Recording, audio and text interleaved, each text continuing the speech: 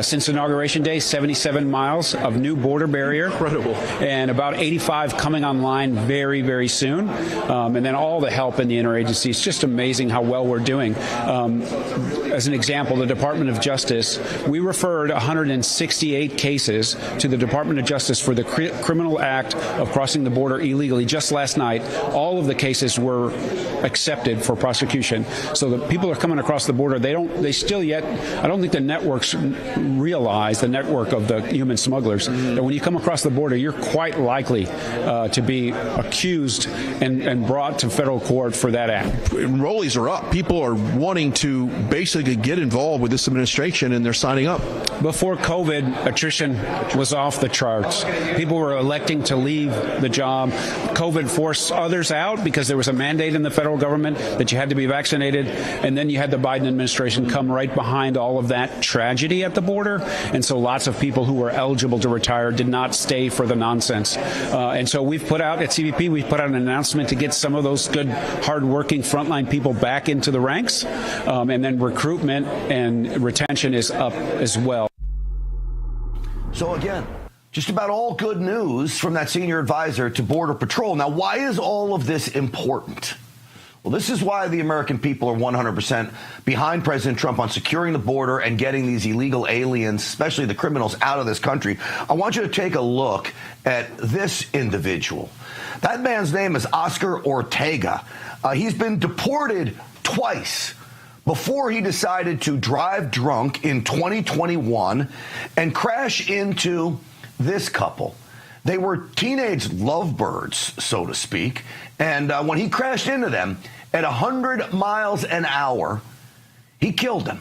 Their car went up in flames. The two there that you see, Anya and Nikolai, basically burned to death. Now, he was driving drunk. He had been deported twice. And yet, some lenient liberal judge in California gives him 10 years when the district attorney in Orange County, a Republican, wanted to go for a maximum sentence. Well, we are learning now that that individual, Oscar Ortega, after serving just 3 years, will be eligible for parole in July and will most likely be let out of prison in July. This is a huge problem. This is the father of one of the victims calling this problem out.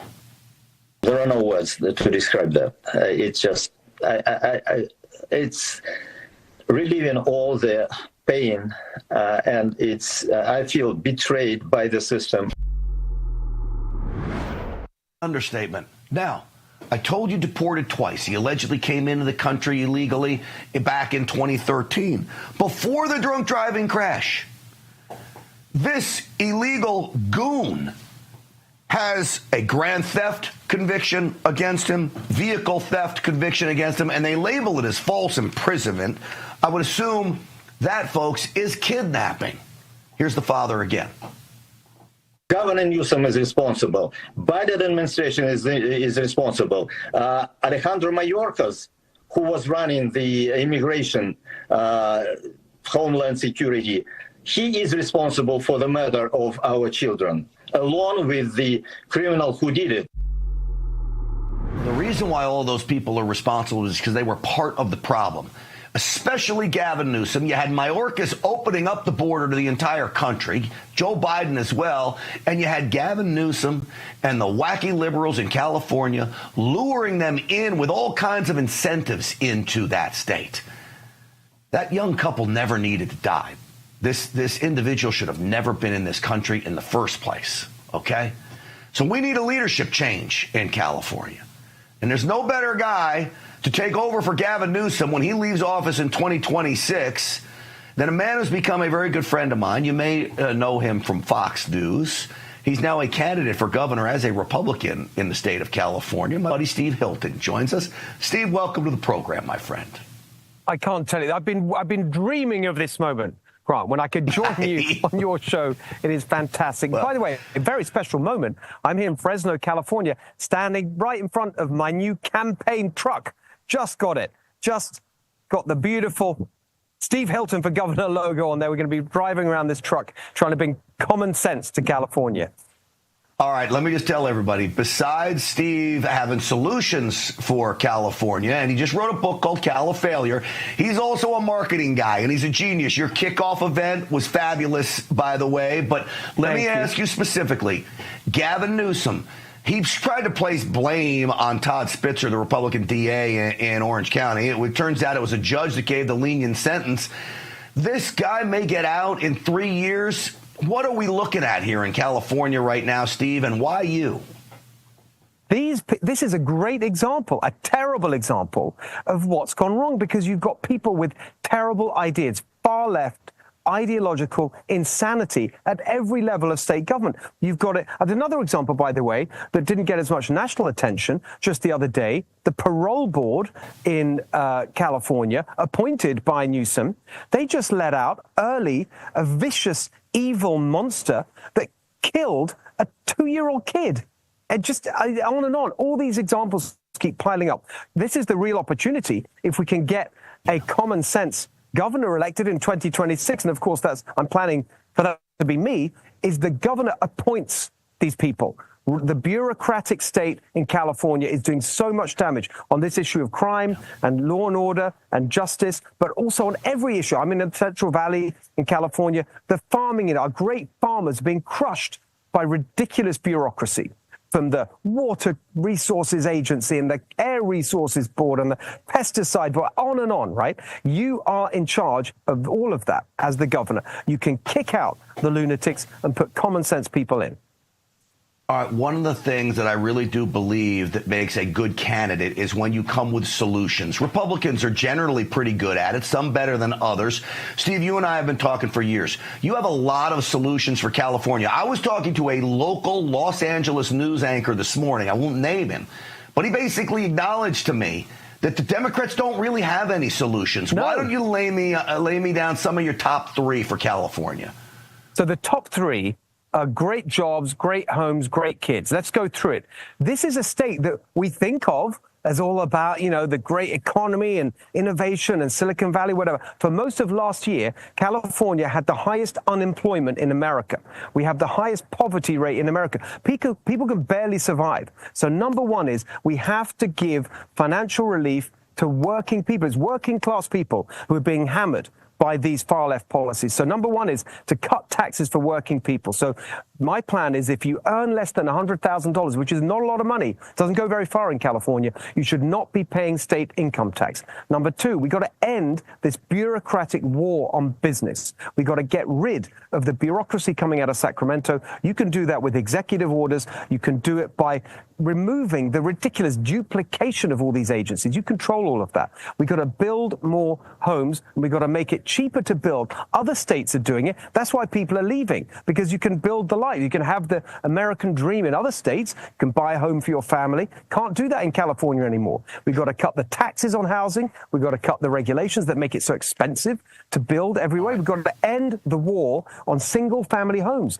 These ideologues in California, they want everyone to live in tiny apartments near some transit station. This is not some European medieval city. It's California. People want the California dream, a single-family home in a nice neighborhood that's safe. Your kids can play outside. We've got to get back to that. And then finally, on the future for our children in California, the public schools are a disaster, right? We've got 47% only of kids in public schools in California meet basic standards. In English, for math, it's 33%.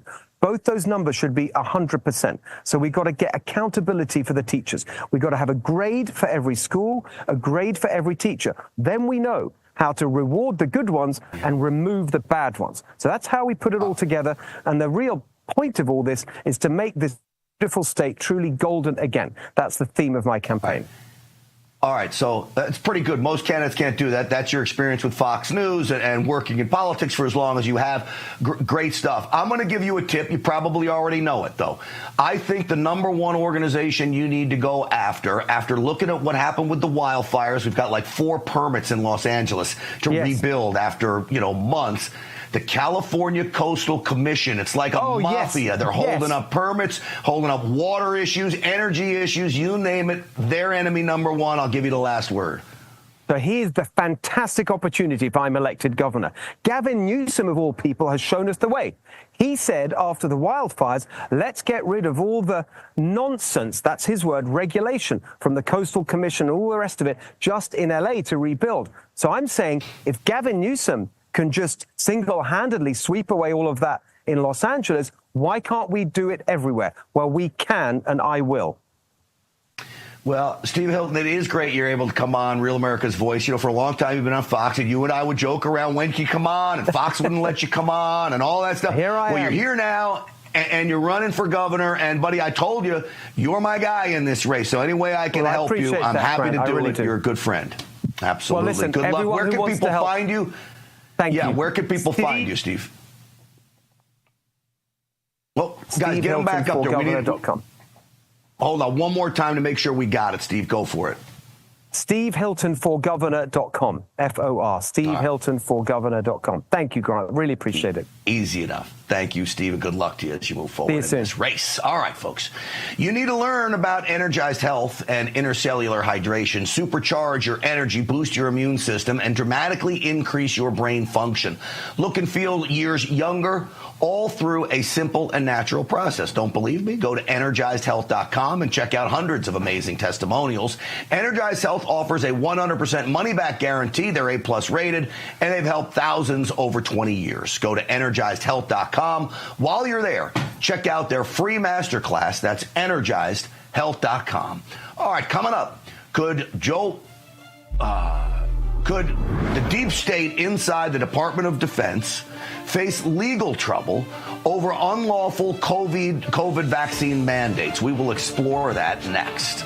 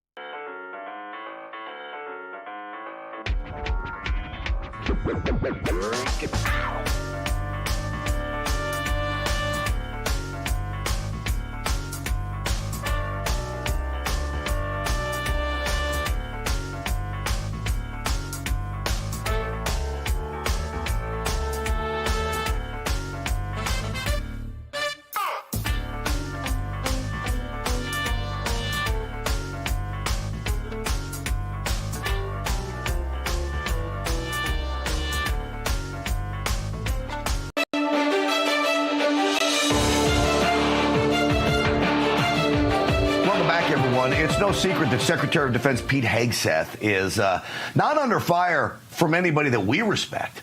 But, man, they are throwing knives at him inside the Pentagon coming from the deep state.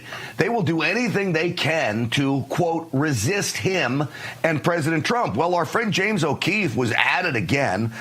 He found a DoD branch chief named Nicholas Terza. Listen to this undercover interview. Same guy who tried to overthrow an election is just like truly setting us down a path of dictatorship. He's illegitimate. He's terribly immoral, breaking every norm. We're going to resist him. Everything he does. I'm a very patriotic person, and I've never been less patriotic.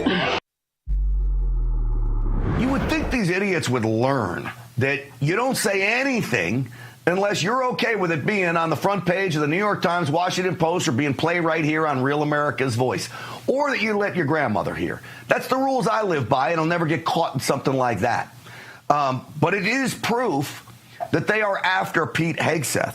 This is Senator Kevin Cramer. But I think the monster that is the Pentagon was a bigger monster perhaps than he even thought. So no, I think he's doing fine. I think he's going to be an excellent secretary. But we may need to put some help around him that's reliable, that's stable, and that's not so contrary to him being there. Well, that's the thing. You got to surround yourself with good, loyal people. And right now, I'm not sure that Pete Hegseth has that. Why are they so upset with him? Well, because he's making big moves inside the Department of Defense. Big moves like this, calling the mandate for the COVID vaccine that pushed almost 7,000 of our members of the military out, calling it an unlawful order. And this means something. Listen. We all know that the previous administration issued unlawful orders on mandatory vaccines on an experimental vaccine, COVID-19. You know it, we know it. We're doing everything we can, as quickly as we can, to reinstate those who were affected by that policy. It hasn't been perfect, and we know that. We're having an ongoing conversation with you to get it right, working with the White House as well. We want anyone impacted by that vaccine mandate back into the military. All right, an unlawful order. What does that mean? Does that mean that every commander who issued that order is now open to civil and possibly even criminal liability? Maybe. What does that mean for the 7,000 soldiers and airmen and Marines who were kicked out? Can they start suing? Maybe. I want to bring in now retired Air Force Major and JAG Officer Casey Dixon is with us. Major, it's great to have you on the program. Thanks for coming on. Thank you for having me. All right. What do you think those words actually mean?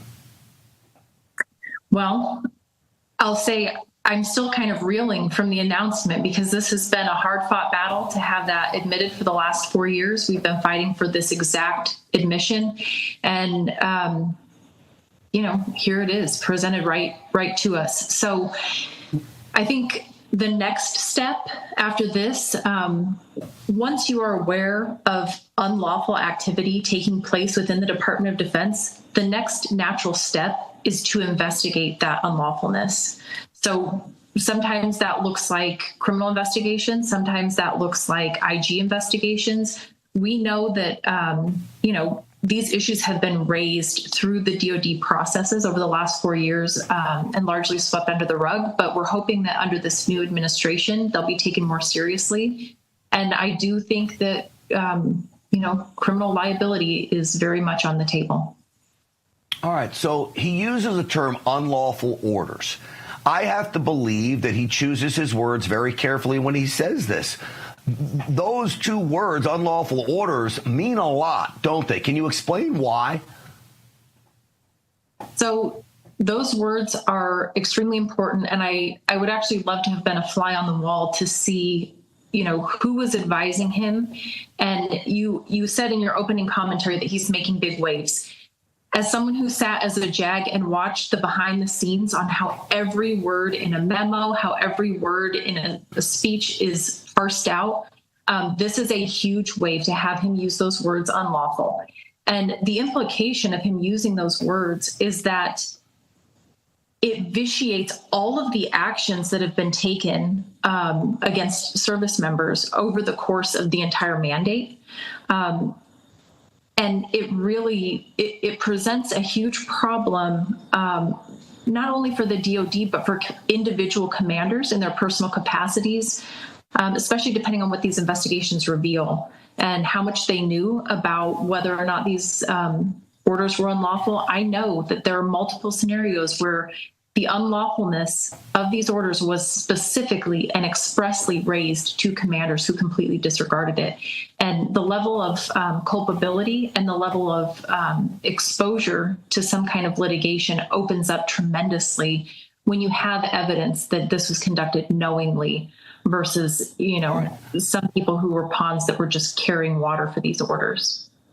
So I've been told you could look at possible criminal charges. You could look at civil charges, opening up lawsuits from some of these soldiers. Are we talking about not just generals at the top making these decisions and pushing them down to their troops, but could a captain at an army barracks someplace who made their platoon get vaccinated, could that captain be liable in this? In true lawyer fashion, I'll say it depends. It depends on what the investigation, the facts would bear out, but there very well could be liability at an individual level. There are things that are conducted in your official capacity and you gain some kind of protection and immunity for that. But if let's say hypothetically, if there was a conspiracy to deprive these service members of rights, and if this was done knowingly, are you actually acting within your official capacity, or are you, taking this frolic outside of what is within the realms of your position to order? So I do think that investigations need to take place so that we can see at what levels, how much was known, at what levels. And, unfortunately, I think that there are probably people in the military who didn't realize that they were violating people's rights, but that might very well get caught up in this. Yeah, I think you have a whole slew of different scenarios. People who were literally just following orders, not thinking about it, not even aware that this could be a violation of rights. Others who maybe questioned it, and I think you probably had others who said this most certainly is, either spoke up or didn't. And so we'll see how this all plays out. Lastly, I will say, Pete Hegseth issued a memo inviting all of the, I believe it's 6,800 service members who left because they didn't want to get the vaccine, some forced out, some left voluntarily, to come back. But he didn't really say. All he did was order an investigation to see how we should help these people in the future besides just inviting them back. Real quickly, if you can, Casey Dixon, what would you like to see for these military members who left, were forced out, etc.? So we actually have proposed a panel, and we have put together a document that's pages long. It outlines this in a very comprehensive way. But from our perspective, they need to bring in individuals who were impacted, who know and understand this issue intimately.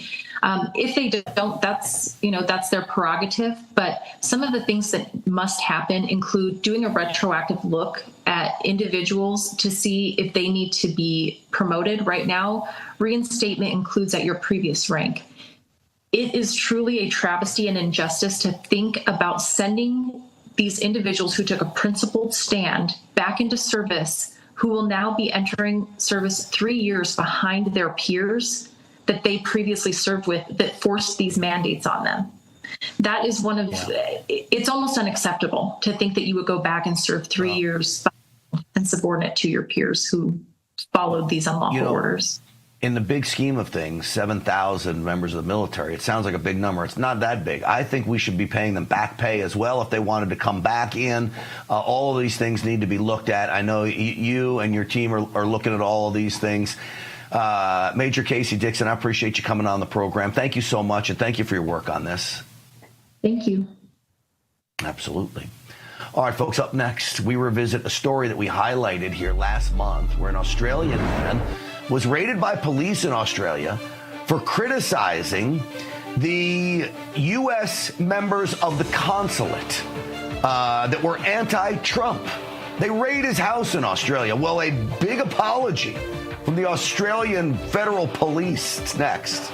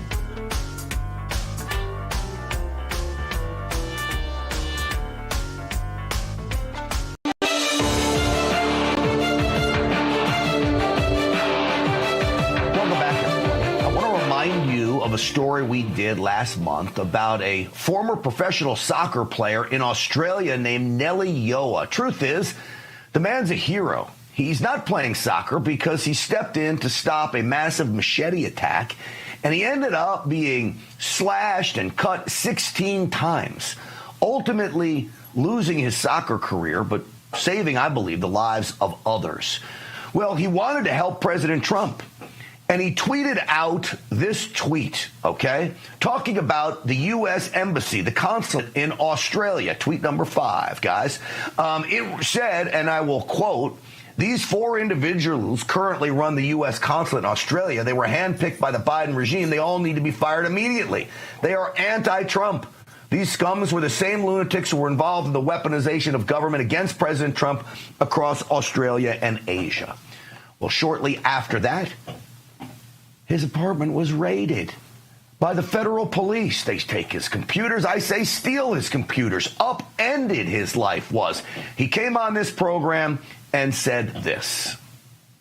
Look, I mean, initially I was not at home. I left for work. My family were at home.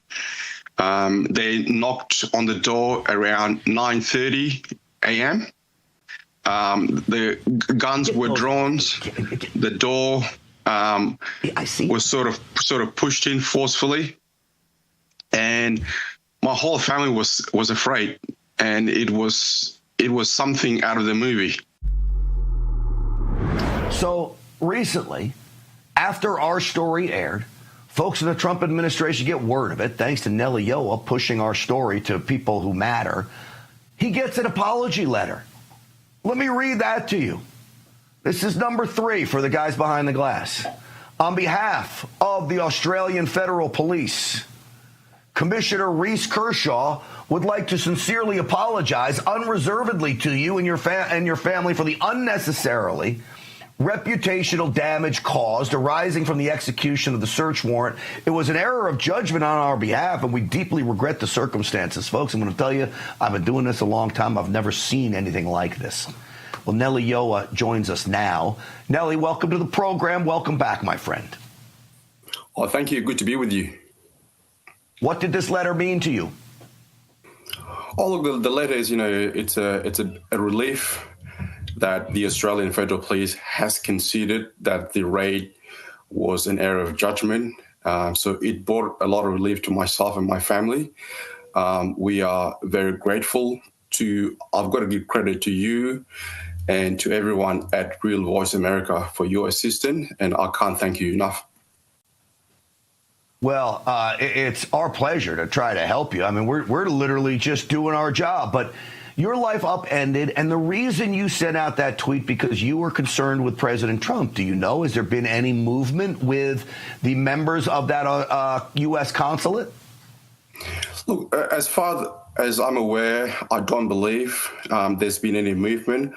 I understand the same consulate are still employed, and I'm hoping that the President Trump and his administration would have these consulate replaced with Trump administration staff, and to ensure that the embassy is run with integrity and is also run with people that have the President Trump agenda to ensure that U.S. is being looked after in America, in Australia.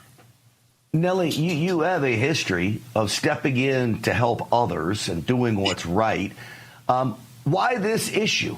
Why did you see the need to go public with the problems you see inside the U.S. consulate? And it's no surprise, State Department is ripe with anti-Trump liberals across the globe. It's one of the worst of all of the federal agencies. But why did you feel the need to step in? Look, I personally support President Trump and his agenda, and I passionately believe that bringing in the Trump agenda to Australia's embassy is very important, just to ensure that everyone follow what President Trump agenda is. And that is something I'm very passionate about. And in regards to the Australian Federal Police issuing an apology, this is the effect of President Trump. Everything he touches turns into gold. Look, I believe President Trump deserves a Nobel Peace Prize for this effort. And I believe he has saved free speech and has restored democracy. Wow. They're big things. We know President Trump is capable of it across the globe. I'm just really quote one more time from this apology letter. We sincerely apologize unreservedly to you and your family for the unnecessarily reputational damage caused. Are you considering suing the federal police? Can you? Is that even allowed in Australia? Oh, yes, without a doubt. Myself and my legal team are considering suing Australian Federal Police for the damages caused, and, for myself and my family being treated as a criminal or as a terrorist organization. I think we're very confident that we will sue Australian Federal Police and we will come out with a great settlement and a good payout. Now, regardless of how much I'll be receiving, the payout, I'll be donating all that payout to the veterans to ensure they're well looked after, to ensure that they're not facing any homelessness back in Arizona. I'll tell you what, Nelio, this is the reason why I'm such an admirer of yours. Keep up the faith, buddy. Keep the strength going. Keep the fight going. And keep us posted on this lawsuit as well, Nelly. Thank you for coming on tonight. Sure. I'd just like to say a very quick thing. President Trump leadership and his common sense approach has been fantastic. I mean, look at the borders are a lot safer. His approval rating has skyrocketed. America is now respected around the world. It's incredible, and I'll continue to advocate and amplify President Trump, message of make America great again to ensure. Nelly, I've got to cut you off, and I'm so grateful to you, buddy. We're just running out of time, my friend, but you're welcome back on this program anytime. And everything you're saying about President Trump, guess what? All of us watching know it. And we're grateful for your support of him and coming on the program. All right, folks, here we go. Make America great again by making yourself great again. We'll talk about that next.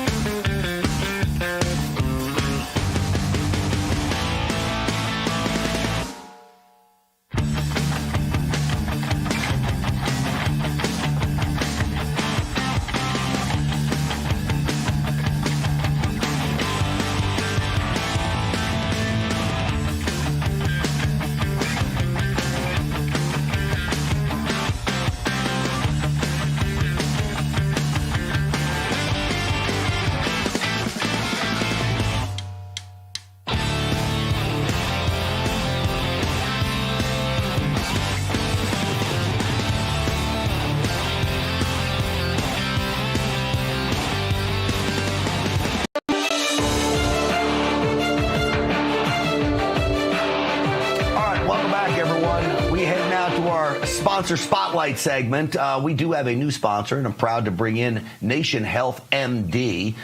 With them, Amazon best-selling author and award-winning pharmacist of 36 years, Lisa King, is with us. Lisa, welcome to the program. Thank you so much for having me, Grant. Well, it's a pleasure to have you on. Thank you for support of this program. And maybe, I guess, first question, nationhealthmd.com, that's the website. Yes. What can people expect from that site? Well, there's so many fantastic products on there. And what I really love about Nation Health MD is they just make getting healthy easier. And we're both of the belief that taking care of yourself doesn't have to be difficult. It's all about making tiny changes that lead to big results and better health. They also really care about your results, and they work with a team of experts and scientists to help formulate products with natural ingredients backed by the latest in scientific research, so you can be assured that these products are safe and effective. They also really care about American jobs, and all 26 of their products are made right here in the USA. All right, let me ask you now, we've got this whole tariff situation coming on. Made in America is a big push from not just all the hosts on this network, but President Trump themselves. Is it going to pose any kind of a problem, or is this an opportunity for you all?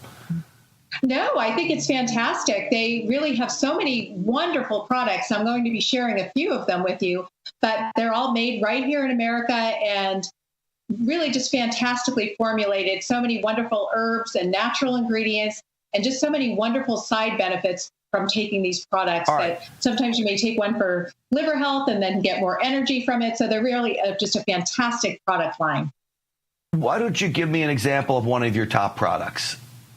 Well, I have a few. I'm going to share two of our very favorite products here. The first is LymphMD. An static lymphatic system can cause swelling in the legs, ankles, and feet. And LymphMD's natural ingredients help to alleviate that swelling and really help you feel great. The next one is our super popular Liver Renew. And over 100 million Americans have a stagnant liver, which can cause fat deposits, slow down your metabolism, and lead to weight gain. So the natural ingredients in Liver Renew help to reignite that liver, spark your metabolism, reduce those fat deposits, and really help with healthy weight management. All right, what does a typical customer look like for you? Or does it run the spectrum? It honestly runs the spectrum. And I get so many actual messages on my own website from people who are just absolutely loving these products and really saying that they're sharing them with their doctor and have such fantastic results. So I really see from younger people to older people, I mean, really men, women, I mean, so many people are taking advantage of this fantastic website. And it's so fantastic that we have the code for your followers, 35% off for the next 48 hours with code Stinchfield. All right, that sounds great. And let me tell people how to get it. And I appreciate you coming on. I hope we see you again, Lisa King. Thank you. All right. Again, the company is Nation Health MD, nationhealthmd.com. Save 35% off your order with the coupon code Stinchfield. This offer is only available for the next 48 hours. So again, big savings. Use the coupon code Stinchfield. All right. What is it with these leftists and their weak physiques? Governor Tony Evers, he's a beta male, isn't he? Well, we'll get into... Oh, my gosh. Oh.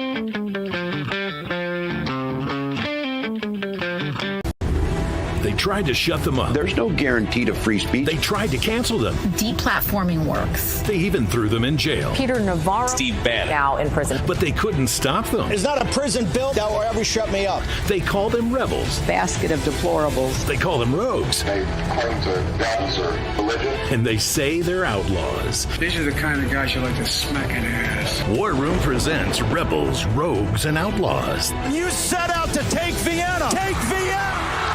The national bestseller by longtime Bannon producer Dan Fluette. Take a journey through the pictorial history of War Room.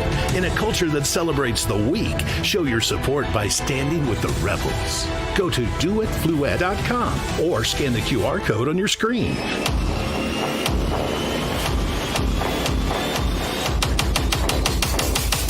Use the code RAV20 for 20% off your order. Stand with the rebels and never back down.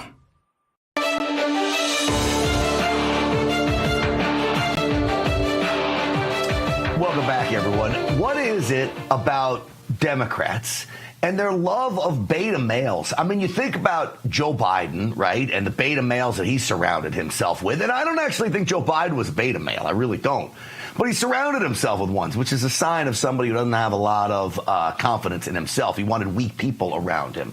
What about Governor Tony Evers? Remember this guy? Why is he on video throwing a football around? Go on, Tony.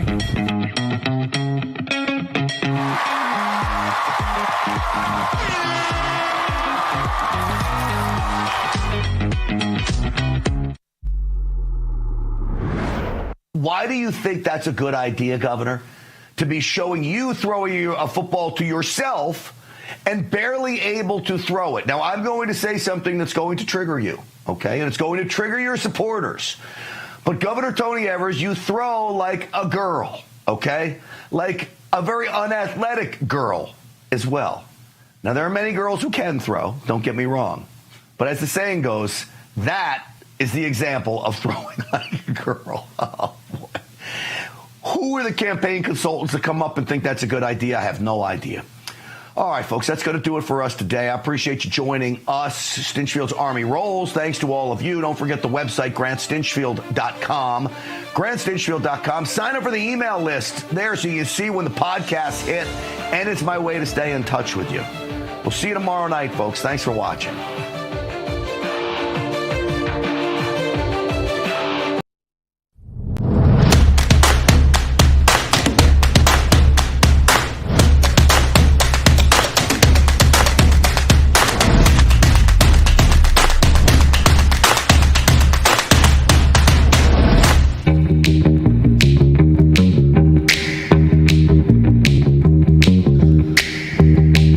Live from Studio 6B on a Thursday night, April 24th, 8 p.m. on the East Coast. Glad you're in, everybody. Live from the America First Warehouse. Rick Delgado is going to do some news. KDJ, Kevin Downey Jr. in the house. Slick's going to be here to do some sports. Aaron and Fran holding it down as always. Glad you're in on Real America's Voice and across the airways of 103.9 LI News Radio. Welcome on in, everybody. Wherever you're listening and watching, we do appreciate you giving us a few hours of your night, 8 to 10, weekdays, Monday through Friday, right here on Real America's Voice. Glad you're in. Lots to do, Mr. Delgado. How are you? I am good. How was your day? It was a good day, believe it or not. Not only did I get a nap in, I got a nice bike ride in this glorious weather. Did that bike ride end at any place where you got a computer bag? No, it did not. Okay. But it did end up with me coming across some new milk. I found new milk, David. New milk? New milk. Oh, I like Costco milk. This is called, I forgot the name of the company. I think it's Moolah. It's banana chocolate milk. Banana chocolate milk. Banana chocolate milk. Yeah, that's definitely something I would never drink. I like bananas and I like chocolate. Okay, well, so there you go. There you go. sounds good to me. KDJ, would you ever drink banana chocolate milk at gunpoint? Would you drink that? Not while I currently identify as a man. Good answer. Good answer. Hey, wait. What do you have to say to that, Delgado? I resemble that remark. Yes, you do. Stop it. Okay, DJ, how are you? I'm good. Thank you, Big D. I'm doing a comedy fundraiser in Muncie Valley, Pennsylvania on Saturday. Really? Oh, yeah? Yeah. So I know we have friends who watch the show out in PA. Every time we do something in PA, people show up. So I'm going to be raising funds for the Muncie Valley Fire Department on Saturday, 7:30 p.m. at the fire hall. You know, they got a big room there, big rec room. Yep. Should be fun. How you doing? I'm good. Have you done that before? No. First time. I've done 100. I've done 1,000. I know you've done a lot of fundraisers. Yeah, but I haven't done this one. This is first time. Muncie Valley, PA. And you always have a lot of, well, now you're starting to get live from Studio 6B people, but you always have people listen to your radio show right here on LI News Radio or watch the show. Yeah. And come out and say hello. Absolutely. I mean, last time I think we got Vermont maple syrup and we got that big bottle of booze, right? Yeah. We did. Yeah. That was Patriot Bill. Yeah, Patriot Bill. A.K.A. Top of the Mule in Vermont there. That's exactly right. So, all right, good. So if you want to see KDJ and you're in that area, where can people go? You know what? The best thing to do is to go to the Muncie Valley, Pennsylvania Fire Department. They've got a website. You can get information there or just show up. Hopefully it's not sold out. These things do sell out, so I would go quickly. Yeah, I was going to say, I don't know if I'd take my chances on that because KDJ going to be there. That boy be funny, so he'll be making you laugh. So go check it out. Well, lots to do on what's tonight? It's not Friday. We're here on Thursday night because we're going to be here Thursday. We're going to be here tomorrow. And then next week we're going to be here Wednesday and Thursday. And then Friday is the big show, which we're working towards the big show on Friday. So we got a couple more nights here at the America First Warehouse. I want to thank Joe the Box. I want to thank Martin. I want to thank all the team here. Have, well, number one, worked so hard to help us try to put this mess together. And number two, have been so helpful in building the stage and all kinds of great stuff that they've done to try to make this a great experience for you when you get here. So we do appreciate everything they've done. Aaron and Fran up there holding it down, of course. We appreciate them as well. And there you go. If you're interested in tickets for the big May 2nd kickoff here, scan that right there with your phone, and that QR code will take you right to I believe, the America First Warehouse website. I'm hearing myself back through my ears all of a sudden. Yeah, on a delay. Yeah, I'm hearing the show back. Yes, it sounds good. So you can scan that with your phone right there. And that'll take you to, I believe, the America First Warehouse website, and then you can see what the deal is with tickets right there. What were you going to say, Delgado? So you can walk up to your TV right now and just scan that or do it off your computer? Is that what you're saying? You can do it right now, Delgado. I'm going to try it, see if I can get a ticket for myself. Yeah, scan it and buy a ticket, would you please? So let's see. And what I'm intending. Wow, it works. And of course it works. It's going to be more than just a ticket to the show. Obviously, like we said, it's going to be a party. It's not just a show. I mean, the show, we're going to do 2 hours. But we're going to be here for we're going to be here after that and before that, and KDJ is going to be here. We may have some, it's going to be just a blast. And the steak truck's going to be here, so we're going to run Slick's Black American Express card up on steak sandwiches for everybody, so don't miss that as well. So scan the code right there for May 2nd. So, well, lots to talk about here. And since we've seen you last, in the last 24 hours, we have federal judges that have ordered the Trump administration to, number one, bring back another illegal alien that they say should not have been deported from El Salvador, by the way. Restore funds to schools practicing DEI. So forget DEI going to DIE. The federal judges are saying, oh, no. Maybe we're not done with DEI. Restore the funds. We have another one who said restore the funds to sanctuary cities. And we had a proof of citizenship mandate for voter registration.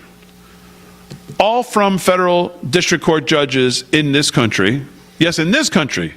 Not from El Salvador, who you would think they maybe are from, in the way they are ruling.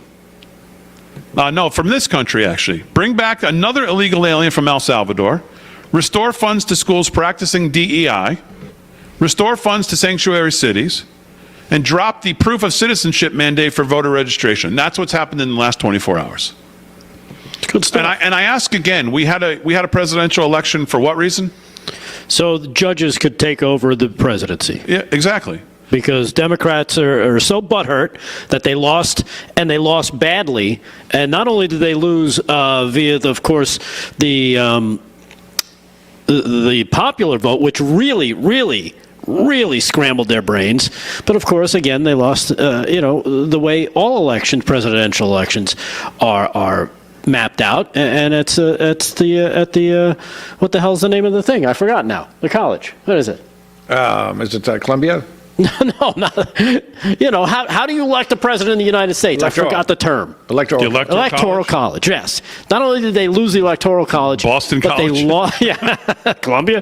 No, they lost the popular vote, which is just destroying them. It's having them melt down. They're freaking out. So what happens? Their last attempt before they go to full on violence is let's try and do it in the courts, because let's face it, the process is the punishment when it comes to taking these things through court. And it's like, well, and it's not just the Democrats, though. And I think you'll agree, it's the swampy Republicans, the rhinos, who are also in bed with this because they want the system to continue just fine the way it is, because they're making bank as well. So everybody's happy except for I guess about 335 million Americans who are unhappy with this. But you got a few hundred people who run the government that decided, well, we like it just the way it is. We're in charge. We control everything. You think you're going to cut off USAID? We've got judges, and we've got tons of judges all over the place that are going to muck up the works and slow this thing down. And hopefully we can get back to regular order as far as they're concerned, because the only democracy that's under attack is their bureaucracy. Well, I mean, the judges at this point, I mean, it's almost not even a debate anymore. They're basically just trying to implement their own policy preferences, which is not their job. Mm-hmm. But that's what we have. And here's the problem. I don't know how it ever slows down. I just think it's going to intensify until the president either decides to outwardly and very publicly make it known that he's going to ignore them, or he starts to use some kind of pressure, whether it's the pressure of the veto pen or some kind of pressure over Mike Johnson to call a special session or something of Congress and try to codify some new language or something through the House and Senate and give the president something to sign. I mean, they've got a bunch of must-pass bills coming up that they have to do. Like, when are they going to do something? They're the only other branch that can do something about this. So until they either just say no, or something happens with Congress and they decide to come out of their coma and wake up, or the president says to Mike Johnson, until we get something figured out with these judges, you guys created them, so figure out what to do with them. I'm not signing anything. I mean, I don't know what he has to say. But I don't see it getting any better. No. I think it's going to pick up and intensify, because they say, oh, look what he got away with. Well, he got that. Well, I don't like this, so I'm going to send this out. Yeah, they're emboldened right now. Right? And I think it actually comes down to Supreme Court. It's got to be a combination. I mean, if the Supreme Court just says, look, you district court judges, you have no power here. So as soon as they rule something, it goes immediately. There's no, we're going to appeal it. No, it goes right to the Supreme Court. They go, we said you have no power here. Done. And that, I think, will kind of squelch all of this. If you've got your hopes in the Supreme Court being the savior here, I think you're in for a sad and rude and very disappointing awakening. Relying on them for most issues, I think we have come to find out here, specifically in the last 6, 7, 8 months of rulings, you might as well forget putting your hopes in them. I just can't see that whatsoever. No, I'd love to see that happen. Will it happen? Probably not, unfortunately. But let's face it. Where'd we see this? Where'd we see this years ago during Obama's first term? It was Obamacare. What happened? Justice Roberts, the known lefty who parades as a conservative, rewrote Obamacare and basically legislated it from his bench, right? He made it a tax, when it wasn't supposed to be a tax. Because if they wrote it like that and then they tried to pitch it, everybody would be like, we can't do that. And it would have died in its tracks. We're at a point right now where the Supreme Court is not the firewall we want to believe they are. They're just not. We're at a point where a guy can incur $21,000 of damage on a Tesla and have a judge go, yeah, you're free, go ahead. Yeah, in Minnesota. That's where we are. All right, and people, people call the show and they'll say, "Well, we won the election; it's over, right?" No. Winning the election means we get to fight, but this is not. It's never going to be over. There's always going to be another communist left. All we do is we fight and we hand the liberties down to the next generation. And this is great. 18 to 29-year-olds now swinging for Republicans. Yeah. A majority, yeah, that's amazing because that means we're not doing this for nothing. By the way, Steve Bannon's going to be speaking tonight. I forgot to say this at the opening of the show. Steve Bannon is going to be speaking at Hillsdale College. We believe around 8:30. When Steve takes the stage, we're going to, Real America's Voice is going to cover his speech for however long it is, probably 15, 20 minutes is my understanding. So we will break away out of the show for Steve Bannon live at Hillsdale College. But I saw today, speaking of the House, I believe the name on Twitter was Tennessee Values, TN Values, and they wrote to Tim Burchett, who I think we all like, right? Yeah, Tim Burchett. yeah. And they said, Congressman Burchett, any chance you could explain why the Speaker isn't scheduling votes to try to stop activist judges? Well, Burchett said, we passed a bill 3 weeks ago, and we're waiting on the Senate. Well, I mean, waiting on who? The Democrats with the majority in the Senate to do something? It's just crazy. No, we have the Senate. We have the Senate. Oh, do we have the Senate? Yeah. It just seems like they do. Yeah, it seems like. Well, I always said it's like 90-10 Democrats, no matter what the numbers are. All right, let's take a break live from Studio 6B. We're back right after this.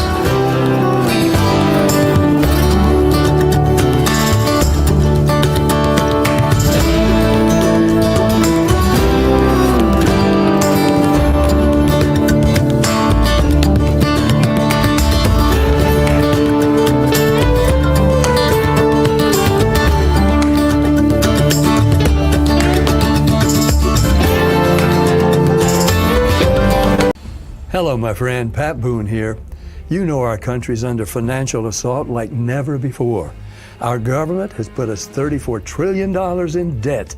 The interest alone's more than we spend on military defense. And what's worse, other countries no longer believe the U.S. is a safe place to invest. There's a growing international movement to dump U.S. dollars at a record pace. Some economists say this may signal the end of the dollar. Now, these countries are instead buying gold, and I'm suggesting you do the same. My friends at Swiss America have been helping Americans like you and me for over 40 years to buy physical gold and silver for delivery to our homes or held in our IRAs. I've trusted Swiss America for nearly 25 years now, and you can trust them too. So don't wait. Call or text the number on the screen today for financial peace of mind in these troubling times. Don't you hate that dirty old hose? It kinks, splits, and it always leaks. And it's way too heavy to carry around. It's time to get the brand new Pocket Hose Copperhead. Just turn on the water and watch it grow to a full-size hose. It stretches and expands like a rubber band. Old-fashioned hoses get kinks and creases at the spigot, but the new Pocket Pivot swivels 360 degrees. Just connect to the spigot and watch it pivot. And when you turn off the water, away it goes, shrinking back to a pocket-size hose. And it makes it easy to carry and put away. Copperhead. It's the hose that grows and pivots, flexes, and sprays. It puts itself away for another day. The Pocket Hose is so unique and so innovative, it was awarded over 100 patents. Call or go online now to get the super light 25-foot Pocket Hose Copperhead today for only $39.99. But wait, order right now and you'll receive an instant $10 discount. So it's only $29.99. And it gets better. Order right now and get our copper spray nozzle with our exclusive thumb drive free. Simply use your thumb to turn it on or off. And with 10 unique patterns, you'll have a setting for every job. A $30 value. Yours free with every 50-foot Copperhead. Plus, Copperhead comes with a full 10-year warranty. It's that durable. That means you can order right now with total confidence. But this special offer is not available in stores or on Amazon. So order right here, right now. And with rising costs, this may be your last chance at this low price. There is a strict limit of 3 per order. So don't wait. Order now. To order, call 1-800-957-6191 or visit getcopperhead.com. So call 1-800-957-6191 or visit getcopperhead.com. Order now.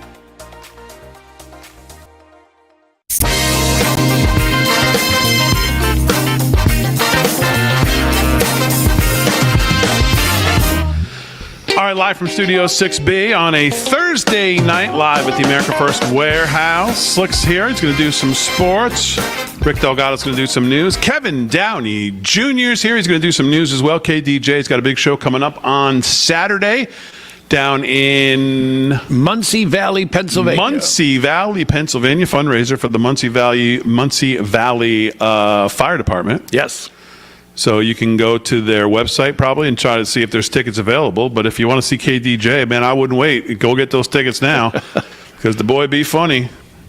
And he'll be down there making you laugh and raising some money for a good cause. So check him out on Saturday night. And then, of course, you can see him here the following Friday night at the America First Warehouse. Absolutely. Man, you know what? I am really looking forward to this. Yeah. Live crowd changes the dynamic of any show, and it's just going to be great. It's just mad patriots surrounding us. Yeah, it's going to be fun. They're going to be surrounding us. It's going to be nice. They're going to be right up here. I think it's a good setup. I think it's going to be good. It's taken a lot to work out, and we'll still have some kinks to work out probably, obviously, but I think it's going to be fun. Slickster, how are you? I'm doing good, Big D. All right, we'll get to you. We'll get to sports here in a second. We'll get your camera all set up. Delgado, let's do some news while we can because we got Bannon coming up at I think about 8:30 or so. So we're keeping an eye on that. So let's do some news while we can. What's going on? Well, we talk about how the judges are releasing, stopping the president, and of course you see them releasing the Tesla terrorists out there. Well, in New York City, beware. I think New York City residents have just about had enough in some of these neighborhoods, as this story comes to us from the New York Post, as vigilantes have roughed up a New York City sicko with 19 prior arrests after he attempted to rape an elderly woman. If he comes back again, they said, they're going to rock him again. A group of Bronx vigilantes meted out their own brand of street justice on a sicko who tried to rape a 70-year-old woman, beating him up so badly that he landed up in the hospital. Thank goodness. That's probably the best part of this story. Cops and residents said on Tuesday, Oswaldo Ramos, a 50-year career criminal with 19 prior arrests, 50-year-old, I should say, with 19 prior arrests, had approached his victim from behind at Creston Avenue and East 184th Street in the Fordham Heights section of the Bronx on Friday and tried to sexually assault her, according to police and residents. Surveillance video released by the NYPD showed the perv scrambling to put his pants on after the attack the next day. Well, the neighbors got involved. They spotted the wanted man nearby after apparently recognizing him from the released footage and took matters into their own hands. Law enforcement sources told NBC4 New York the enraged locals allegedly grabbed Ramos and roughed him up to the point that he needed medical care. An anonymous caller told detectives later that day about the crew of vigilantes, the outlet said, and before hanging up, the caller told detectives that they could find their suspect in the hospital, because that's where they dropped him off. Yeah. I love that. You know, New York City is obviously very liberal, but not everybody. No. They're not above and beyond beating the potato salad out of some rapist. Yeah. That's which I love. Especially going after some 70-year-old. Jesus, yeah, that's just, it's all sick. Just beating up is not enough for me. Should have ended up in the back of a, well, whatever. Yeah, so there you have that. And I don't know if you saw this. Again, I read the, remember, what's his name? Crazy Eddie? Crazy Eddie. Yeah. Crazy Eddie. Talked about the other night. Yeah. Crazy Eddie Antar, right. I mentioned that he looks like he's doing his own investigation into Letitia James. Well, turns out he is at it again.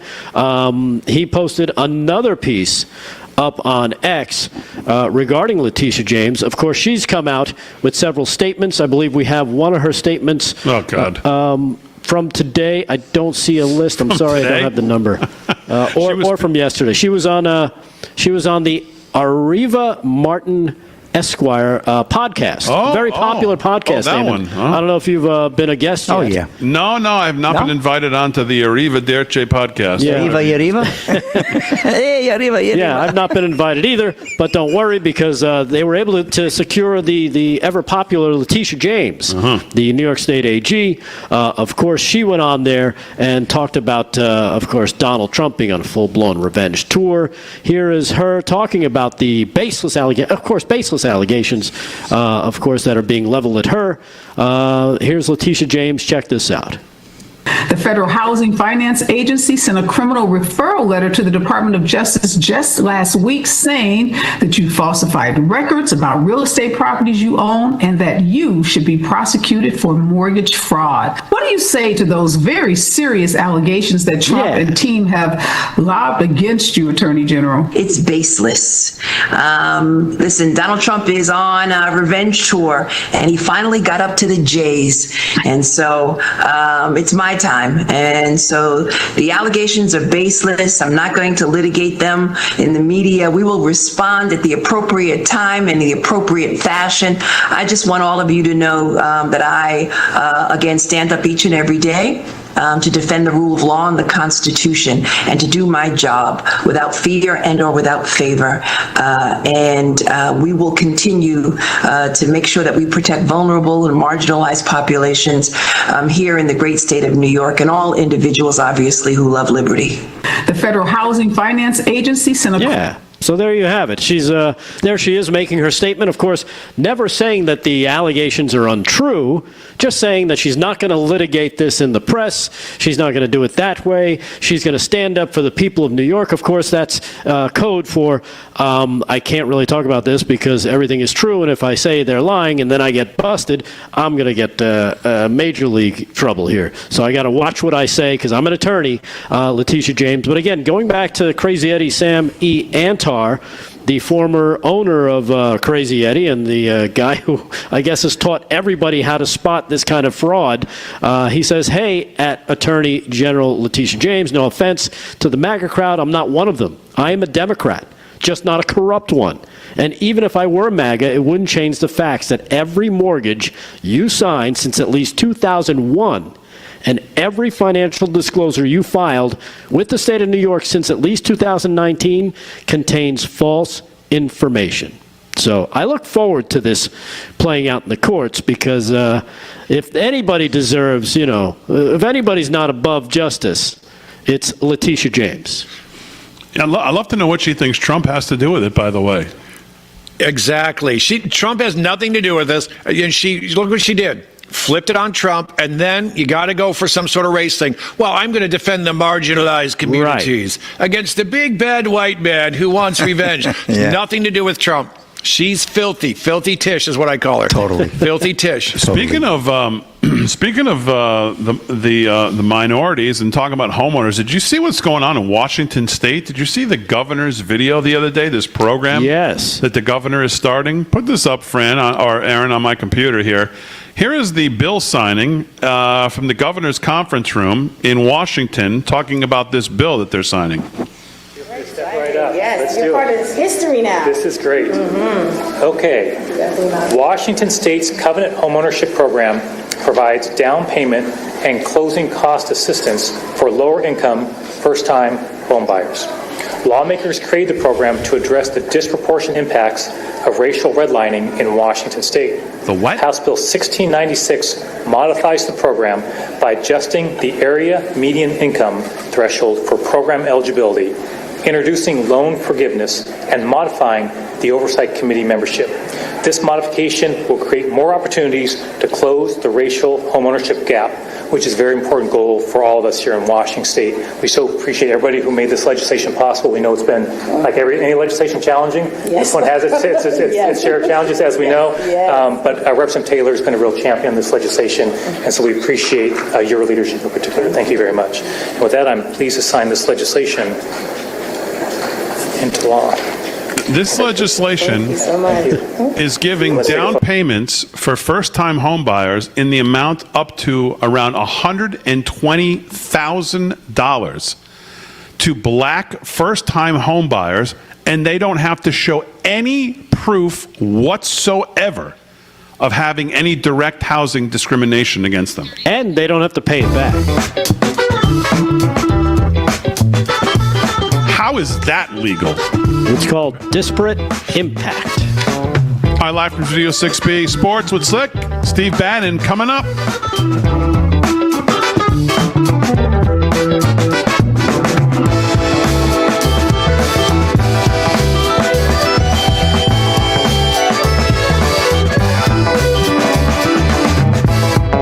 Do you suffer in pain? Are you stiff and less flexible? Do you have trouble sleeping? Are you less active than you once were? Introducing the EasyWell Remedy Massage System that combines the incredible effects of vibrational therapy, targeted deep tissue shiatsu massage, plus soothing infrared heat. A triple fusion of therapeutic experiences delivering health-boosting treatments to your body. Full-body vibrational therapy increases blood circulation, bringing relief to joints and muscles and reducing inflammation while supporting your overall mobility. Look at these beads moving from the powerful vibrational motors. It's amazing. It's like 1,000 little fingers just vibrating my body from head to toe. Infrared heat penetrates deep to relax and soothe your body, reducing joint pain and stiffness and increasing circulation. Remedy gets in there and helps deal with the source of the pain, so you feel much better. The Ultra Shiatsu pillow with 6 infrared heated nodes is designed to mimic a professional massage specialist's hand kneading and working tight muscles in just the right way to bring maximum relief and pleasure. It is even detachable, allowing you to get a deep tissue relief in your upper and lower back, neck and shoulders, feet, calves, or anywhere on your body. I can't even describe to you the feeling. It's just something that you're gonna have to feel for yourself. Call or go online now to receive the Remedy Massage System. Your system includes the Zero-G memory foam layer, the vibrational infrared and ultra shiatsu therapies, the removable shiatsu pillow, remote control, and a convenient carry bag free. Just one massage visit can cost almost $100, but you can own the Remedy Massage System and have as many therapeutic treatments as you want. The sooner you order, the sooner you can experience the true remedy for your pain, stiffness, and stress. Call now. Do you have stains in your carpet that won't come out? You need Horsepower Bullshot, the all-new hands-free carpet cleaner and deodorizer. Just spray, and the stain and odor go away. Got pet messes? This black light shows a urine stain is gone in just seconds. The advanced foam action formula penetrates deep to emulsify and neutralize stains and odors. It erases blood stains, makeup, juice, coffee, and more. For older and tougher stains, just give it a little rub and watch as Bullshot works its magic. Red wine spills? They're no problem for Bullshot. And watch up close as burnt bacon grease stains are obliterated right before your very eyes. Get Horsepower Bullshot for only $19.99. But wait, due to rising costs, this may be your last chance to get yours. And there's a strict limit of 3 at this low, low price. So don't wait. Order now. Call 1-800-690-6127 or visit buybullshot.com. So call 1-800-690-6127 or visit buybullshot.com now.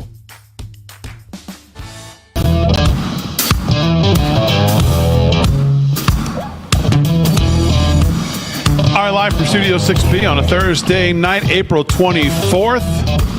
30 minutes past the hour of 8 o'clock on the East Coast. Glad you're in. Real America's Voice and across the airways of 103.9 LI News Radio. Long Island, New York. Glad you're in, everybody. Delgado's going to do some more news. KDJ is going to do some news as well. But the Slickster is here. Slickster, how are you? I'm doing good, Big D. How was your whatever you were doing tonight? Very nice. Yeah, I was at a local distillery on Long Island that makes bourbon, vodka with actually grapes instead of potatoes. Really fantastic. This will be an interesting sports report. And I'm going to tell you that this particular distillery is literally about 3,000 feet from the warehouse. How many fingers am I holding up? 2. Because I only had 2. I was very, very careful. I had a elderberry martini and I had a old-fashioned, baby. elderberry martini. Elderberry. That looks like this. That looks like the color of the suit you're wearing. That's right. All right, that looks very guys and dollish elderberry right there. This suit you've never seen on the show. Actually, I've never worn it. I haven't worn this suit in 10 years. Really? Delgado says it looks like it, but no, yeah. I was about to say, yeah. Listen, after the hairline comment last night, I had to visit my hair salon. Still not over You're still on that? Dude, No, you got to let that go. I fixed the hair tonight. Let it go. He went to see Lenny today. Lenny's going to come see the show. My hairdresser is going to come to the show. With Lenny feels better. Yeah, he's going to show up in a limo in a tuxedo. We're going to interview him. He's going to come to one of the live shows here. He's going to be here 2 hours. I'm actually not kidding. He actually is going to come. He's going to be here 2 hours early so he can do Slick's hair before he goes on. Yeah. Will Lenny do your hair? He can come 3 minutes early and do yours. Ooh, I love you, Doug. Right. I like that one, Slick. Right, Kevin is going to come a little early for you, There's buddy. nothing he can do. Yeah, that's it. Robert Smith in the queue. Oh, my God, I lost one on the table. He may stop off in North Carolina and get some of those firecrackers before he comes out and see you, buddy. The bottle rocket blow dry. I'm ready to go. Come on, baby. All right, let's do some sports. Sports is brought to you by Mike Lindell. LFS6B is the promo code to use. Slickster's got it. Slickster, what's going on? All right, Big D. Well, we got the draft. Of course, no surprise. Cam Ward, obviously. Who cares? Well, come on. What's the matter? Tennessee Titans. And whoever heard of starting the draft and 75% of the country doesn't even know who the guy is. I've never heard of such a thing. Well, what can I tell you? I mean, well, Travis Hunter obviously went second to the Jacksonville Jaguars, which was a big pickup for them. Because I think the Giants were lined up for that, right? They were. They were looking for that. But they took the edge rusher from Penn State, and that was a good pick for them as well. So we're actually up to number 4, but I'll keep you on track with that. Abdul Carter. Abdul Carter, yeah. Took? Yeah. Yeah. I think we were talking about the other day. I think the Giants needed more than just an edge rusher. I mean, they really needed an explosive player. But could have taken Jimmy Carter. What's the difference? Yeah, well, that's typical of the Giants, because Travis Hunter would have been great. But you know what? Hey, we got a lot of fans down there in obviously Jacksonville and in Tennessee who are very happy now. I think they made great picks. New England right now, Big D, is on the clock. Cowboys are picking at 12, in case anybody was wondering. Because you know I am. Nope. We'll see. I hope they can pick up Ashton Genty, the running back, but I think he'll be probably gone at 6. I think the Raiders will take him, or possibly the Jets. We'll see what happens. NBA action, guys, your Knicks are playing right now, and they're looking pretty good. They're up 66-53 at the half. This is Game 3 in Detroit. Series tied at 1. I think it's a big game for the Knicks. The third game is usually the swing game. The teams that win the 3 game is pretty high in percentage to win the series. So Knicks and Pistons going at it. 2 more games on the docket for the NBA. We got the Thunder at the Grizzlies down in Memphis. That's going to be a 9:30 tip-off. Right now, OKC with a commanding 2-0 lead. Thunder are a good team. I think they're going to run deep, but we'll see. Nuggets at the Clippers out in L.A. That's a great series right now, tied at 3, and that's a 10 p.m. tip-off. So, again, we won't be able to report on that, but I'll report on it, obviously, tomorrow night. Major League Baseball, did that happen today? Oh, yes, it did. Here we go. Orioles over the Nationals 2-1, top 8. We have the White Sox defeating the Twins in Minnesota 3-0. It said final in 7 innings, so I'm assuming there was probably some inclement weather. They got the official Major League Baseball nod that they had enough innings in, and therefore the game is complete. So there's the win there. Mariners 4-3 over the Red Sox up in Fenway earlier today. Royals 7-4 over the Rockies. Giants edge the Brewers 6-5, and the Royals win the second game of doubleheader as well, 6-2 over the Rockies there. Pirates at the Angels 9:29 first pitch out in California there. Rays taking on the Diamondbacks in Arizona at 9:40 first pitch. And then we have the Rangers and the A's, 10:05 p.m. I'll get to one quick story if I have a minute there, Big D. Well, here we go. Rick Amorati bringing you the constant variety of transgender in sports. Ready for this one? London Marathon to allow transgender runners to compete as women despite Supreme Court ruling. Boy, they're so liberal over there. This is Kurt Zindakula of Breitbart Sports, new name for me there. The organizers of the London Marathon have declared that biologically male transgender individuals will still be able to compete against women in the upcoming race, despite the recent ruling from the Supreme Court upholding the reality of biological sex.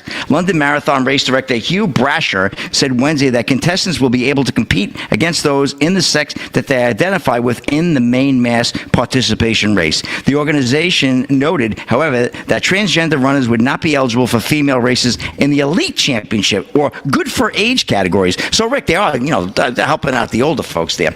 But as is prohibited prohibited by guidelines from the World Athletics, the BBC reported. Again, we're talking London here. But Rick, you're a former sprinter. What's your comment on that? I mean, can you imagine a 26-mile marathon and you're going to have a male guy running a race where their time usually comes in about 20 minutes quicker for a full marathon, right? Give or take. For the top men versus the top women, you're looking at about 2:04, 2:05 for the top men. They just ran one the other day. They're almost ready to break They just ran in Boston, which is not an easy course. And then you're dealing with the top women, the best women in the world, coming in 17 minutes later. Yep. 15 minutes later. Yep. You mean to tell me that there's not a bit of difference that they're going to be able to notice? I call shenanigans. Sounds really fair if you've trained your whole life for it. Right. Yeah. It's ridiculous. Yeah, former British Olympian and one of the fastest women in history, Mara Yamaguchi, criticized Frank for competing against women as biological male. Nearly 14,000 women finished in a worse position because of him. This is this gentleman, Frank here, who also runs in the races there. Wasn't she an ice skater, Catherine Yamaguchi? No, that's not Catherine. It's Mara Yamaguchi. Oh. Gucci, not Gucci. Yeah, Gucci is the people. Gucci's the people who make the Delgado's box for his laptop. He uses Gucci. It's a Gucci handbag. So anyway, just absolute nonsense. And I'm sorry to bring the transgender world of sports to the show almost every night, but got to report on it. It's obviously news, and news that obviously the conservatives are keeping an eye on until we can finally abolish this nonsense out of sports. We got to get women out of men's sports, Big D. It has to happen, and I think it will happen under the current administration. There'll be a few wing-ding organizations that will still allow it, but the masses, especially the Olympics and things like obviously the London Marathon, the Boston Marathon, you can't have men posting up against women. No. I mean, common sense tells you what? Tells you that. And that's a wrap in sports. Not only common sense, but what happened to what happened to the party of women, the party of standing up for women, the party of protect all women. How are you protecting and standing up for women when you're allowing men to run against them and they're going to beat them by a half an hour? I don't know. I think Billie Jean Queen is leading that group now at this point because I don't know what happened to Billie Jean King. She's not really a big voice anymore either for that. So you're right, though. We went from women's lib in the 70s, right? Bobby Riggs, Billie Jean King. What's next? A tennis tournament with a transgender? I like to see them get on the court even with a Rafael Nadal. Oh, I mean, what's her name was asked about this, right, on Letterman. Remember Serena Williams went on Letterman, was asked about it, and she said, no. She said, no way. She says, I'm not playing Andy Murray. If I played Andy Murray, I'd lose 6-love, 6-love, 6-love in about 20 minutes and be done. And you're talking Andy Murray here, yeah. And she said, yes, of course. She goes, he hits, I mean, duh. As she explained it, she's like, it's a different game. It's tennis, but when you're playing a man versus a woman at that level, it's a different game. She can't compete with that. She knows it. Everybody knows it. Everybody knows it. Which is why in college, I know, Damon, you came across this recently on your college tour, that they recruit. What do colleges, Division I colleges, do for their female basketball teams? They recruit male basketball players. Why? Because they want them to play against their females because it makes their females play better against other females. That is correct, and that is exactly what may happen with my son at Sacred Heart. If he makes the Sacred Heart, not the Division I, obviously, he's not going to go for the real team, but the club team, which is like the step down, they don't have the same commitment. One of their not requirements, but one of their, it's almost like a perk. I mean, it's pretty exciting. Right. Of course. They get to scrimmage and be the practice squad against the D1 women's team. Right. So the boys get to play the girls D1 women's team as the practice squad. Yeah, I know a kid get to play real games against them. I know a kid that's doing that up at Syracuse right now. He was, we had him on one of our church league teams. He big kid. He went up to Syracuse. That was his goal. To be one of those players. He didn't want to play with, he knew he could never play for the men's team, but he wanted that experience. And what do? They treat him like he's a scholarship athlete. He gets uniforms, he gets travel, he gets whatever all the perks they need. Right. A lot of the perks that these Division I athletes get because he's part of their training. Nothing wrong with that. Nothing wrong with that at all. Big deal. They get paid. They get paid for it too. It's like it's like a job. Like you commit to do it, you're there. Yeah. Yep. Effectively, resistance training is what it is. You got male, posting up against a female, but for the reason why they're going to go out and be even better against the females, which is great. Like I know when I've done training rides and such.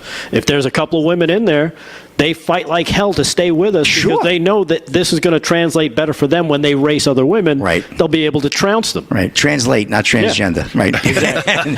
All right, Big D, back to you. All right, so look, very good. Sports is brought to you by Mike Lindell. LFS6B is the promo code to use if you're shopping for Mother's Day, Father's Day, anything coming up. Use our code at checkout. We do appreciate when you do it.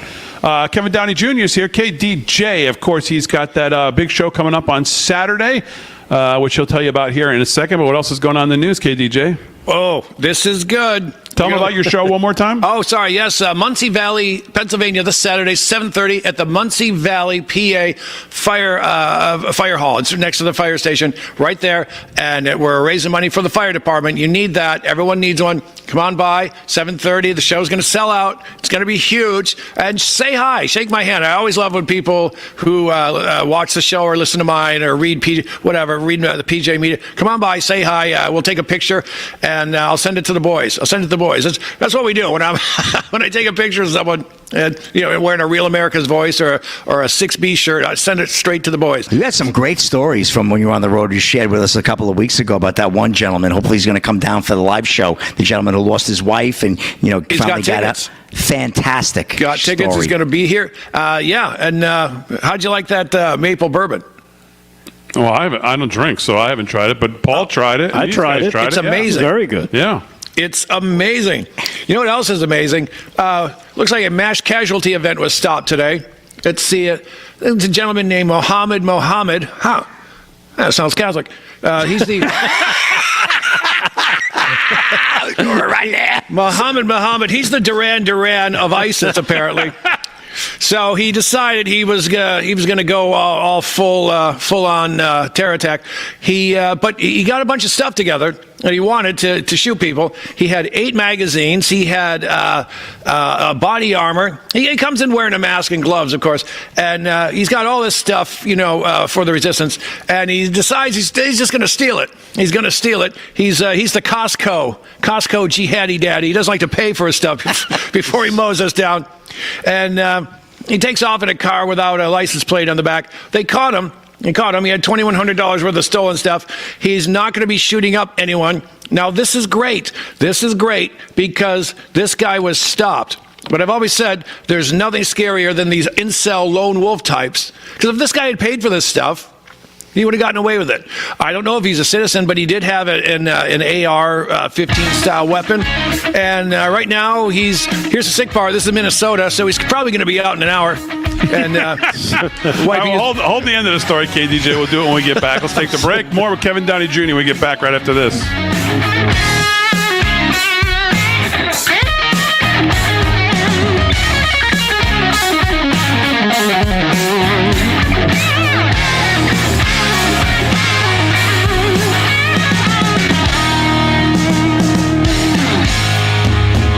Don't you hate that dirty old hose?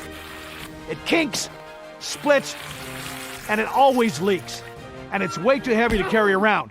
It's time to get the brand new Pocket Hose Copperhead. Just turn on the water and watch it grow to a full-size hose. It stretches and expands like a rubber band. Old-fashioned hoses get kinks and creases at the spigot, but the new Pocket Pivot swivels 360 degrees. Just connect to the spigot and watch it pivot. And when you turn off the water, away it goes, shrinking back to a pocket-size hose. And it makes it easy to carry and put away. Copperhead. It's the hose that grows and pivots, flexes, and sprays. It puts itself away for another day. The Pocket Hose is so unique and so innovative, it was awarded over 100 patents. Call or go online now to get the super light 25-foot Pocket Hose Copperhead today for only $39.99. But wait, order right now and you'll receive an instant $10 discount. So it's only $29.99. And it gets better. Order right now and get our copper spray nozzle with our exclusive thumb drive free. Simply use your thumb to turn it on or off.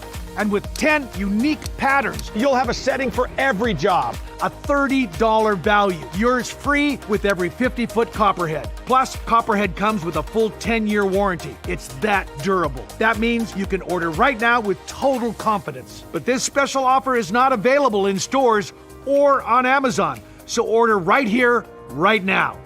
And with rising costs, this may be your last chance at this low price. There is a strict limit of 3 per order, so don't wait. Order now. To order, call 1-800-957-6191 or visit getcopperhead.com. So call 1-800-957-6191 or visit getcopperhead.com. Order now. Do you suffer in pain? Are you stiff, tense, or less active than before? Introducing the EasyWell Remedy Massage System that combines the incredible effects of vibrational therapy, targeted deep tissue shiatsu massage, plus soothing infrared heat. A triple fusion of therapeutic experiences. Full body vibrational therapy increases blood circulation and reduces inflammation. Look at these beads moving from the powerful vibrational motors. It's like 1,000 little fingers just vibrating my body from head to toe. Infrared heat penetrates deep to reduce pain, soothe, and relax. Remedy gets in there and helps deal with the source of the pain, so you feel much better. The Ultra Shiatsu pillow with 6 infrared heated nodes mimics a professional massage. Plus, it's detachable for deep relief anywhere you need it. It's just something that you're gonna have to feel for yourself. Experience the true remedy for your pain and stiffness. Call now.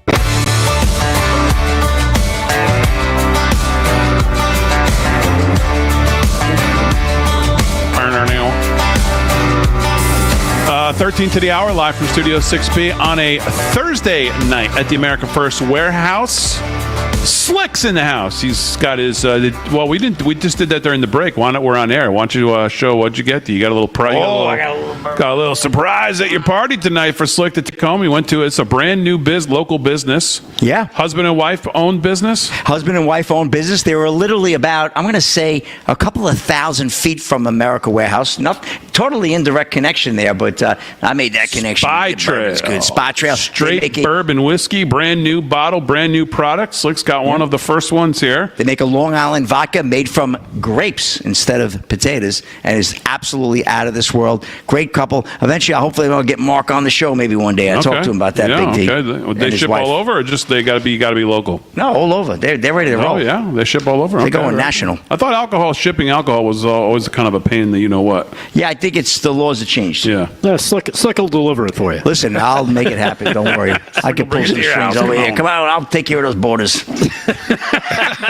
right, we were doing news with Kevin Downey Jr. Let's go back to KDJ. So give me the end of that story. Thank you, Big D. So here's what's going on, folks. A guy named Muhammad.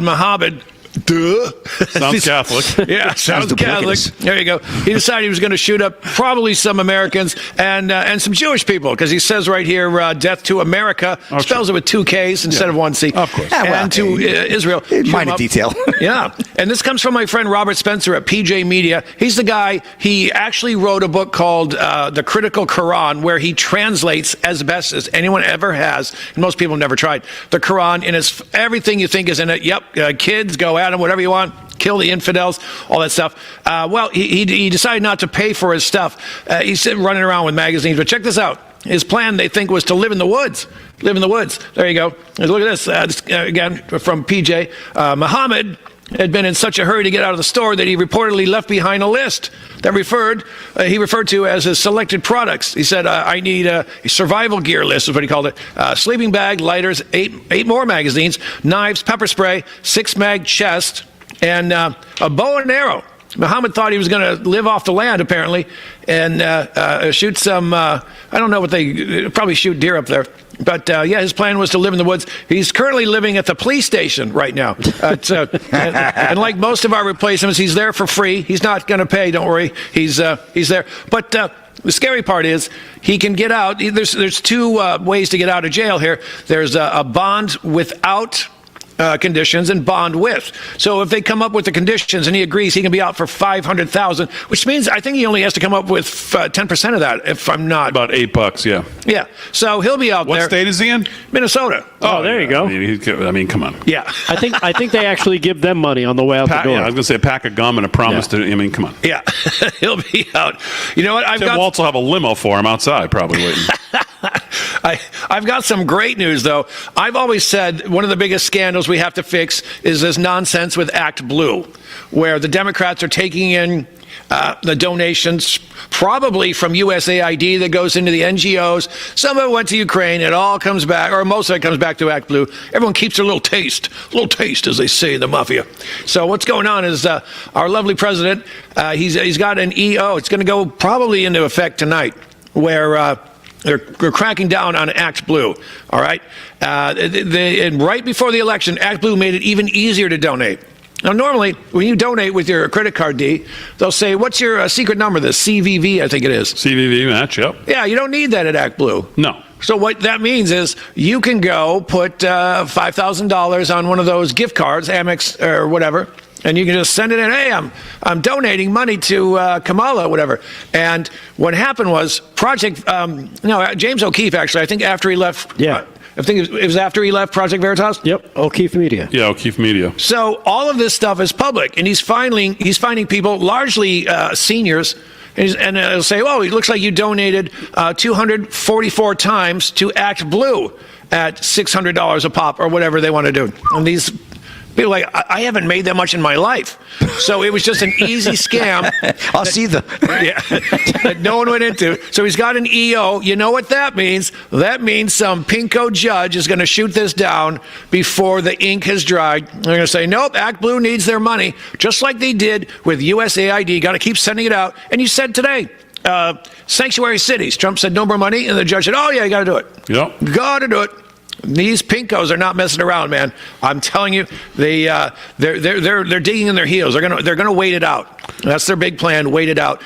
And I think we see the judges doing what they can. And now, not only that, but like we said, the guy who $21,000 worth of damage on a Tesla, let him go. They're getting their street animals back out to beat up on cars, to do whatever they can get them to do, because this is the battle, folks. We win it or lose it in the next 4 years, all right? And they're never going to be gone. These Marxists are never going to be gone, but we can do enough damage that we can live free across the fruited plain. We just got to keep our foot on the gas. Yeah.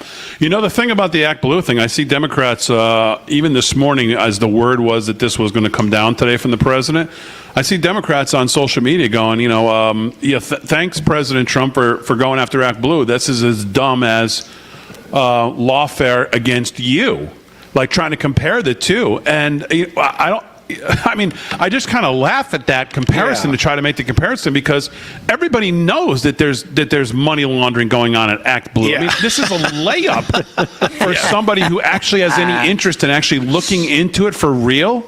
Yeah. So John Solomon has a big piece on this in Just the News tonight. Trump signs presidential memo targeting Act Blue foreign donations, fraud allegations. The memorandum tasked the Justice Department to consider whether any criminal charges or lawsuits should be filed against the platform for its lax security practices.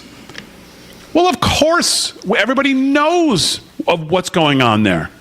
The lawfare against Trump was just that, lawfare against Trump. Mm-hmm. We know what happened with Letitia James and what happened in New York when all the copy-paste 34 times. 34 felonies. We know the deal. And we also know the deal with Act Blue. It's not like this is some, like we're walking the line. It's questionable. I mean, it's blatant. You know what, though? It is. And it's been for years. It's blatant to us. I know people who still think ivermectin is horse goo. Yes. Those people will never get it.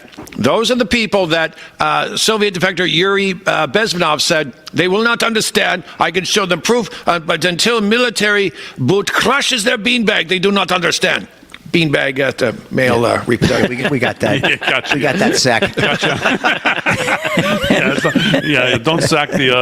Got it. We're not nuts. Not at all. Act Blue itself has admitted it did not follow common anti-fraud protections for much of the 2024 election. This is in Solomon's piece today. Well, like to your point about the CVV, well, why do we think that is? Get as much money in as possible. Doesn't matter where it came from, who it came from, what it went laundered through. It doesn't matter. They don't care. Yeah. It was get as much money into our operatives as possible. Every front group we could get out there taking money and then washing it through this deal to get to wherever we wanted to get it to is what we did. Yep. So the comparison of Trump doing this and going, oh, thanks, this is going to fire up all the small donors for the Democrats. The money's going to come pouring in because you're going after our Act Blue, as dumb as it was for them to go after you, President Trump, the lawfare that went after you. I mean, it seems like an absolutely, and I've seen this a lot today, it seems like a crazy analogy. Yeah, it is crazy, especially when, again, Kevin references what James O'Keefe uncovered on video, knocking on these people's door, saying, "So you made these many donations?" Some people they're like scratching their heads. Some of these donations are so rapid, you would have to do like 300 or 400 a day. Yeah, like thousands in a week, and these people are like, I don't even know what you're talking about. Yeah. So this will be interesting once it starts to really unwind. All right, hour 1 in the books. Hour 2 coming up live from the America First Warehouse right after this.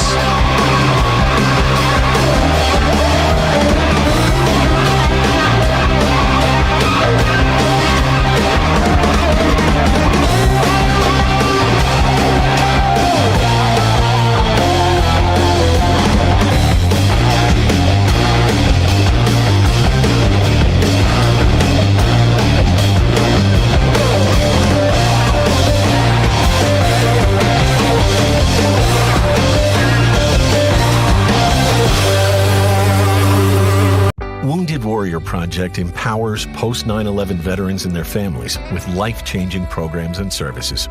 I faced my PTSD, and I'm a better husband and father because of it. We help warriors get the expert care and support to thrive.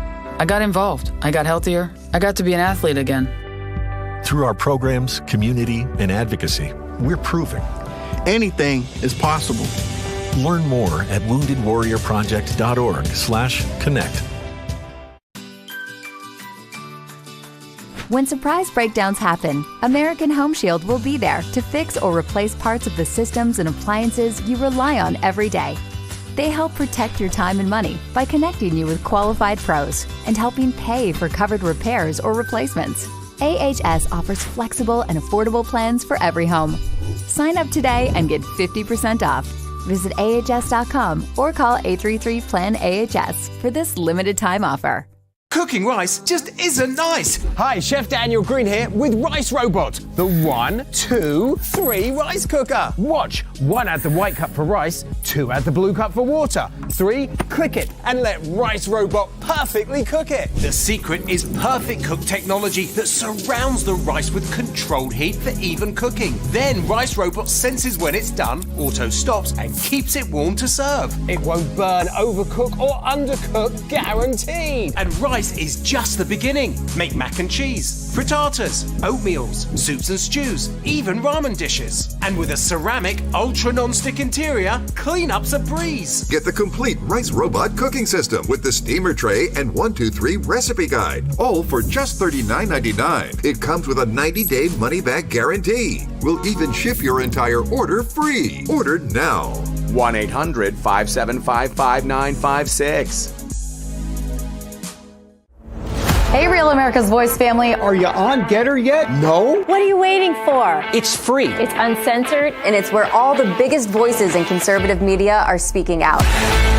Download the Getter app right now. It's totally free. It's where I put up exclusively all of my content 24 hours a day. You want to know what Steve Bannon's thinking? Go to Getter. That's right. You can follow all of your favorites. Steve Bannon, Charlie Kirk, Jack Posobiec. And so many more. And the best part? You can watch Real America's Voice right there on Getter. Live.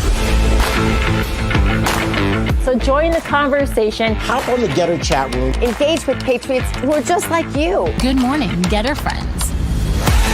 We're breaking news, we're delivering the truth, and we're doing it on Getter every single day. So don't wait. Download the Getter app now. Sign up for free and be part of the movement. It isn't just an app. It isn't just a social media platform. It's a community.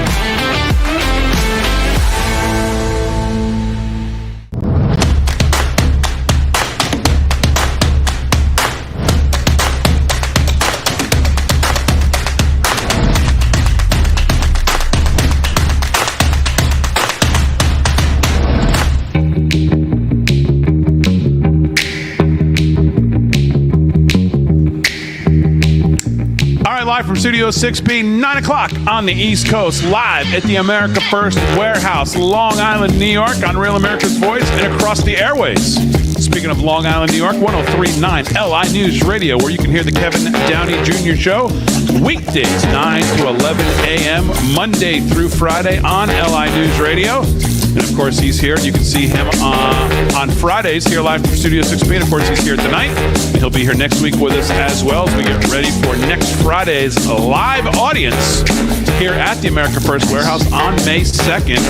That'll be our kickoff to our live Fridays. And we'll hit our stride here, I'm sure, in the next couple weeks. But we're excited to do it. We'll see what happens next Friday. And we're going to be here tomorrow night as well. We'll be here next week a couple nights just to kind of fine-tune everything. And I want to thank everybody for sending all of their encouragement and all of their what you like, what you don't like. I think by May 2nd, we'll have it all locked down with everything, lighting and everything else perfect for you when you get here on May 2nd, for those of you coming. And then if you haven't looked into tickets and you want to, right there on your screen right now, you see that QR code. You can scan that QR code right now with your mobile device. Just put it on your photo setting and point it at the screen, and it'll take you right to where you need to go if you want to get tickets for the May 2nd big show. And, man, we're talking food trucks, we're talking show, we're talking after party, we're talking Slick doing his Prince karaoke impression. Oh, my goodness, it's going to be great. And, oh, man, you don't want to miss May 2nd here at the America First Warehouse. So. I am looking so forward Do not to miss that. That's the inaugural blast. Yep. That's going to be something else. He's going to be moonwalking across this stage. And there's a limit, right? We're only allowed, Joe's got to kind of cap it, right? We can't have 1,000 people here, right? No. Well, no, I don't. Yeah, I don't think get we it. have Go. You got to get in early, Big D. Get in early. So if you're thinking about it, don't wait. Like Kevin Downey Jr. this weekend. If you want to go see KDJ, that's it. Don't be waiting until Saturday. Right. I mean, come on now. Don't live a life of FOMO.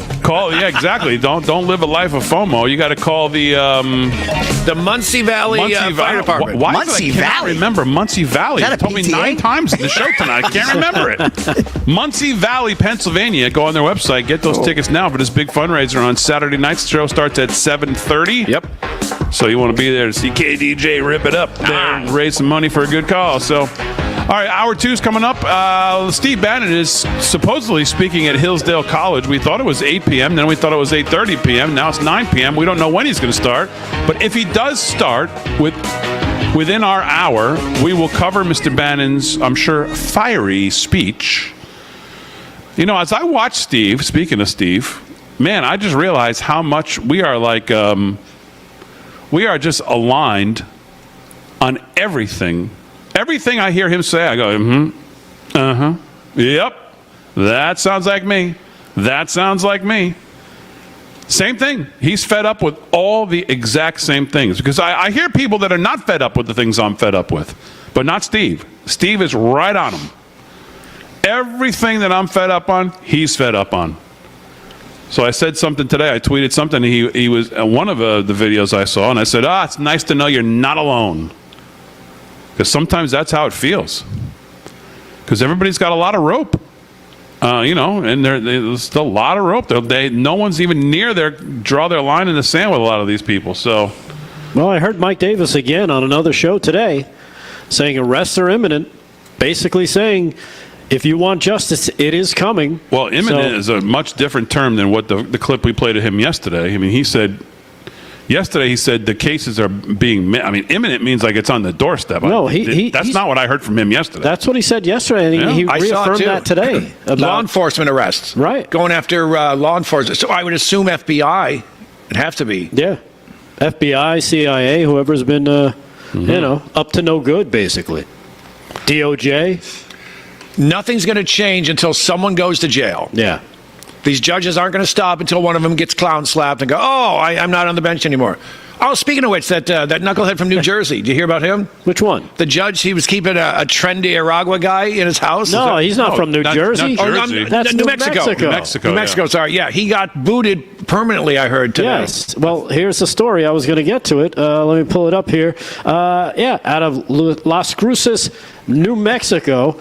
As Kevin was just alluding to, we covered the story the other night as well about the judge, Judge Cano. out of New Mexico. Why is my computer not working now? I don't know why. Here we go. The magistrate judge has abruptly stepped down. Maybe it's the bag you carry it in. It's not the bag. You're the bag. The judge abruptly stepped down following the suspicious circumstances and possible connection to an alleged Tren de Aragua affiliate. Turns out, well, today, breaking just before showtime, Damon, Judge Joel Cano and his wife have not only been detained by the FBI, but have also been arrested. The home of the former judge in Las Cruces was raided today following accusations that he and his wife had an alleged gang member living in their home. Cameras equipped for the moment caught both Cano and his wife, Nancy, as they were handcuffed.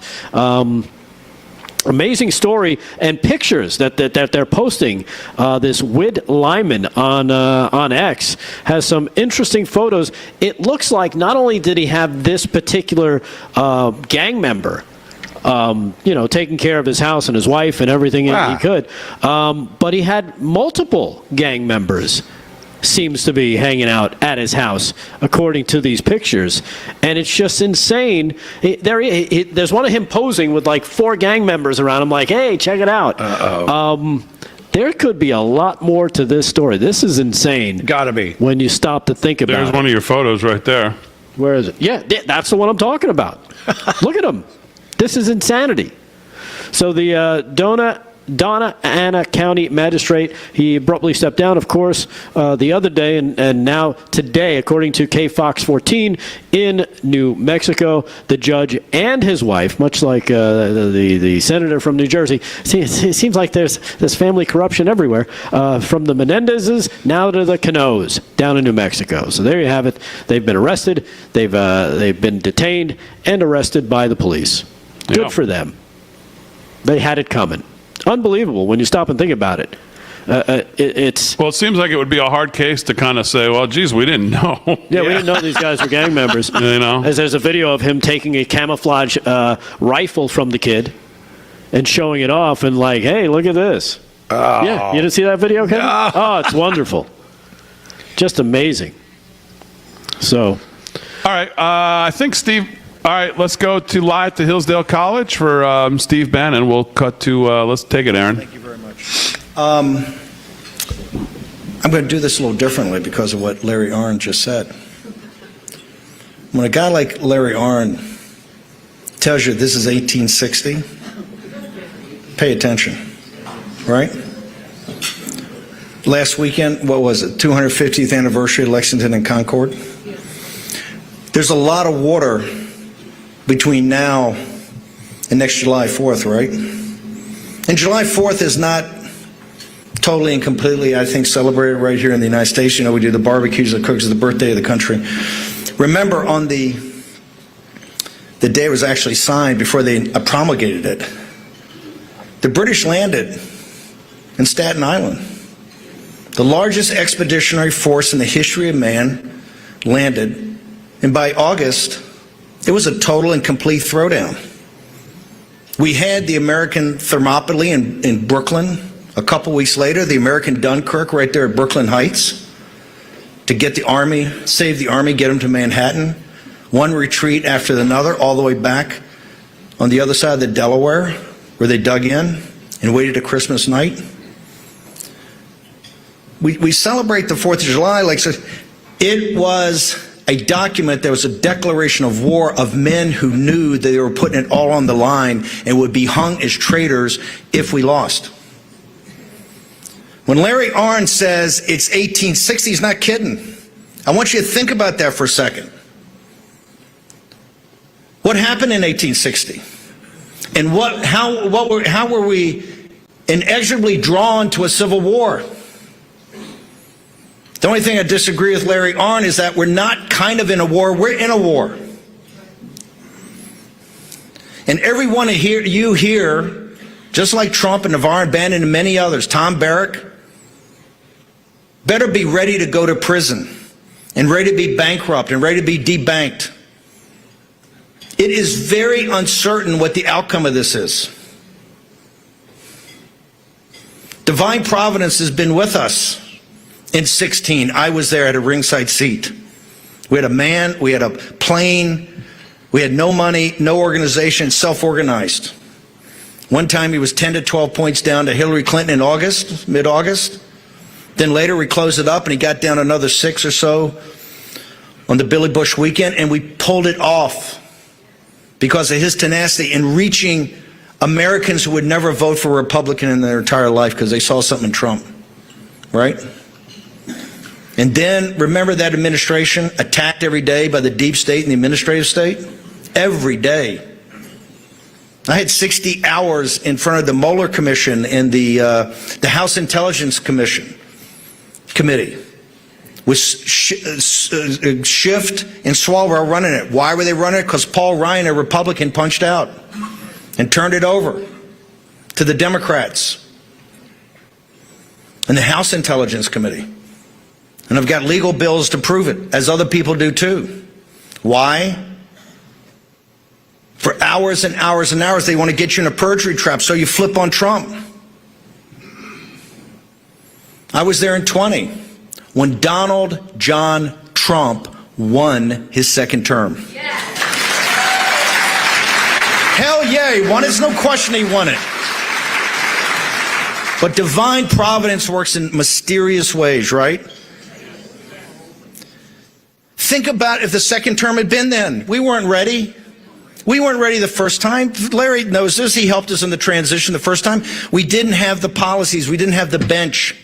We didn't have the depth. But think about when President Trump was forced back and went to Mar-a-Lago on the afternoon of 20 January 2020. Remember how dark that was? Right?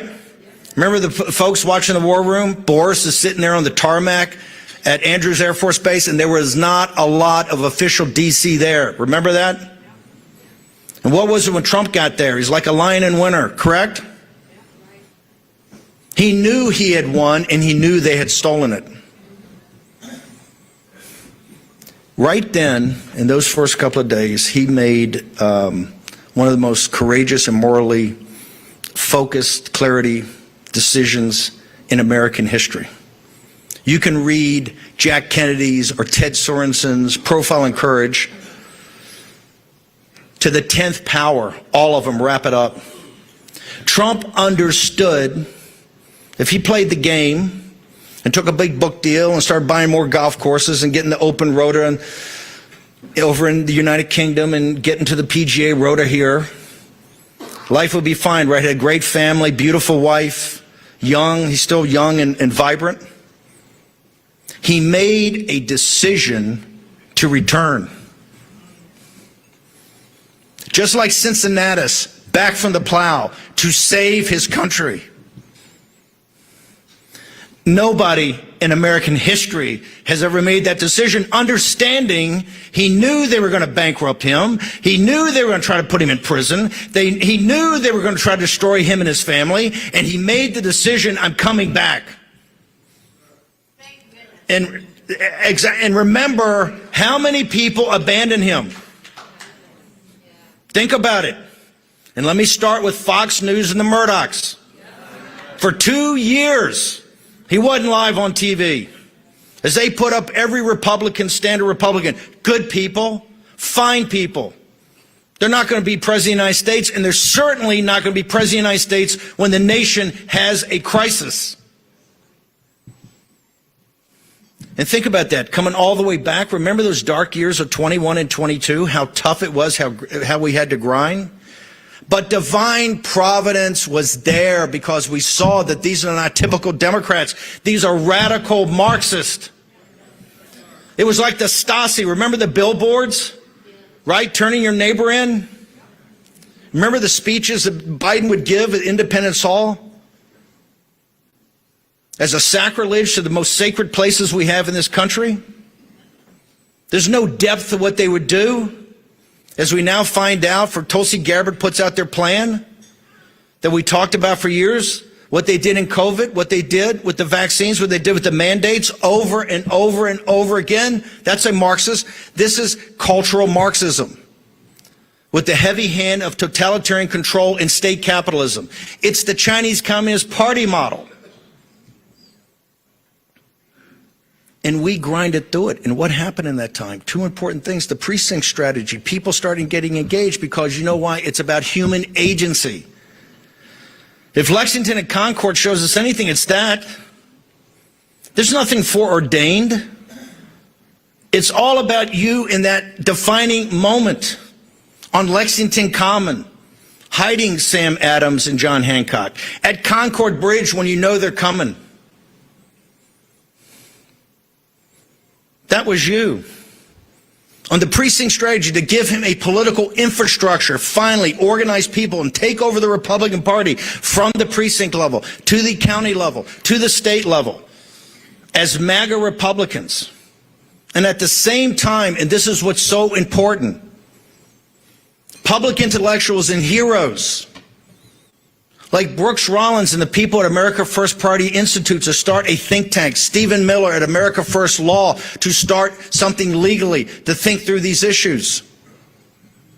Russ Vogt in that team of Mark Paoletta, Jeff Clark, all of them are with CRA.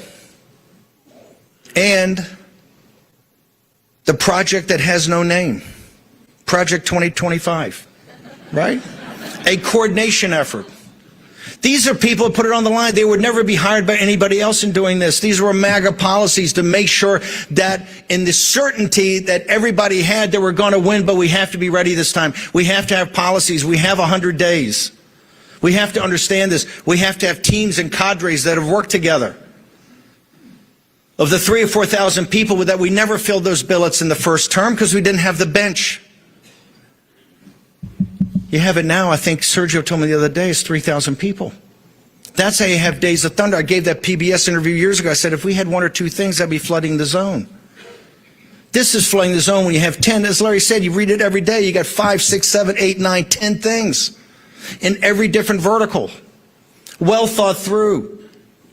Tight executive orders, executive actions, presidential memorandums. This is what's driving it. It's that combination of a political apparatus that's grassroots and people are using their agency. They're getting off the sofa and say, I'm in for this. That's how Trump won. People went door to door in Pennsylvania, Michigan, and Wisconsin, in Arizona and Georgia. Why? Because the Trump voter, those voters, a lot of low information, low propensity voters. Doesn't mean they're stupid or don't have college education. They're just not interested in politics. But they will come out if you go get them. And we won. Think about that. We won.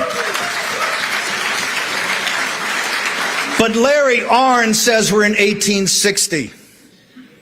And Larry Arnn is right. When we won on that night, you guys watching the War Room broadcast, I said, get ready. We're about to have the mother of all battles. And then the inauguration came and all the tech bros are there and all the crypto guys and they're running around, they're all in tuxedos, all big party. I said, fine, party, it's great. Enjoy yourself, we have to do that. It's part of it, historically part of it. But I said then, before we get to 100 days, we're going to be in a gunfight. And I want to know who the summer soldiers and the sunshine patriots are, who's with us in 100 days.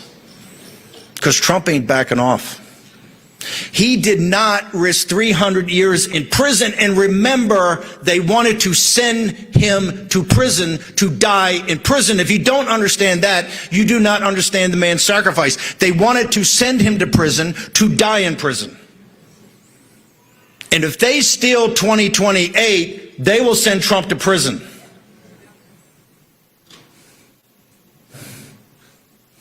We're in it now. We have now the convergence because our political class and the sociopathic overlords on Wall Street and the corporatists and the oligarchs in Silicon Valley, and we haven't made these tough choices when we had had chances to make them. We're in now the convergence of multiple crises that's going to lead to late in the year of 1860 and into 1861. We have the three verticals, as I talk about on the show, and I'm going to add the administrative state in a second, but the three verticals. One, we're in the kinetic part of the Third World War. We're not kind of in a, before, this is World War III. If you look at World War II from September 1939 in Poland to the Wehrmacht going after the Russians in June of 1941 of Operation Barbarossa, all that time, the fall of France, Dunkirk, the Battle of Britain, North Africa, throw in Finland and some other, in fall of France, a couple 100,000 people, bad. There's 1.5 million people dead or wounded in Ukraine. It looks like Dresden in 1945. Look at Gaza. We got 2 carrier battle groups off the southern tip of Saudi Arabia. You read the paper today. They're running sorties every day. We're in the kinetic part of the Third World War, and President Trump's trying to stop that war. Stop the shooting part of it at least. Figure out some rapprochement with the Russians and maybe pull them out of the Chinese Communist Party's sphere on the Eurasian landmass. The other is the deportations of 10 million illegal alien invaders that came here on Biden's watch, totally coordinated, not chaos, highly thought through. Just look at the numbers. The number in the reconciliation bill is $170 billion to recreate and rebuild what ICE needs to get them out of here. And look at the Supreme Court. Part of the converging crisis is a constitutional crisis, folks. It's going to be front and center in June or July of this year. When they step in front of, the unified executive theory, or as Mike Davis refers to it, Article 2, powers of the president, to number one, be the chief executive and make decisions about who works in the government and who doesn't and how many, and about budgets, about impounding budgets. That the appropriations bill is one thing, but he can impound because he's chief executive. So says the Constitution. Number two, he's the commander-in-chief of the armed forces. And no judge on earth can come between him as commander-in-chief and what he thinks is an action that should be taken. And the third, it's not an independent DOJ. He's the chief magistrate and the chief law enforcement officer of this government. They don't believe that. They don't believe any of it. They have 170 lawsuits right now to stop him because to delay is to deny, and they know that. And the only thing they've got working is these radicals on the court. And right now they're going to force Boasberg and up to the Supreme Court a confrontation on a human trafficker. Understand who they're embracing. A human trafficker. Because here's why. It's quite simple. They want to make it so tough to get the criminals out, so tough to get the gangs out, that you just give up on the 10 million. All 10 million illegal alien invaders must leave the country or we don't have a republic. All of them.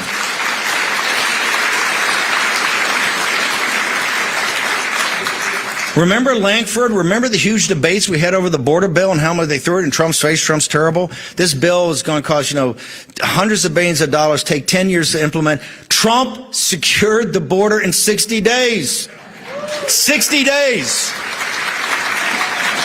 Everything they tell you in Washington, D.C. is a bald-faced lie. 60 days. And he didn't even start building the wall yet, which has to be built. But then you get to the main event. This unsustainable financial model we have and business model we have. This is insanity. It's insanity. It's not going to affect future generations. It's here now. The deficit for the first 6 months is $1.3 trillion. We're going to have a $2.5 trillion deficit this year. The big, great, beautiful bill they're working on, $5 trillion debt ceiling relief. I think it's 2 years. It doesn't work. It's not going to work. And who on Capitol Hill is going to have the courage to do what needs to be done? We have to cut. No 10-year plan. I don't want a 10-year plan. This is a bankruptcy, and I deal with it like I dealt with bankruptcy at Goldman Sachs in my own firm. This is a restructuring. I care about this year, and I care about next year. And I care about cash in, and I care about cash out. I don't want to hear any happy talk in some 10 years, and you're not going to give me conservative wins and, $1.2 trillion and $3 trillion over 10 years. I don't care about year 4. I don't care about year 5. They don't exist. You know why? You pulled that scam for years and years and years. And here's where we are. I care about this year, and I care about next year. And we have to, look, I've got differences with Elon, but I fully support Doge. I want to find out and see actually where that cash saving is. We need to see that. One reason we need to see it, we can't let the political class off the hook of thinking that some fairy godmother is going to come in here and wave a magic wand. Every easy decision is a long time ago. We only have tough decisions now, and only hard and tough people can make it and stick to it. Because we're converging, these crises are converging. You're going to have to cut defense, and you're going to have to cut Medicaid, and you're going to have to cut social programs. And all these cuts are not going to be easy. But the question I have, and I spent 8 years as a naval officer, 3.5, 4 at sea, and 3.5, 4 at the Pentagon in Reagan's first years. I'm a Hawk. My daughter's a West Point grad, 101st in Iraq. So we got skin in the game. But I say this out of love and respect for the military. You can't spend $1 trillion, folks. Not going to happen. Think about this. Think of the absurdity of this. The EU says tonight as we walk in here, they're not going to decouple. These deals that Scott Bessent's putting out there that they're working on has basically a part of it that says in the trading part, because you're just going to get the architecture, you're going to get the overall framework. But in there, you're kind of with us, and we're going to work at these non-tariff barriers and the tariffs, and we're going to figure it out, but you're kind of in our camp. And you're certainly not in the CCP camp. The EU informed us tonight, well, they're not going to decouple. They're not going to allow that. I go, isn't that interesting? We have 2 carrier battle groups. That's about, I don't know, 20,000 sailors, young men and women. You know what a battle group is? A carrier with a carrier wing, right? They can get over the decks, American power projection with cruisers and destroyers and frigates. As a young man, I was on one of those destroyers in the North Arabian Sea for the Iranian hostage crisis, that fiasco. So I know what it is to steam over there. I know what those young people are going through. We have 2 guarding the Red Sea. Why? To keep the Suez Canal open. So NATO and the EU can get oil from the Straits of Hormuz and goods from China. 3% of that traffic goes through the Suez Canal as the United States. And I realize there's military activity there with the Houthis. I also am not a supporter of that. 2 carrier battle groups.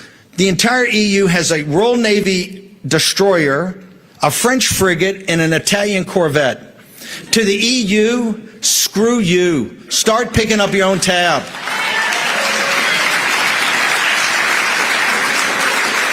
We've turned our military. I go to this conference yesterday, telling with Steve, some days, Trump says stuff and the stock market goes up. I said, I don't give a damn what the stock market does every day. It's a casino. That's not investors. That's computers trading with each other. These young kids, I don't care about that. That's a casino. And a casino's mentality. And what they've turned our beloved military into is basically rent-a-cops for the casino. That must stop. President Trump's genius of the hemispheric defense from Greenland to the Panama Canal is a naval strategy to block the Russian submarines. Up in Murmansk and Archangels, they come through, we got them.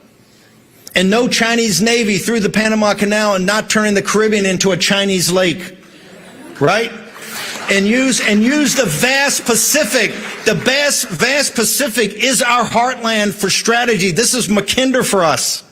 With the 3-island chain, where Pete Hegseth went at first. Now, I respectfully submit, we don't need $1 trillion for that, right? It's time we stop paying for the casino. We stop paying. This casino already destroyed the heartland of this country and working class people in this country and the middle class of this country. Why do you think they love Trump? Trump is the first and only person, even Reagan, as great as he was, that they said, hey, not in the room, not in the deal, and that guy's put me in the room, he's put me at the head of the table. People know nothing about politics, nothing about Republican orthodoxy, support Trump. That coalition's a 1932 type coalition. But we got to go through some choppy water. Larry Arnn says we're in 1860, and you know what? He's right.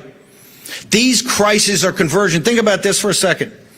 You got to cut the defense budget by $200 billion. Now, not in 10 years, now. You then have to Medicaid, but Medicaid, you got to be smart about it.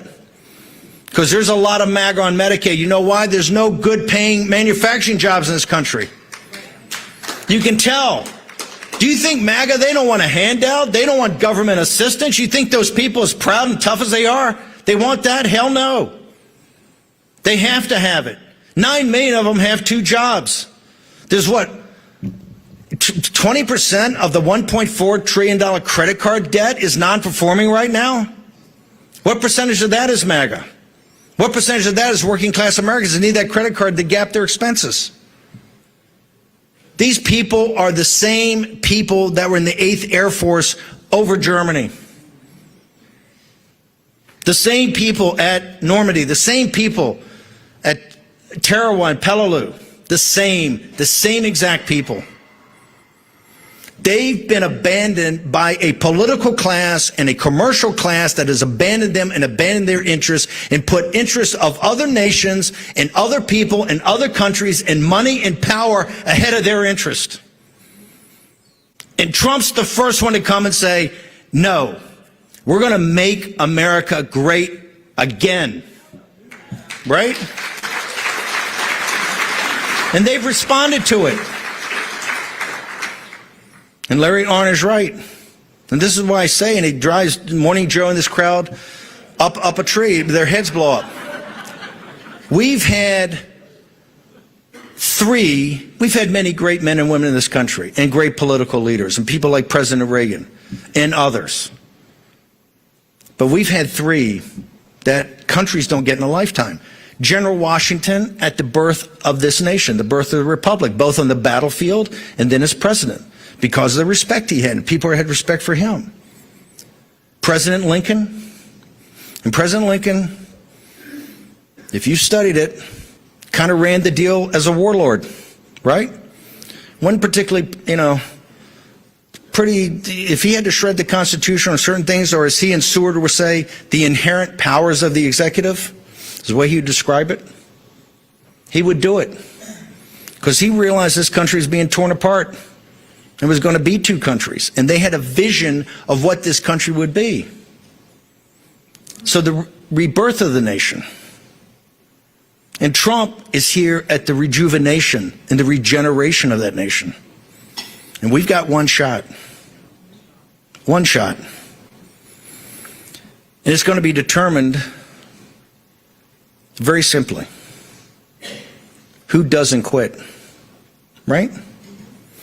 They got more money and more power in the media and the universities. They got it all. They got every institution in this country. But we're finding out, number one, our institutions are pretty good, right? I went to Harvard, and I would take Hillsdale any day of the week.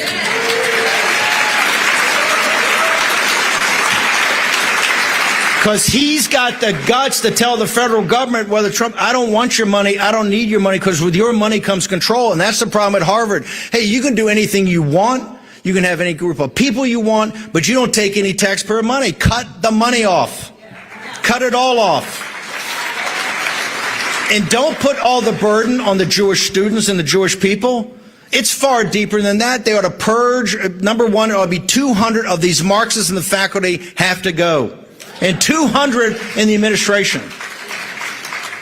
And I'm a big believer you go to the public Ivies, and the first 2 I would start with is Ann Arbor, Michigan, and Madison, Wisconsin. Right? You go there and say, guess what? The $4 billion stops tomorrow, and here's a list of 200 professors and 200 administrators. When they're gone, the money starts coming back, and not a second beforehand. Cut them off. Larry Arnn brought up the law firms. What has Trump's fight shown us? These are the law firms are now, with the private equity and how they've interacted with the private equity, are the most powerful institutions because of the connective tissue that are interlocking to the capital markets and to the corporatists. And these are powerful. And they picked the most powerful, not the biggest, but Paul Weiss, the most powerful, and CARP, the most powerful, organizing all this demonic activity. He broke them in 24 hours. How did he break them? How's he breaking Harvard? It's federal money. The whole system sucks off the federal tit. You cut off the money, and you know why Paul Weiss surrendered? They put a line in there, no security clearances, no government contracts. Oh, by the way, any clients you have, no government work. Paul Weiss had all their buddies at other law firms getting on like jackals, getting on their clients. And the partners came and said, surrender. Skadden Arps, the most prominent law firm in mergers and acquisitions, the white shoe of the white shoe firms, 24 hours and $100 million for the good of the order. Because that money is all spent on these radical NGOs that are suing the government all the time with top quality lawyers, no more. And you know what lesson we learned? How many partners at law firms, are those law firms that quit? Here's how many. None. They're gutless cowards. They're big talkers and big deal when they're in the shadows. You put them in the light, not one partner at any of these law firms that quit. A couple of associates that quit, and God bless you. You had your values and you stood up for them. The legal profession should be ashamed of itself. The finest law firms, this is the problem with the country. Why do you think the working class and middle class and they got stiffed? These are the most prominent institutions in the country. And guess what? All the universities are going to create it too, including Harvard. They're addicted to that federal money. And Trump's going to break them.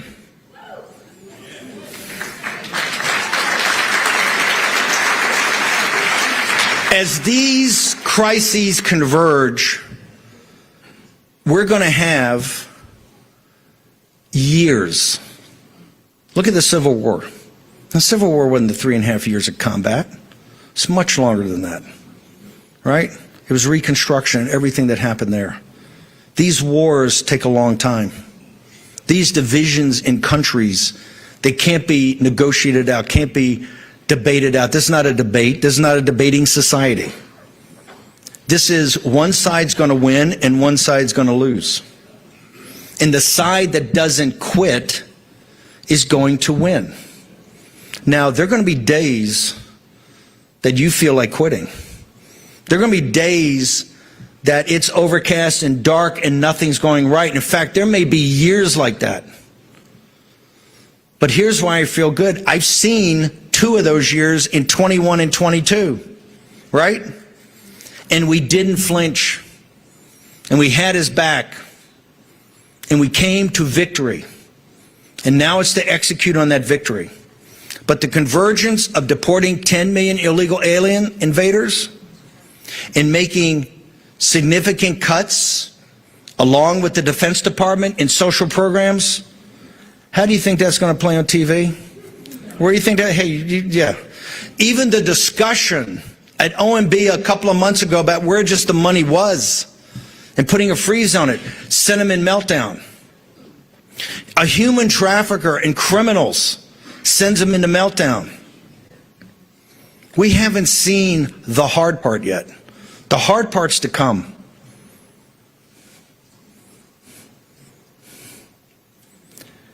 Let me be very blunt about this.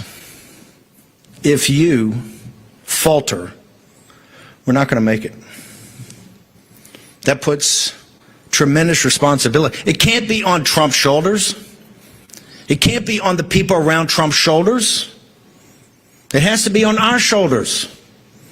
We know We have working class people in the precinct strategy and other places. They're prepared if they have leadership and courage and be relentless and stick-to-itiveness and grit, they will follow.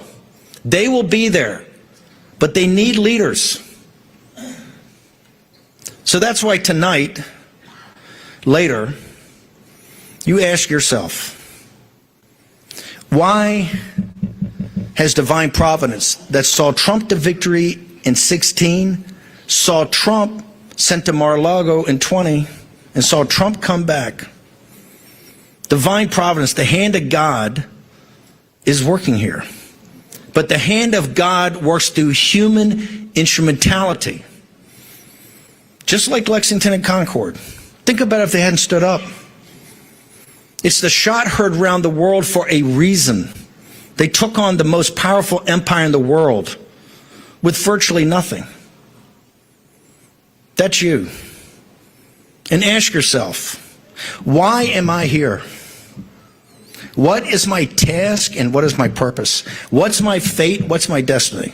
Why have I been given this, that I'm here supporting this great institution, knowing these people, networking, and having the interest to do it and the focus to do it and the love of American history? This republic is in the balance, a constitutional republic. We're either going to have it or we're going to lose it. And history is going to judge and weigh and measure us. Particularly those of a certain age, the boomers. We haven't had a great track record.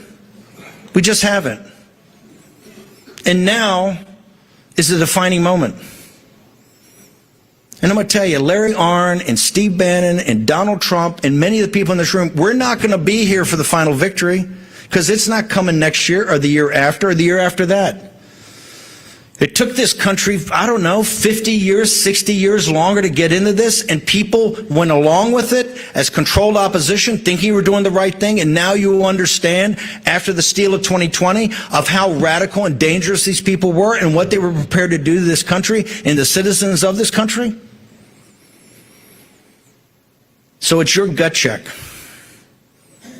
And if you will use your agency and commit it all, and I mean all, not partially all, we're going to win this.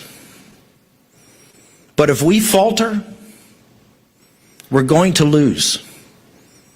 And we're going to be judged on that in the afterlife, but we're going to be weighed and measured and judged by the history of this country.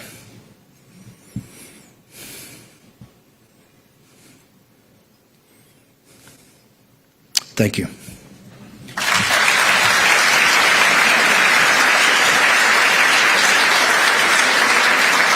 He is done. All right, live from Studio 6B, Real America's Voice. Well, is he coming back for an encore? Going back to Steve Bannon. Thank you. Normally I drop the mic and walk off, but I've committed to do some Q&A, so we'll do some Q&A. Thank you all. Thank you, Mr. Bannon. We now have time for Q&A. If you have a question, please raise your hand and wait for a microphone to be brought to you.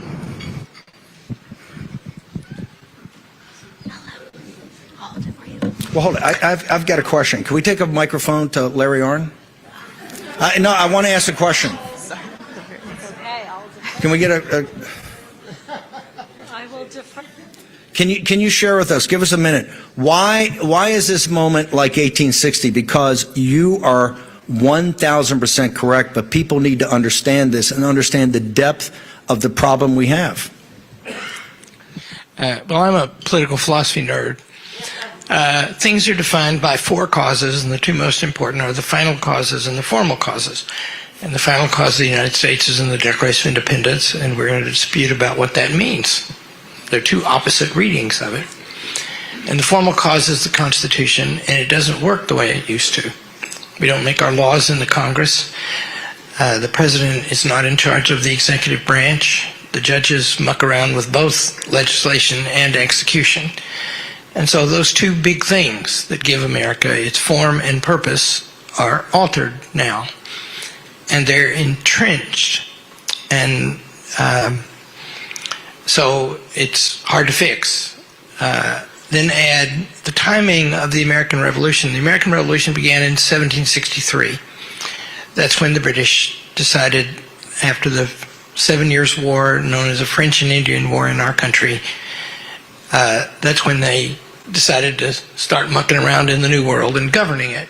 And one of the first things they did was they said that there's to be no westward movement beyond the Appalachians. And that's people who had moved here to get some land. And people made their living off the land in those at that time. That is the timing. In other words, there was a difference of opinion between London and America about who's sovereign. It came to a head starting in 1763 because of those things. And the war came when it couldn't go on anymore. The Civil War is just the same. In 1854, the point is people want to move west. And slavery, you can't just decide to take your slave with you and go to Kansas or Nebraska, because you have to have a system of law to enforce slavery. Because although the pro-slavery people said the slaves really liked their servitude, they kept trying to get away. And so you need laws to, in the Alabama Slave Code, which is in our Constitution reader, every free white male, slaveholder or no, had to ride posse one night a month looking for runaways. So they tried to kick the can down the road, and war broke out in Kansas and Nebraska. So now something's got to be done, right? And so now what Steve just said, we can't go on like this. If we had $37 trillion more, we'd be broke. And we're not broke. We actually probably have $350 trillion in assets. But to take 10% of that and move that 10% further into the public sector, which is how you'd have to pay the debt if you keep consuming at the rate you're going, and then you'll be in a spiral. So the point is, it can't go on. And that's why it's like 1860. Something has to be done for good or ill.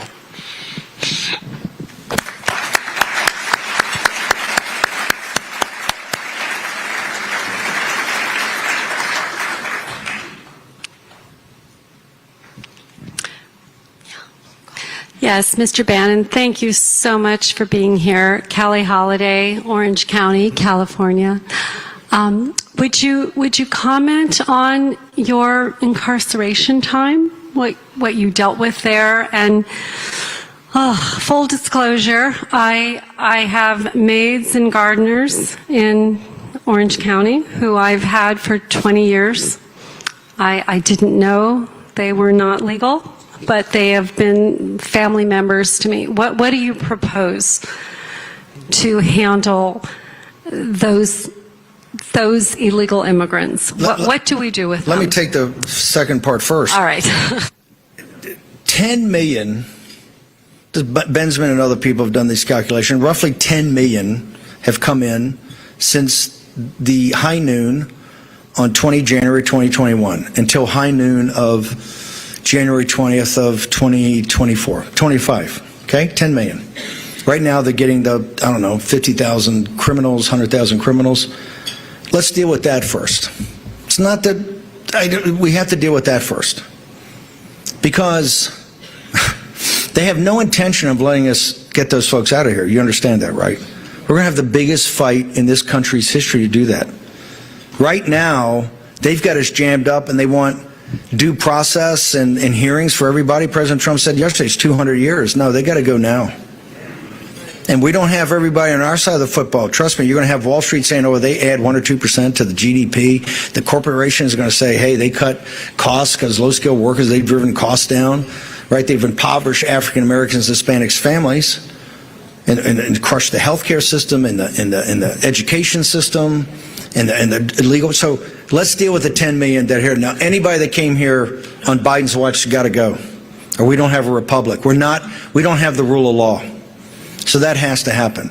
Let's do that, and then we can address your gardener and your maid. it's not perfect, but if we don't do this, we're just kidding ourselves. And all these people talk about amnesty. We don't need that. We need to get these folks out of here. We need to get them now. The second, let me just tell you, because you guys got to understand something, and I am not kidding. These people are vicious. They wanted to send Trump to prison for that goofy stuff.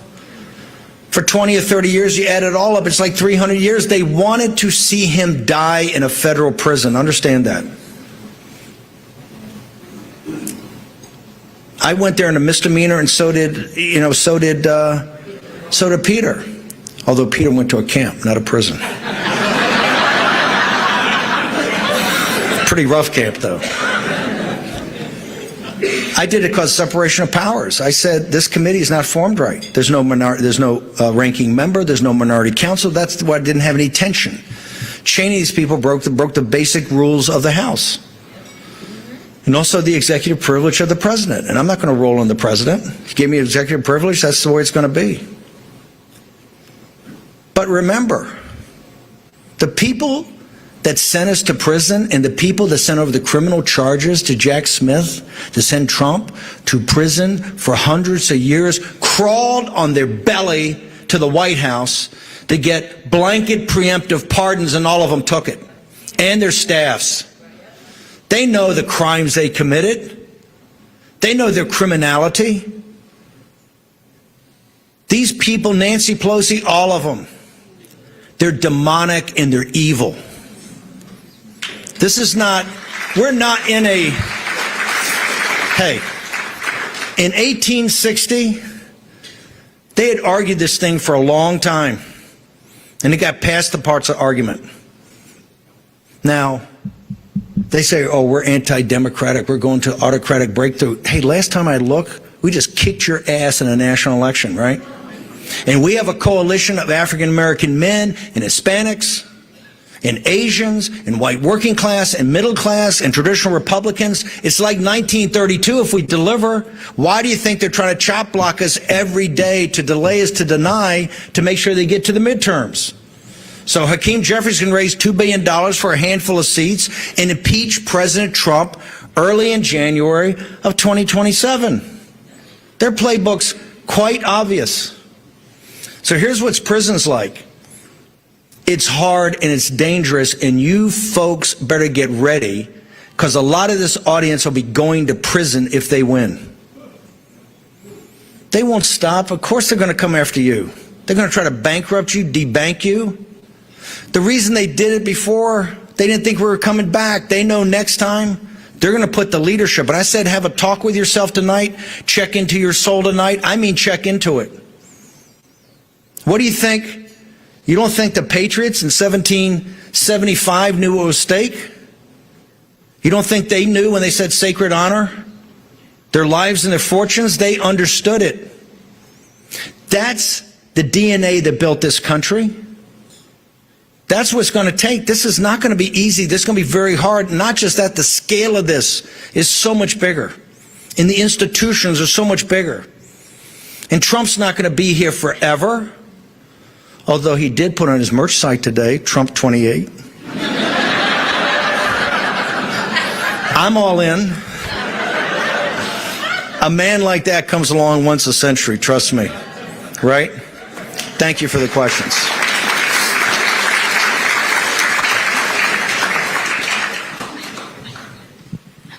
Hello, Mr. Bannon. You had me at War Room Impeachment. Remember that? I have a question for you because you're an original gangster. I'm original gangster. That's what you told me. Yay.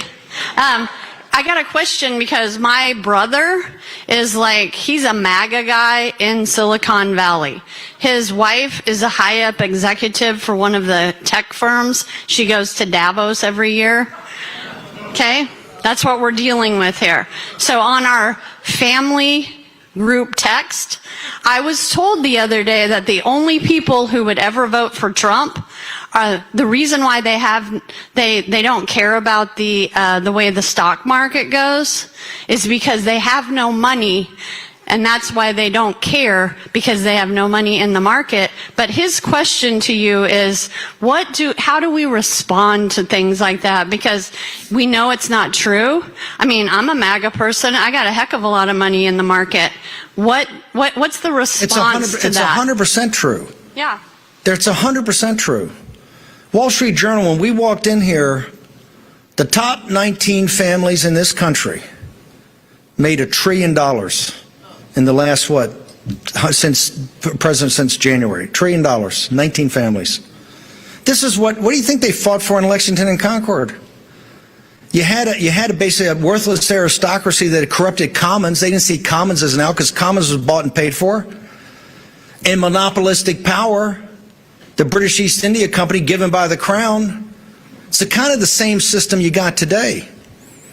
It shouldn't be lost on you that Sam Adams and John Hancock and a couple of three of the patriots, our sacred founding fathers and revolutionary generation and good and tough men, were smugglers, right?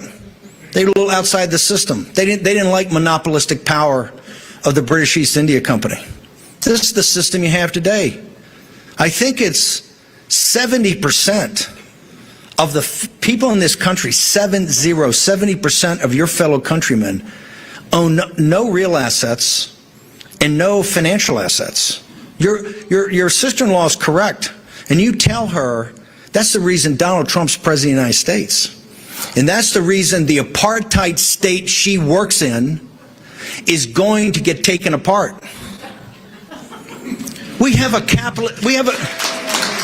You got to understand something. We have a capitalist system with no capitalist, right? It's all state capitalism or oligarchs.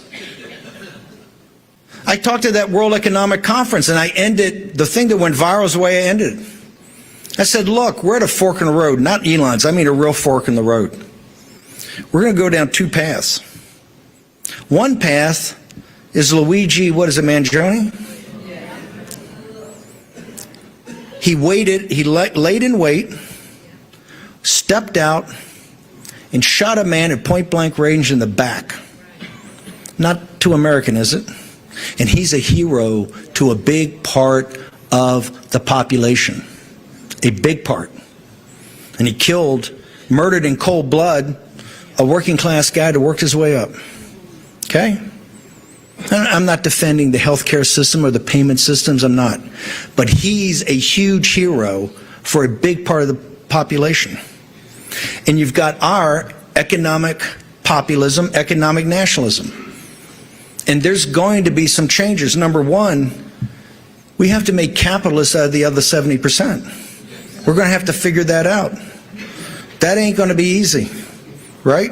Not going to be easy for some of you in this room. Just not. But it's got to happen or we don't have a country. Because we're going to do two paths. Either the American Revolution, right, that fought for liberty and freedom and folks to have a shot, or you're going to have the French Revolution. And sure is the turning of the earth, that's coming. If we don't make these changes, that's coming. Look at these riots in the street. Look at the Tesla situation. Look at the viciousness. Look at these protests they're having. You don't think in a second, if they got in charge, they wouldn't be dragging the guillotines out? Don't fool yourself. Look at how they worship Luigi Mangione. Look at it. That's who they hold up as an idol. And so I told this conference, you may not like a lot of what the populist nationalist movement stands for, but you'll learn to live with it, which is a big difference in the alternative. And that's the fork in the road we're coming to.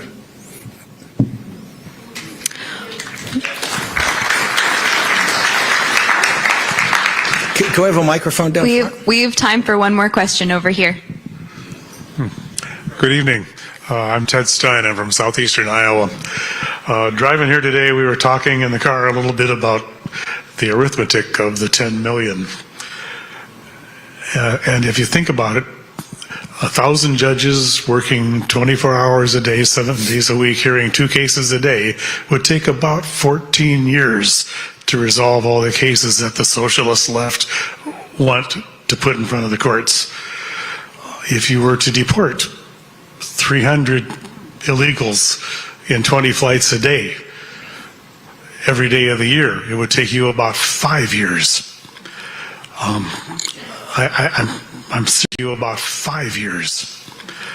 I'm seriously behind our constitutional rights, but I wonder if you would please comment on some of the writings that I've seen online about the possible suspension of habeas corpus during what I think, and I suspect you do too, is a true national emergency. 100%. I think you have to think through a lot of different alternatives. I told the story today, I'll tell it briefly, that President Lincoln, as he and Seward sat there and they had some smart lawyers, they kept calling it the inherent powers of the Constitution.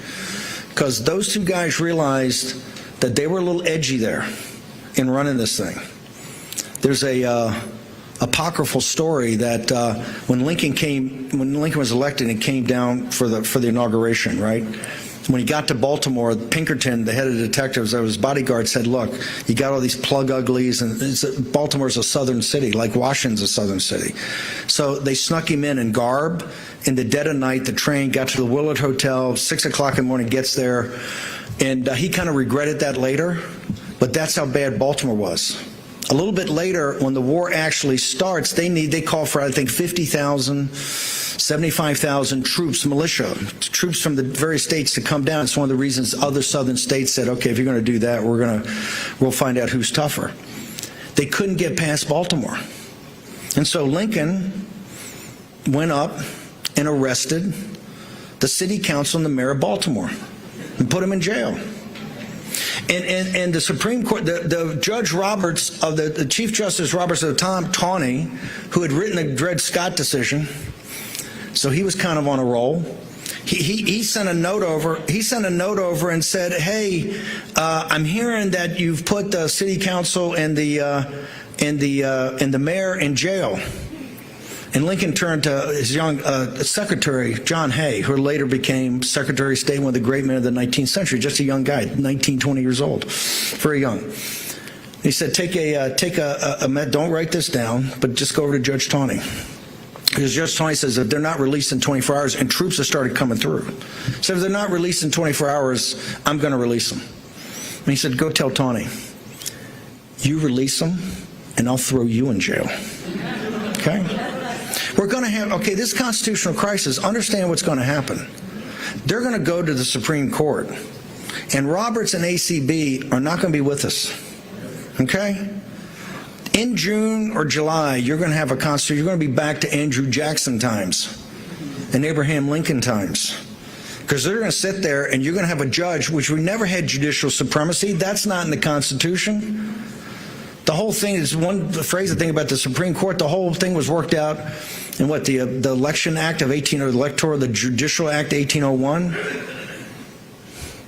You're going to have a constitutional crisis that they're forcing because they know they control the courts, and they're going to get between Trump and his ability as commander-in-chief to protect this country, something he took an oath to heaven for, right?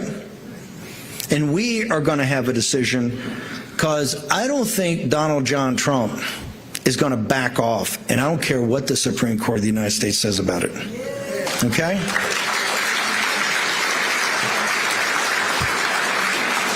Remember, it's going to be a firestorm because I think he's going to say, I hear you, just like Jackson did. Now, you implement it. And we're going to be in it right then. These converging crises is going to be one after the other after the other. A lot of people, in closing, a lot of people are going to get tired. A lot of people are going to say, I can't do this anymore. It's too much. I got to go on a sailboat. I got to quit. I cannot do this. That's the only way we lose. It's the revolution. We just waited them out and fought to the end, and finally they said, we can't do this, these guys, they're too crazy. We got to give it up. That's what you have to do. It's kind of the Union Army situation in the North. Remember, Lincoln did not run the second time as a Republican. He fired his VP, Hannibal, and got a Democrat from Tennessee to run as VP, a National Union Party, was it called? And until Atlanta fell, Remember, Lincoln gave that memo to his cabinet. They think Trump gave some memos to his cabinet. He gave a memo, in August of 1864? That kind of said, hey, we got into this, and I'm going to see it through. Kind of open-ended about what he was going to turn over in the time of a defeat in March, because they had so much riding on it. Now, Atlanta fell and the Union Army came, and he won in a landslide against his own general, McClellan. The two times in this country's history, the Revolution and the Founding and the Civil War and Reconstruction, and then you had the Great Depression and World War II. This is the fourth, and this is the worst, because all the forces of the world are opposed to us as patriots, opposed to us. They don't want America as a constitutional republic with a vibrant, strong working class and middle class that decide their matters here in the United States and put American citizens first and the country first. The stakes couldn't be higher. And if you quit, we lose. If you do not quit, we will win this. And all of us may not be here at the victory. It may be decades away. And that is as it should be. So think about that tonight. If you make the commitment and you've got the grit and determination, I know you have, because we've seen it in 21 and 22, two of the greatest years in American history, when the lion and winner was in Mar-a-Lago but would not quit, and like Cincinnatus came back to save his country. Let's do this.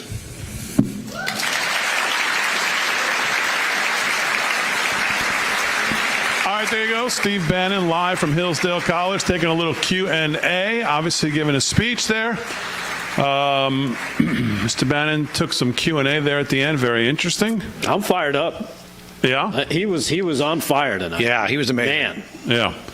Well, he's like I said, he's right on worried about things that we talk about that we're worried about too, and in Congress and all of that stuff. So Steve's always on it. So, all right, that's going to do it for a Thursday night. Steve ran over a little bit, but we wanted to stay with it and make sure we brought it to you. I want to thank the guys, Rick Delgado, Kevin Downey Jr. Make sure you go see him Saturday night, but he'll be here tomorrow night. Before that, Slick Rick will be doing some sports tomorrow night. We're going to join Now in Progress, Turning Point, tonight, hosted by Joe Bob. We'll bring you live right into that as well. Thanks, everybody, for sticking with us here, Real America's Voice. We will see you tomorrow night back here live from the America First Warehouse. Have a good night, everybody.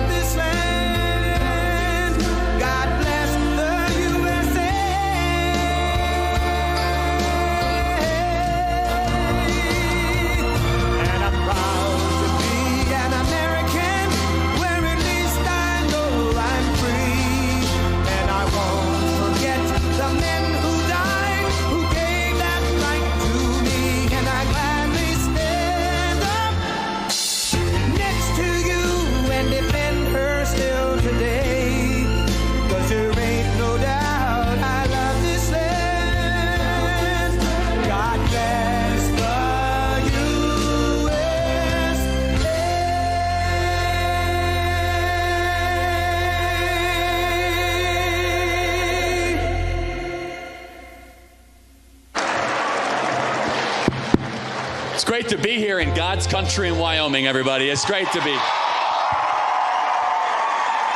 I apologize. I have yet at one of these events to be able to throw it to the double deck, like the second deck. I'm trying though. Those are not as aerodynamic as you think, but we're at 7,000 feet. I'm out of breath here. Jeez.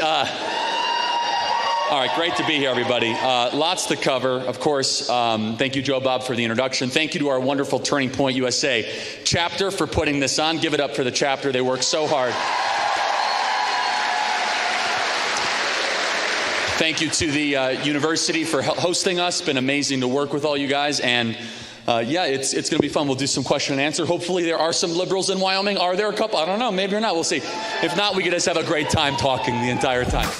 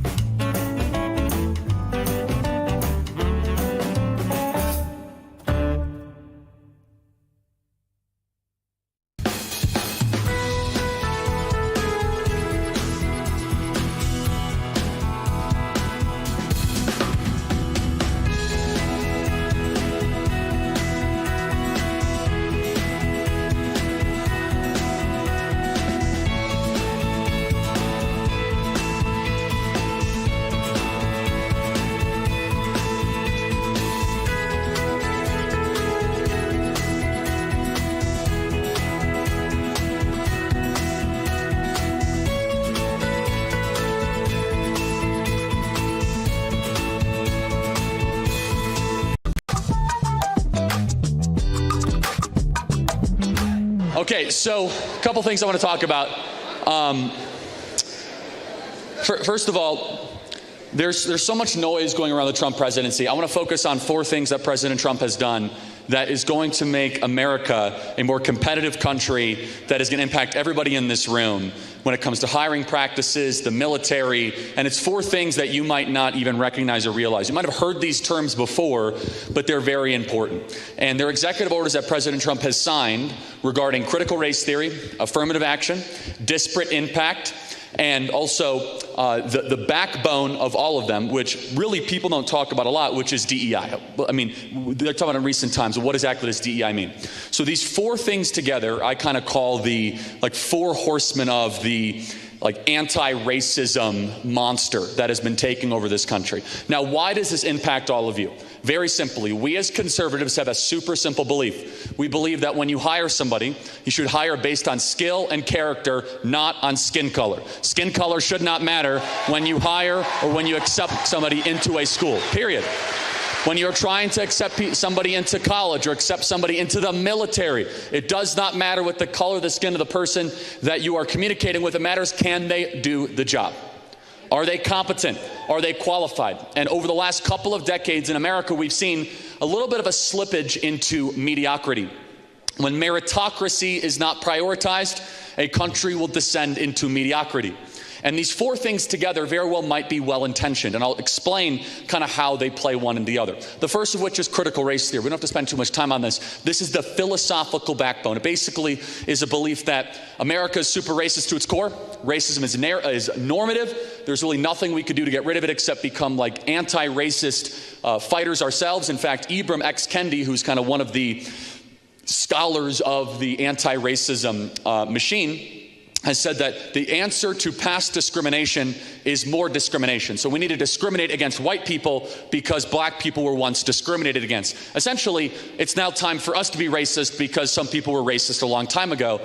We kind of look at that and say, wait a second, if racism was wrong then racism is wrong today, so we should not have any racism, period, so on and so forth. But anyway, the belief system of critical race theory is taught in many schools. Thankfully, President Trump signed an executive order saying CRT will no be taught in any schools that receive federal or taxpayer funding. A major victory, something very significant. So we start with CRT. Now, out of CRT, of course, then became affirmative action. This is something that probably everybody in this audience knows about. You heard about affirmative action. You think you know what it is. It's actually deeply unpopular with the American people. At Harvard, we know exactly how affirmative action worked. If you were a white student applying to Harvard, according to the Students for Fair Admission Supreme Court case, you had points taken off of your SAT score correlated versus a black student. In fact, a black student was able to get in with a 100-point less SAT score than a white student and 300 points less than Asians. Poor, the Asians, they just can't get ahead. It's too bad. And it's amazing, like you look at this, and we're discriminating against another minority because we're trying to be anti-racist. The Supreme Court actually ruled this was unconstitutional. They struck it down and they said, we're not going to have affirmative action in our country anymore now, and it should be applauded. The problem is a lot of schools ignored it, and still to this day they ignored it, and President Trump signed an executive order saying, actually no, Supreme Court ruled you're not allowed to do this. And so when you applied for college or when you apply for law school, if you guys want to go to law school, and if you are a white male, you should not have points taken off of your LSAT based on the color of your skin. Let me break this down even further. You should not be penalized based on things you cannot change no matter how hard you try. Now, I'm not discounting that some people come from different backgrounds, but you can actually change your circumstance even if you come from a bad background. You can't change that you're white. Well, some people try, but you can't change that you're white. Nor should you actually want to change if you're white. This whole idea that you're bad if you're white and you're bad that you're a man. Actually, no, God made you that way. And stop calling that person racist just because they're of a white skin color and that you're told that they're racist. I think it's disgusting and reprehensible to its core. So affirmative action. The second of which you probably hear a lot of, and that is DEI. DEI is the slow-moving bureaucracy that has found itself in so many institutions. Thrilled, by the way, University of Wyoming got rid of its DEI office, so that's great. Credit on University of Wyoming. It's great. In fact, my friend Karen here, I even looked at it ahead of time. I was like, this better be gone. It's gone. Good. So, and if it's not, you guys can get in the question line and tell me all about it. So, which is, the DEI is these forced diversity departments. And they are the commissars. They are the enforcement arm of the belief of critical race theory. These are where you have to sit through these endless seminars to learn how to be an anti-racist. This is where you could be fired by using the wrong pronouns. This is where they say, well, we want to try to have 10% of our workforce be a certain color. This makes us less competitive, and it actually makes us more tribal. It makes us less likely to create a community that is based on what matters most, which is, why are we here? Are you trying to build an institution of excellence, or one where everyone looks different but thinks the same? As Bill Maher told me on his podcast, he said, the left wants college campuses to look like Angelina Jolie's Christmas card, where it's just, but who cares the color of the skin of people? I care about, most importantly, what is the character? What is the work ethic? What are you going to bring to the table? What is your skill? What is your intellect? What is your IQ? And most importantly in all of that, as a Christian, like, what are the values that you bring? Are you a good person? Are you going to tell the truth? You know none of that based on the color of somebody's skin. None of it. In fact, if you think you know that based on the color of somebody's skin, we have a word for that. In fact, that's literally what CRT and DEI and affirmative action is those things embodied which is, of course, racism. So DEI. Then finally, what President Trump signed yesterday is the most important 1, 2, 3, 4, which is this thing called disparate impact. Now, this gets a little bit wonky, and this goes back about 50 years from an executive order signed by Richard Nixon and Lyndon Baines Johnson. And this is the legal theory that supports this kind of this monstrosity. So remember, we have affirmative action, which is how they do it in practice, DEI, which is the kind of the slow-moving corporate policing of the jobs that you will get, and then, of course, critical race theory, which is the philosophical backbone, and then we have disparate impact, which is the legal theory that lets this all happen. Disparate impact of all the things is one of those that has compromised the excellence of America more than almost anything else over the last 40 years. And here's what it is. If there is anything that can show that a certain racial group that's a minority has a different impact, the answer must be racism. So therefore, if you have, for example, let's just take let's take the wealth gap, income gap, how good black students are at algebra. If anything shows that a certain group is not doing as well as another group, the answer must be racism, and we must get rid of it. That is called disparate impact. So it's not about equality of opportunity, it's that they actually want equality of outcome, that there must be something wrong with the test. Think about it this way. Disparate impact would be basically getting rid of the test when a student fails instead of failing the student and keeping the test. Basically saying, well, there must be something wrong with the test because, XYZ group doesn't do as well. When in reality, there's never been a test created where all groups do the same. We have differences.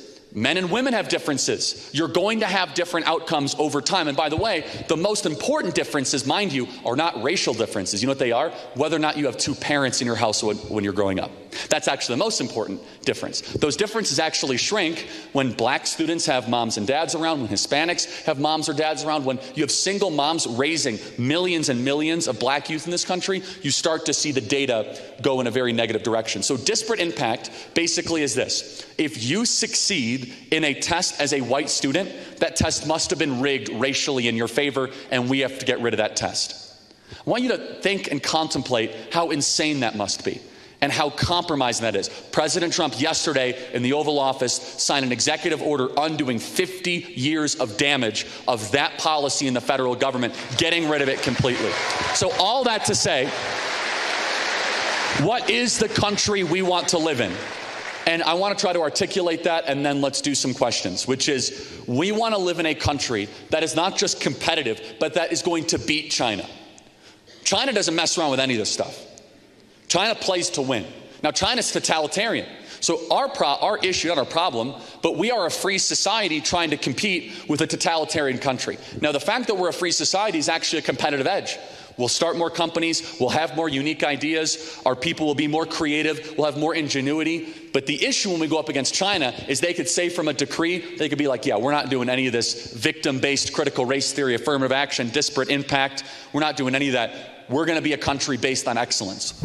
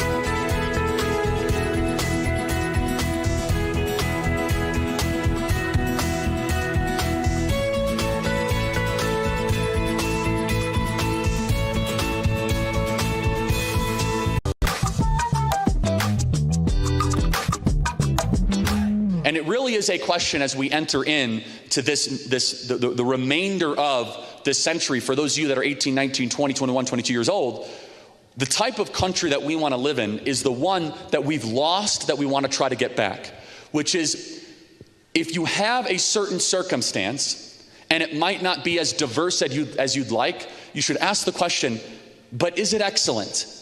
And if it's not diverse but it's excellent, then that's okay, because we prioritize excellence over diversity. Because this idea that the pigmentation of your skin is what is going to make us stronger and better is actually a faulty premise from its core. For example, you go look at the moon landing, room after room after room are these people that were incredible at astrophysics and the smartest mathematicians imaginable. But if you go watch that, some people would teach you to say, well, look, those are just rooms full of white dudes. You know, there was also a lot of white dudes that stormed Normandy Beach, a lot of white dudes that founded this country. The question is, does it really matter the color of their skin? No, it actually doesn't. Instead, what should matter is, what are you accomplishing? Is that the configuration of the melanin content of what you actually put together is irrelevant. President Trump ran against many different things back in November, and I'm so pleased that he put this on the ballot. And here's the hopeful news. Yes, President Trump has secured the southern border, and we have stopped the invasion on the southern border, which is amazing and must be mentioned and noticed. President Trump also ran on no men and female sports, and he ran on drill baby drill, and he ran on getting rid of the chemical castration of our kids. All of this is amazing, but he also put woke on the ballot. Now, what is woke? Call something racist till you control it. That's what woke is. Write it down, commit it to memory. That's what it is. Call something racist until you control it. That's racist, that's racist, that's racist, that's racist. Give me the keys. That's woke. So it's a means to power. And President Trump put that on a referendum. And here is the most optimistic thing. The American people saw this, measured it, weighed it, and said, you know what? I don't want to live in a race-obsessed country. So I'm 31 years old, and I could tell you my upbringing 15 years ago, we talked about race way less, and it was a better country. I grew up in a very racially diverse part of Chicago, suburbs of Chicago. Over 100 different countries, nationalities represented. It wasn't a priority. It wasn't an obsession. It wasn't white privilege walks, and I'm going to tell you that you're a terrible person. Instead, it was actually, okay, that's cool. Tell me where you're from, different cultures. But what makes us strong is not the diversity, it's actually the unity. What makes us strong is not the differences, it's actually the harmony. What makes us strong is, can we bring people from different backgrounds and combine them when actually those backgrounds are not as important? And that goes down to the key promise of what we as conservatives believe in. As Dennis Prager would say, I think Dennis has spoke here before in this auditorium, if I'm not mistaken. He would say that America has a trinity. In God we trust, liberty, and that last phrase, e pluribus unum. That is a Latin phrase. Our founding fathers believed in it. It means out of many, one. The founding fathers detested faction. Factions, especially racial factions, will bring down your country quicker than anything else. If you want to sink the United States of America, teach kids about race all the time and have them race obsessed.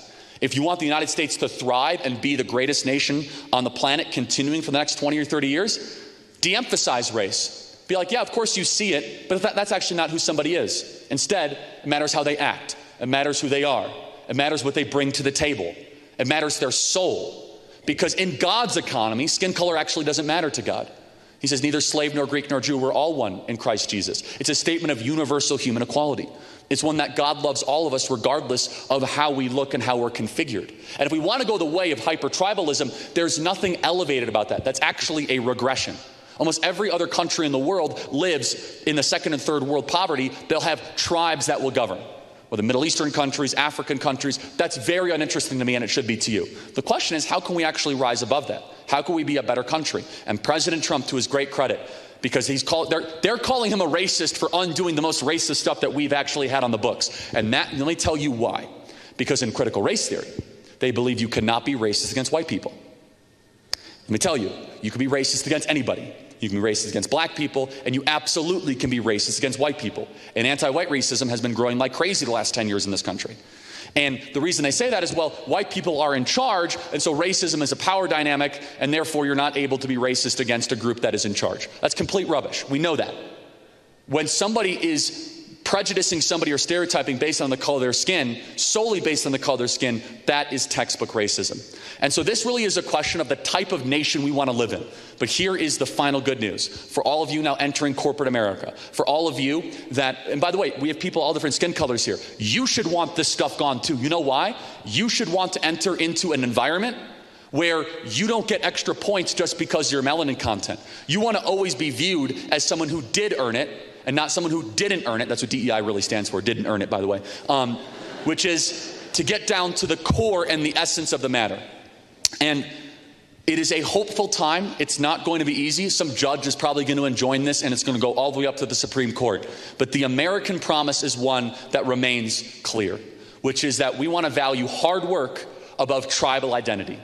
We want to value grit and hustle and character above just what do you look like. What you look like is actually infants. We want to elevate above that. We want to be more sophisticated. In fact, this is a fight for Western civilization, a fight that, praise God, President Trump is taking to the left every single day. And this is one of his greatest successes so far. Let's do some questions. Thank you guys so much.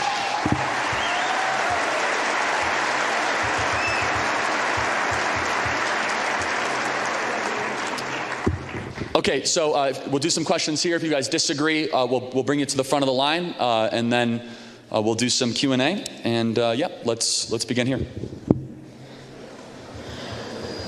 Hi, Charlie.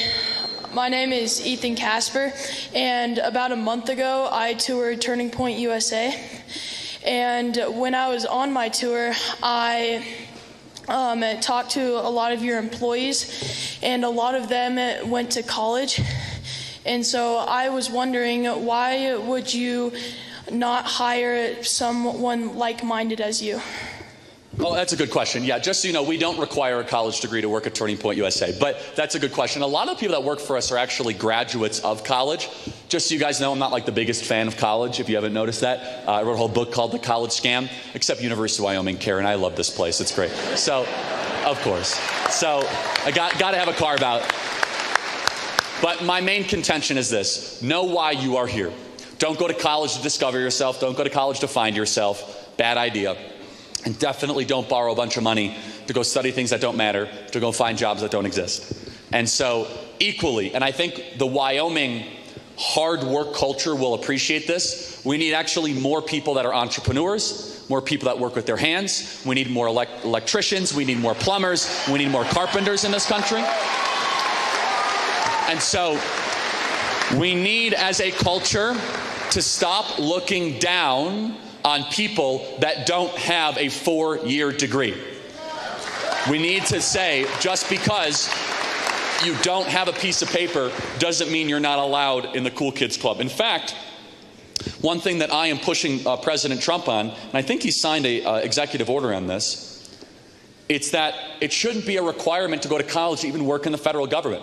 And let me be also clear, it's not that all colleges are bad, it's just that oftentimes many colleges are a waste of your time and a waste of your treasure. Those are 4 of your most valuable years of life, and if you're spending them and you're getting a lot out of it, great. But I go to college campuses so you guys don't have to, okay? I go to the most liberal places on the planet, and so many kids leave with regret, less energy, more debt, more confusion about the world. And I look at these amazing 18-year-olds, I say, boy, I wish that they would be given an environment where they're supercharged for 4 years, not weighed down and demoralized after 4 years. God bless you, man. I hope you'll work for Turning Point USA one day. Thank you.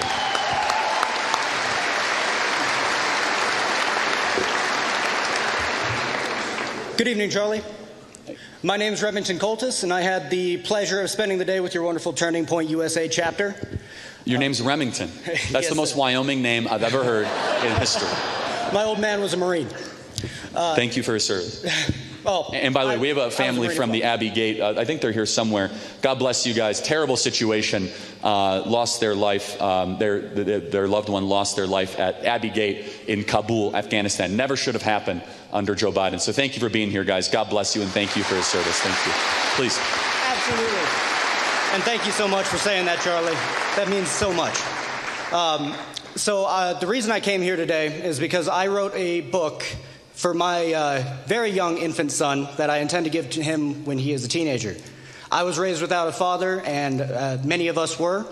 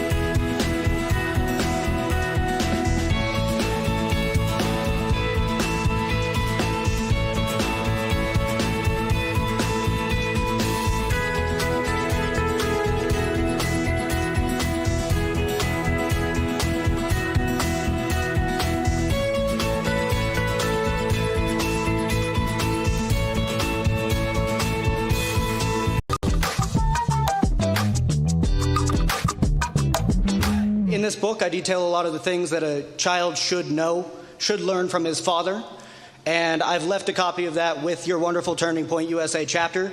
I was hoping you would do me the honor of reading it before I finalize it. Thank you. I will. Thank you. Thank you, sir. And I'll just say one thing. The fact you were raised without a father, you now have unique opportunity to give the blessing that you never had, which I think will heal a lot of maybe of the regret or sorrow, frustration that you might have been raised with. And that's my advice to young men all the time that were raised without fathers, that don't walk around being bitter. Look and aim yourself to be the father that you wish you would have had. And that is the most beautiful way to kind of complete the circle and make the world a profoundly better place. So God bless you, man. Thank you so much. God bless you. Praise Jesus Christ.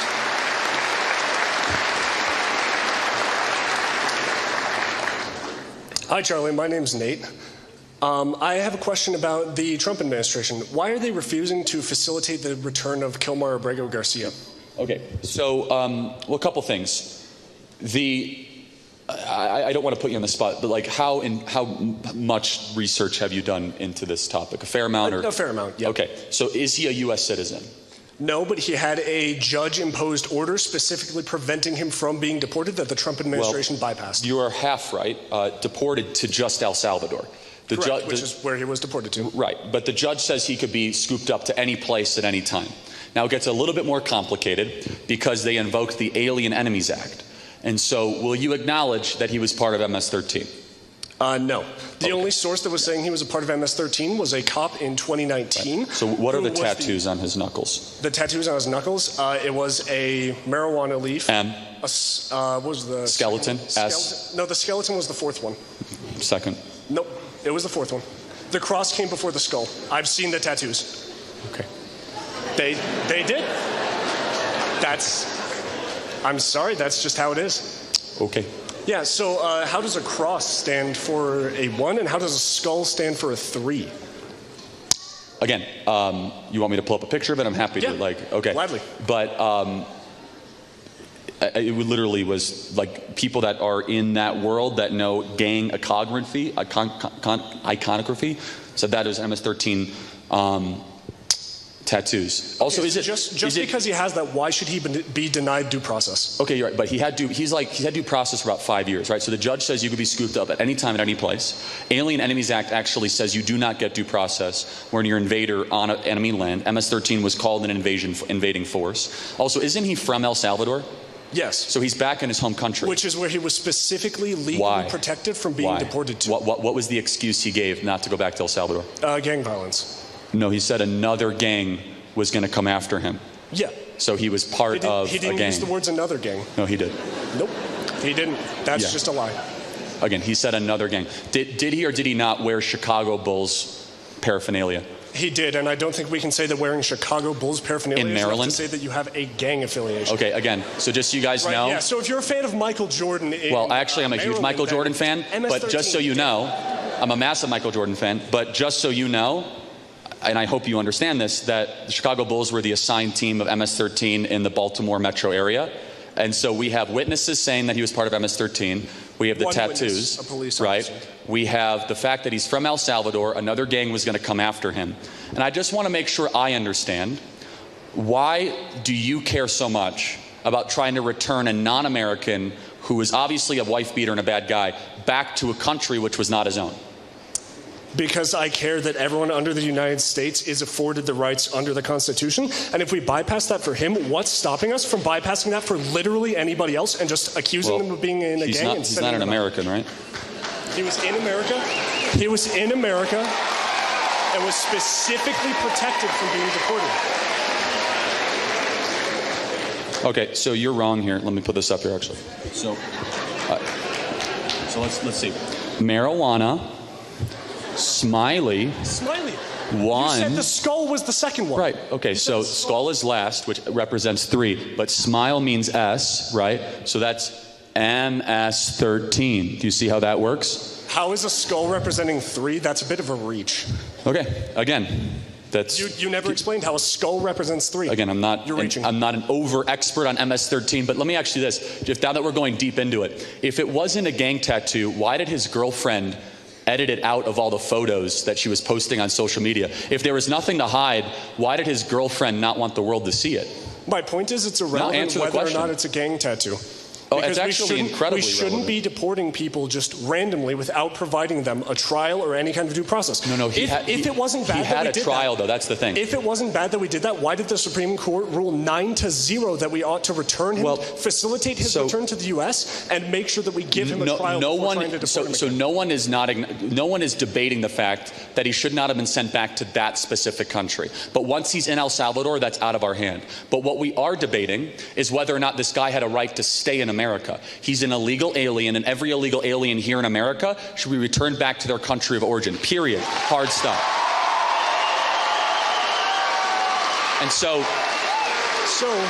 my question then is, without due process, so according to the Supreme Court, there are 3 ways to return somebody in America. Do you know the 3 ways? No. Okay. So the Alien Enemies Act, which requires no due process. That's what they used. There's also called expedited release, which means you've been here within 14 days or 100 miles of the southern border. Did not apply to him. And then anybody else that's here, due process. So under Biden, he had multiple court dates, due process, where he was able to make his case. A judge looked at him and he said, Mr. Garcia, I have to warn you, you might be scooped up at any time.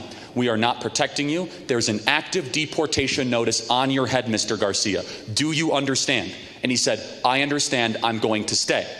Therefore, Garcia stayed. The only part of your argument is correct. What the judge did say is, we can't send you back to El Salvador. Hilariously, if we would have sent him to the Congo, which actually wasn't his own home country, or sent him to Canada, we would have been perfectly fine. So now he's in the hands of an El Salvadorian government. We admit that it was an administrative error, but what we will not admit is that it was not a moral error. There's nothing morally wrong with scooping up someone that's been warned for deportation, that broke into our country, that already had due process, and we did it so legally. There's nothing at all wrong with doing that. In fact, we should do that with millions of other people that are in this country right now currently. And final point. So, if there's nothing at all wrong with that, then again, you didn't answer this question. Why did the Supreme Court rule 9-0 to facilitate his return? Again, so they can't facilitate it because he's in a foreign country. You want us to invade El Salvador? And then secondly, I will get to the next question. They ruled that he shouldn't have been sent to that specific country, of which I have granted that to you. Final point. If somebody is here not from America, send them back to their home country. Period. End of story. Not difficult. Thank you very much. Thank you. Next question. Hello, Mr. Kirk. I'm here to ask you about, I'm assuming you are a big fan of RFK Jr. And just a few days ago, he made a speech about autism. And well, in that, he made some very specific things, claiming that autism has increased, which is true.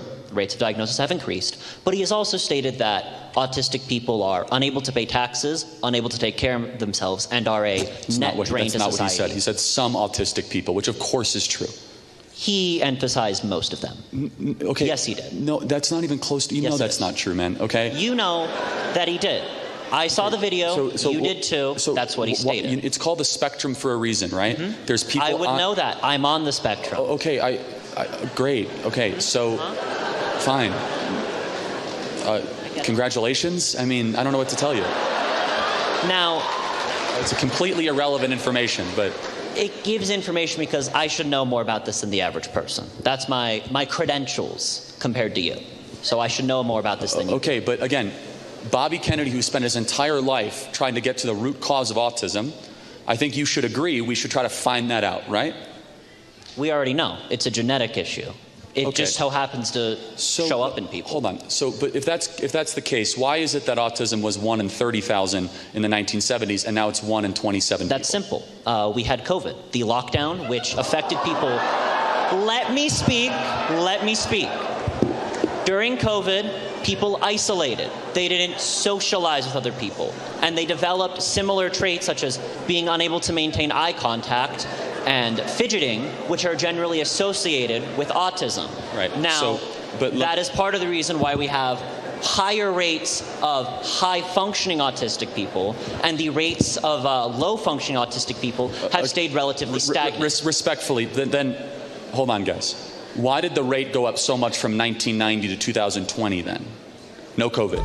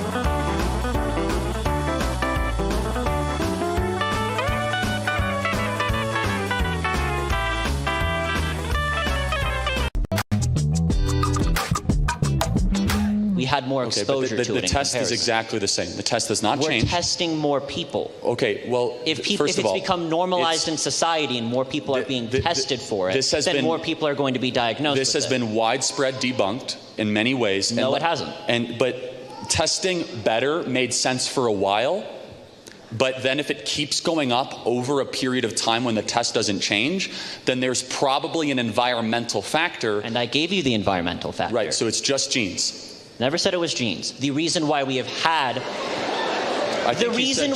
higher rates of autism, specifically in the last few years, is because of lockdown and not socializing with others. If we had similar statistics from back when the lockdowns from Spanish flu, we would observe similar higher rates of autism. Just so we're clear, it was 1 in 33 kids around 2019, and now it's 1 in 27. So it went from 1 in 27,000 to 1 in about 33, and now 1 in 27. So you go from 1 in 27,000 all the way down to almost 1,000 times increase. There's something probably causing it, and I'm not even saying it's vaccines. I don't know that. Some people believe it, some people don't believe it. Well, we know it's not vaccines. The original study was redacted 20 years ago. That you don't know. Yes, we do. Dr. Andrew Wakefield, I'm sorry, hold on. Disgraced ex-Dr. Andrew Wakefield. Fine, but I will say that to have the hubris or the pride that you confidently know everything about the autism topic. I know more about this than you, Charlie. Okay, well, fine. Just allow me to finish talking, right? I think exactly why we have not been able to find a determinative reason why so many kids have, like, let's just say, neurodiverse disorders, right? And so, do you think there's anything about the plastics in our food, from the type of diet that we're feeding? Microplastics could be a factor. Okay, well, now that's environmental. So hold on. Are microplastics in vaccines? Yes, they are. So but I'm not saying that that's the only way microplastics come in. So now you're playing ball for a debunked myth that Well, actually, isn't true. I'm not. Yes, you are. You just stated a tacit endorsement of it. No, I'm not. In fact, you're not explicitly saying it, but you're giving enough for your audience to latch onto it. I think you, as someone who cares about this topic, should be extremely open-minded to all the data and not ideological about this. Whatever the studies end up showing that should need to be controlled, that need to be double peer-reviewed and we have those studies, Charlie. We don't need more. We may find some that do change it, and then if that does happen, I'll change my mind. But as of now, almost every single study shows that vaccines do not cause autism. I'm not even saying they do. What I do find a problem with is people that don't even want to continue to explore that topic or that question. And let me tell you why. The very same people that don't even want us to try to test that are the same people that told us the COVID vaccine was safe and effective and told us to lock down our kids during COVID. They, in my opinion... Would you have rather had millions of people die from COVID, or would you have rather had people being locked down for I don't want to go down that rabbit hole. We should never have locked down anybody. The lockdowns did not save a single life. Yes, it did. The lockdowns ruined millions of lives via suicide, speech delays. That's the problem. That is a negative effect of the lockdowns. But from the perspective of the government, they need a working people. All lockdowns did. The people. All lockdowns did. If everybody is dying in the hospital because there's not enough beds, then there's not going to be enough people to work the factories that you want to bring back. Right. So again, all lockdowns did was delay the inevitable. Yeah. Everybody ended up getting... That was the point. The point was to delay it so we have a longer spread of people getting it, so there were hospital beds. Again, just so we are clear. People live. Again, I don't want to go down that rabbit hole, but the real reason why we locked down was because our public health authorities of Mr. Fauci and Ms. Birx and all of the gang over there, they refused to ever entertain early interventions that could have helped people fight COVID, like vitamin D supplementation, potentially ivermectin. Those have all been debunked, Charlie. Okay, so we know hold on. this. So you think that vitamin D has been debunked when it comes to fighting? Vitamin D explicitly doesn't make COVID better because we are slobs and do not go out. We are unable to get vitamin D, and having a good vitamin supplement makes it so you're able to fight back all diseases. Things along other lines, such as ivermectin, did not work. Let's get to the next question. So here we have a difference. I get it. You're scared. No, we have clarity but not agreement. I am limitlessly open-minded to what is causing the nationwide crisis of autism in our kids. Do you think it's a crisis? No. There's nothing inherently wrong with being autistic. Well, so I don't know if it's wrong, but it can be very challenging for some people. For some people, it can be a superpower. But there are severely autistic kids as well that bang their heads up against the walls. Thousands and thousands of families, tens of thousands of families have to deal with that. And I think that if we start to see something that pops up so often, and I would ask the question, if there is nothing wrong with autistic kids, why do they need medication? They don't need medication. Well, many of them actually do. That's because of other things. Autism isn't a medicated disease. You do realize that brain talking about inflammation wanting to cure autism is eugenics, right? You do realize that. Hold on. So no one wants to kill anybody, but if you have brain inflammation to the extent I never where, said killing. Eugenics isn't just killing people. Wanting to remove a specific outrageous part statement of people is eugenics. I don't want to remove them. I want a kid who's in 7th grade right now in Casper, Wyoming, who can't focus enough to take a math test or does not understand social cues from his classmates to be able to have his brain inflammation go down by maybe 20% so that he can have an elevated social life. I want that for the millions of kids that are diagnosed with autism in this country. So anyway, we don't have agreement. Thank you for your time.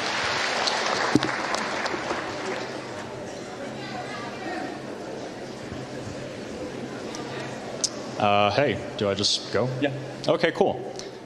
So you've talked a little bit about American competitiveness tonight, and I'm getting a sense that you're also not a huge fan of college. Is that correct? Somewhat, yeah. Okay, somewhat. And you are also not a fan of immigration. So given those two stances, you are proposing cutting off a substantial part of America's labor supply, both in skilled and unskilled sectors. And you're not encouraging young people, or rather you are actively discouraging young people from gaining the necessary skills to replace the skilled immigrants that are coming in. So given that you hold these two stances, how is America going to become more competitive when you, especially in fields that require highly skilled labor, such as medical research and material science and engineering? Well, of course I want people to get skills, so that's not a correct representation. Does college provide skills to the majority of people that go? Does a woman's study degree give you any skills that was going to help us fight China? Well, you're taking, and I know why you're doing this. That's a majority of degrees, and people that go to college are in the social sciences, are in communications, and they're in irrelevant degrees, a majority. So a majority of the 21 million people that are in college right now are there studying stuff that you and I would laugh at. Oh, I wouldn't laugh at that at all. I think that people go to college for a variety of reasons. No, I know that. But do you think that when we're looking at American competitiveness, studying North African lesbian poetry is going to make us more competitive?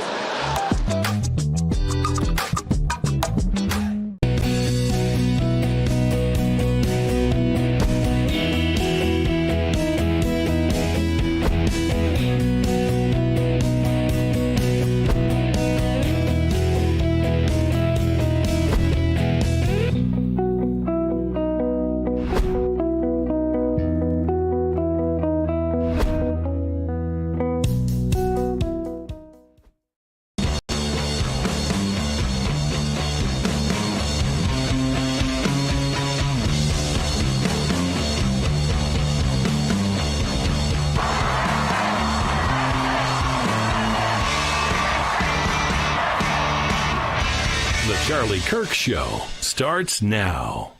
Donald Trump's net approval rating on immigration is actually positive, which is very much unlike his first term. If you ask, are we on the right track or the wrong track when it comes to immigration policy, the plurality say that we're on the right track, which is very different from where we were just a few months ago under Joe Biden. You mentioned the threat of international terrorism that is on our shores, the millions of gotaways who entered under the previous administration, on top of the millions more unvetted that were caught and released into the country, and the millions more that were allowed to either fly into the country or overstay their visas. It is a clear and present danger to the national security of this country, and we have federal judges telling President Trump that he can't deport these threats from our communities? Because this isn't about MS-13.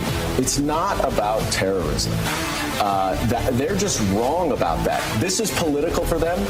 They're trying to distract from the absolutely disastrous economic policies and tariffs. If we don't have due process, if we don't have the rule of law, we are a banana republic. Right. Well, first, we obviously went there to ensure that he continues to be safe. that he continues to get access to counsel. We know that now that through the courts, at least the El Salvadorian government says that he is alive still. We hadn't heard that since Senator Van Hollen's visit. But this continues to be a very, very serious issue for him, his family, and the country. The mission statement of the EPA is to protect human health and the environment. Can you assure the American public that all this deregulation is not going to have an adverse impact on people and the environment? Absolutely. We have to both protect the environment and grow the economy. It's what the American people they're demanding of us. They want us to make sure that we're applying common sense. U.S. Customs and Border Protection reported its lowest southwest border crossings in history in March. Under Trump, border catch and release has dropped 99.99% from worst Biden month. Can't get much better than that. It's absolutely appalling that this is where Senator Van Hollen and many Democrats, many that are down there right now, want to focus their efforts on an individual who certainly has MS-13 ties, and I 100% believe, 1,000% believe him to be an MS-13 member. This is an individual who should not be in our country. The president has also chosen, and I stress this, chosen to tear up the values that once made America the shining light of the world. We have university students being swept up, shoved into unmarked vans, and fathers being tossed into Salvadorian gulags without a hint of due process. So if you say you love freedom, but you don't believe freedom is for everybody, then the thing you love isn't freedom, it's privilege. Where some in our leadership class seem stricken by self-doubt and even fear of the future. The world will soon end, they tell us, because we're burning too much fuel, or making too many things, or having too many children. And so, rather than invest in the future, they too often retreat from it. President Trump rejects these failed ideas. You don't think we're headed into a recession in your plans at this point? There's no signs that we see at this point that we're in or close to a recession. There are and again, we have to always be prepared for that. But ours is a long cycle business. The capital we put to work in our business isn't there for just a few years. It's typically there for decades. So we really have to take a longer view and not get buffeted too much by short-term market movements. But these variable weather-dependent energy sources are heavily subsidized, which means there's jobs to build those things in certain communities, and politicians think that feels good. But at the end of the day, the result of them has been more expensive electricity in the United States, less reliable grid, and the continual outsourcing of energy-intensive jobs out of our country. This is absolutely the wrong direction, and President Trump got elected to stop that nonsense. Bring back common sense. Department of Homeland Security and ICE. If he is to be released, and he will immediately be transferred into ICE custody, we hope, if the state of California complies. And if not, the Department of Justice will be seeking a conviction against this man, where he will spend time in federal prison for taking the lives of those two young Americans. So these results speak for themselves. President Trump is not going to tolerate illegal immigrant crime.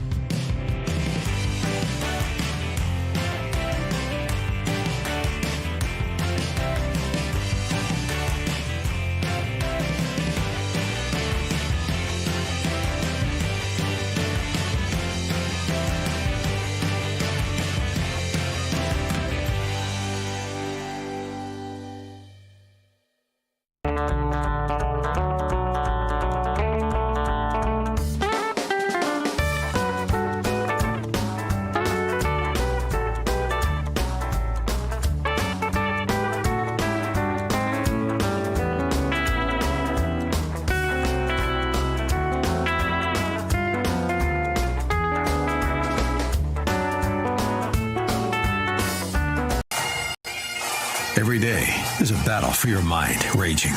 Information coming from every angle with the will to deceive. Fear not. You found the place for truth. The voice of a generation that still has the will to believe in the greatest country in the history of the world. This is the Charlie Kirk Show. Buckle up. Here we go. Okay, everybody, radio stations across the country, honored to be with you as always. We will soon be on campus at the University of Wyoming in beautiful Laramie, Wyoming. I've never been to Laramie, Wyoming. I've been all over the great state of Wyoming, so I'm looking forward to visiting there, and we're going to have a phenomenal event this evening, and we will continue eastward. Also, we're here in the Bitcoin.com studio. Buy, sell, and manage Bitcoin all in one place at Bitcoin.com.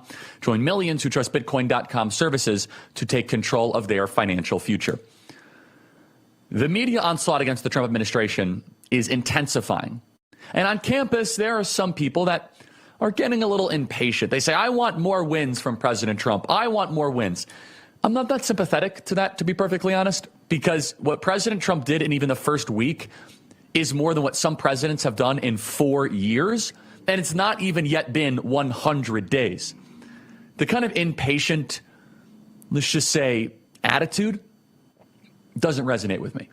And it's also not rooted at all in if you are watching the daily news cycle. We talked about how yesterday President Trump is trying to do the largest deportation effort in American history. He's being enjoined. We're working through how to solve that. He's trying to solve the Russian-Ukrainian war, but we are drill, baby, drill. The southern border is completely secured. We're going to get a massive tax bill.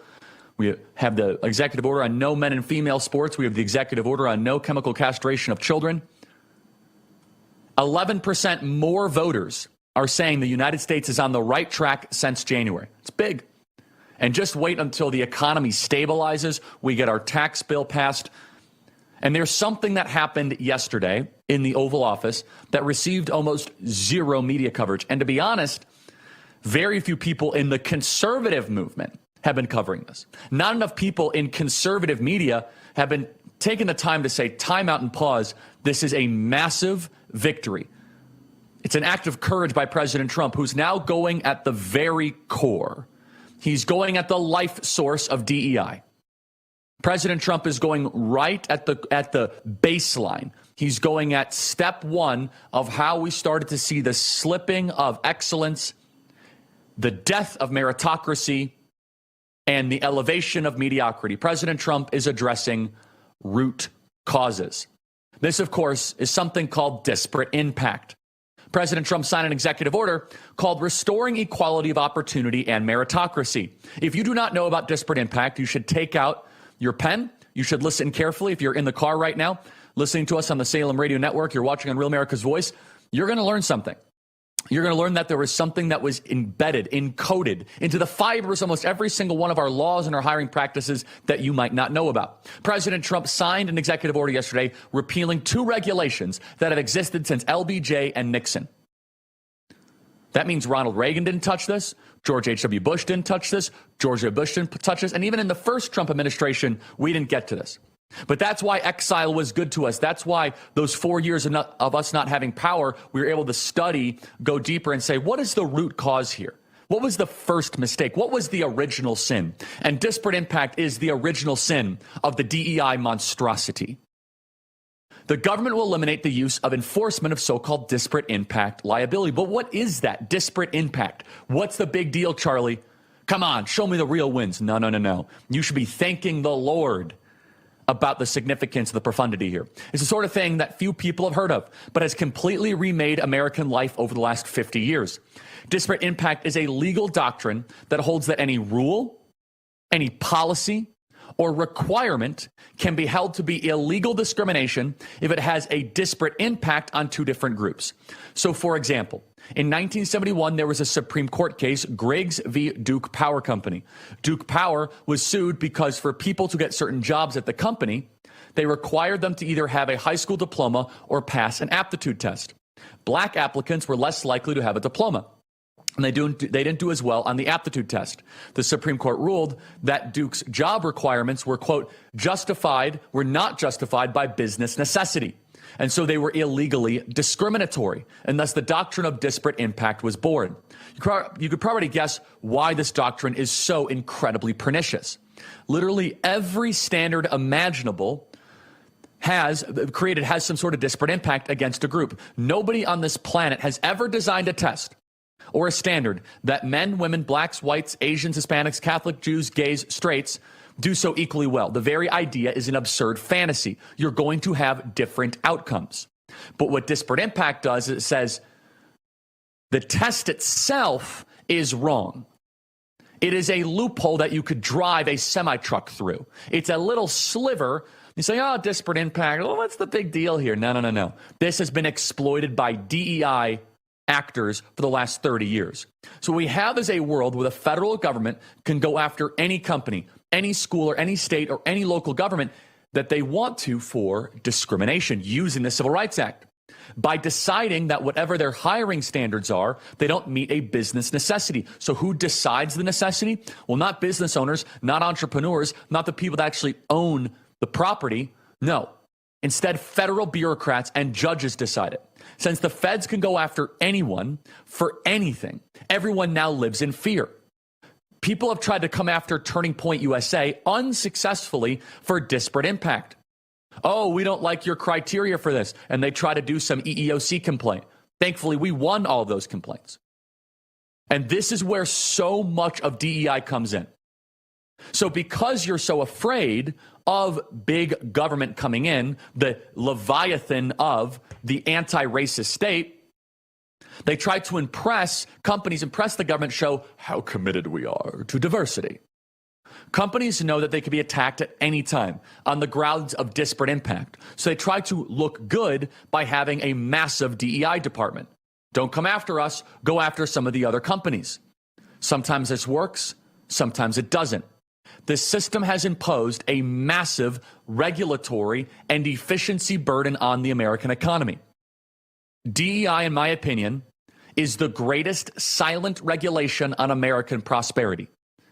DEI, affirmative action, and disparate impact. That is the evil trinity. That is the sinister triad, the three horsemen of the death of merit. DEI, affirmative action, and disparate impact. Most people don't even know what those words would mean. Maybe affirmative action 5 or 10 years ago, but it's been enveloping businesses, entrepreneurs for quite some time. Companies are terrified of a disparate impact complaint. The system has imposed a massive regulatory and efficiency burden.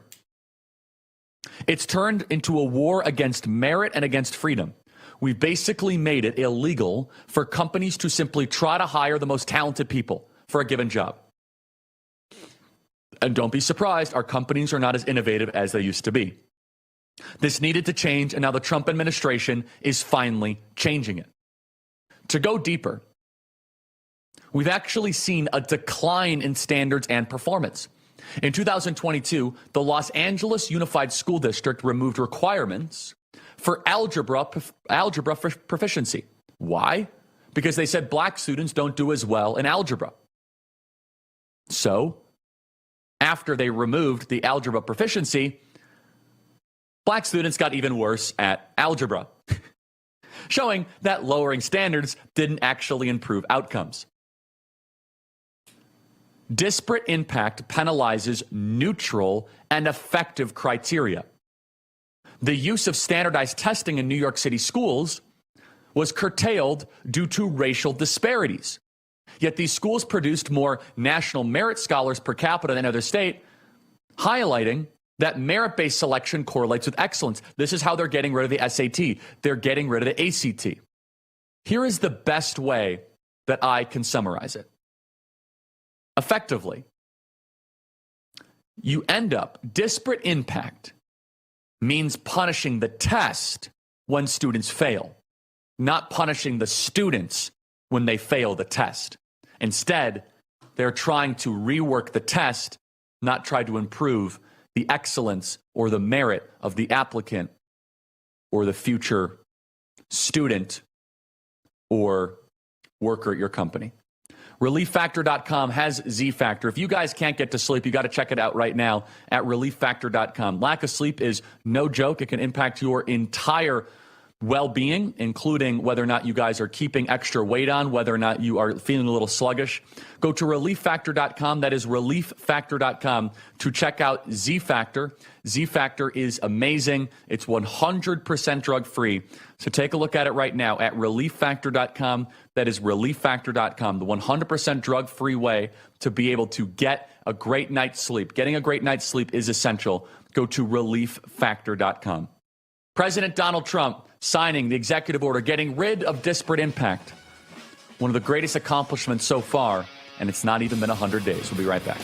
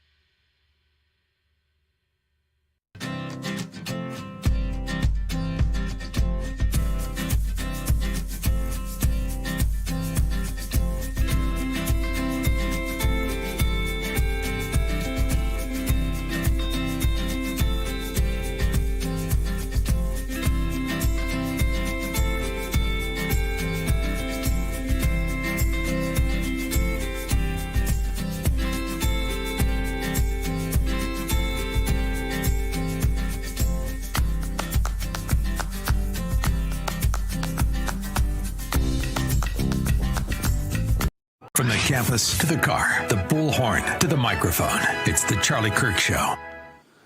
Okay, everybody, we are going to be on campus tonight at the University of Wyoming, and as you know, YRefi has been the sponsor of this explosive campus tour. Here's I'm debating.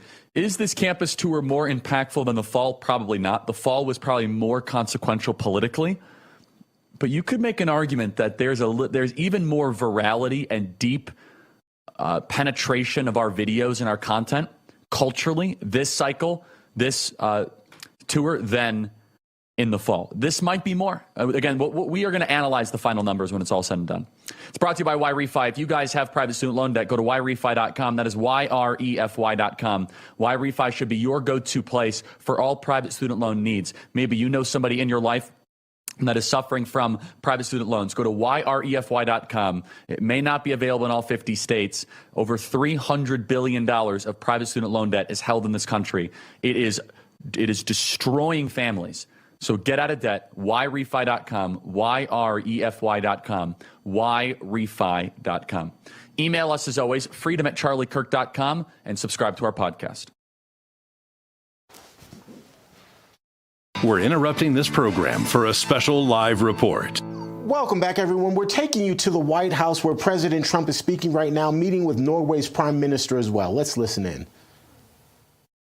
But you did a fantastic job, and thank you very much. And I'm glad you're here. Glad we meet each other again and under these circumstances. So we'll be meeting in a little while at the Oval Office, and if you have maybe one or two questions, we'll do it now. And after that, we'll go to the Oval. Mr. President, on Russia, do you still believe that Putin is serious about peace, given the events overnight in Ukraine? And if that bombing doesn't end, are you considering new sanctions on Russia? So we are thinking that very strongly that they both want peace, but they have to get to the table. We're waiting a long time. They have to get them to the table, and I think we're going to get peace. We want to save 5,000 young people. I used to say 2,500. I now say 5,000. We have, Mr. Prime Minister, we have about 5,000 young people a week that are dying in that ridiculous war. And, I started out because I didn't like all the money that we were paying, and then I realized how many people were dying. And that's by far the more important element right now. I'm saying we can save thousands of people. I don't like that it takes long at all, but I think they both want to make peace. I do believe so. There's a lot of hatred there. There's a lot of very bad blood, a lot of distrust. But I think I hope we're going to get there for the sake of a lot of young people that are dying. Mr. President, do you have a deadline for when the party? I have my own deadline. And we want it to be fast. And the Prime Minister is helping us. He wants it to be fast too. And I think everybody at this time in NATO, they want to see this thing happen. So we have a deadline, and after that, we're going to have a very much different attitude. But I think that has a very good chance of getting done. Mr. President, what can Norway do to prove that they're an important ally to the U.S.? What can Norway do? Just keep doing what they're doing. We have a very good relationship with Norway. Great leader, great people. I know many of the people in Norway, and it's truly it's an incredible country. So all they have to do is keep doing what they're doing, I think, is probably the best answer I can give. Yes. As you pointed out, the former Secretary General of NATO is here, Mr. Stoltenberg. How important is the NATO defense alliance, Mr. President? Is it sacrosanct from your perspective? Well, it's a very interesting question. It's certainly very important for Europe, and I think without us it wouldn't be as nearly as powerful. And as the former Secretary General, who did a great job, can tell you, I played when I was there a very big role in making sure that NATO is funded by the 28. At that time, they had 28 countries, including us, because many of the countries weren't paid, and they ended up being paid, you would say. And the Secretary General was very nice about it, as far as I was concerned. Other presidents went in, they made a speech, and they left, and that kept going on. And in the meantime, they had no money. And the United States was paying far more than its fair share. You could say that they were paying, I actually said sometimes it looked like 100%, and it was unfair. And the two of us worked very well together, and we took care of the situation. There are some, Mr. President. Yeah, please, go ahead. Statistics are showing that the U.S. actually has a trade surplus with Norway. Are you going to be looking into that and see which of the countries are actually in a trade surplus? Yeah, well, with the United States, almost everybody has a surplus. But not so many. It's really it's an amazing phenomenon. Now, there's a surplus of a couple of $1 billion, I think you have with it. I congratulate you. That's very good. We got to get a little bit of that for ourselves, maybe. But they do have a surplus. Norway has a surplus. In the current tariff situation, analysts have pointed out that the U.S. actually need allies. Do you consider Norway as a possible ally in the situation? I think Norway's always been an ally. They've been somebody we've been very close to, very friendly with. Maybe more so now with me than other people, but I think Norway's always been a great ally, yeah. Norway's been a friend. That's a very strange question, actually, because the U.S. is our lead ally, and we build on a relationship we will talk about now, Mr. President. But it's of high relevance, and I'm very happy that we have Secretary of State and Secretary of Defense. Right. So this is a very strong tie. But it was a question about ally in the tariff situation specifically. Tariff situation? Yes. Oh. Well, that's we're talking about a little bit different subject then. We're talking about a different type of ally. No, in this case, he would be very much inclined to be an ally of Norway because he wants to make the best business deal possible. And Norway and the Norwegians are great business people. They're great traders. They're great, very smart nation, very well-managed nation. Has been for a long time, and in particular now with this leadership. But we'll be talking about trade and other things, and I think we're going to come to a conclusion very quickly. Mr. Prime Minister, I was wondering whether you think that Donald Trump, for his efforts in Ukraine and otherwise, deserves to be nominated for a Nobel Peace Prize. Well, I salute President Trump for having been taking very important initiatives to get this conflict towards an end, which both parties deserve. We need to have a ceasefire, save lives, move towards something which is more secure for Europe, for the people concerned. And on that we work together. And I look forward to go into some details because we are at a critical moment. On that price, that is a committee taking care of that, which is completely working on its own terms, and I cannot comment on that. Mr. President, but thank you very much for that question. I like that question. Yeah, please. A question on China. Can you clarify with whom the U.S. is speaking with China? They're saying it's fake news that trade talks are happening. Well, they had a meeting this morning, so I can't tell you. It doesn't matter who they is. We may reveal it later, but they had meetings this morning, and we've been meeting with China. And so I think you have, Jeff, as usual, I think you have your reporting wrong. Thank you very much. We'll see you. We'll see you inside. Thank you. Thank you, President. Thank you. Everybody else. Thank you. Thank you. Keep moving, everybody. Keep moving. Thank you. You're out. Thank you. So you just listened to President Trump and the Prime Minister of Norway speaking there. The two of them are meeting at the White House right now, as you see. A number of things discussed. Both of them talked about the situation between Russia and Ukraine. In fact, let's listen in. It looks like President Trump is still answering some questions here. He is now being asked to leave the office. So let's kind of go in and recap some of what you just heard. President Trump and the Prime Minister of Norway, they're both answering a number of questions about Russia and Ukraine. President Trump says he believes that both sides do want peace there, even though there was an attack overnight involving Russia, that attack on Kiev, which of course is making lots of headlines, and we'll talk a bit more about that momentarily. President Trump also saying that he has his own deadline for when an agreement should be reached. If it doesn't happen by then, he says he's going to take things into his own hands, also saying that there will be measures as a result. Norway's Prime Minister chiming in as well, saying that there needs to be a ceasefire and that he looks forward to an agreement between Russia and Ukraine on that front. Of course, there was also some conversation about the trade relationship between the United States and between Norway.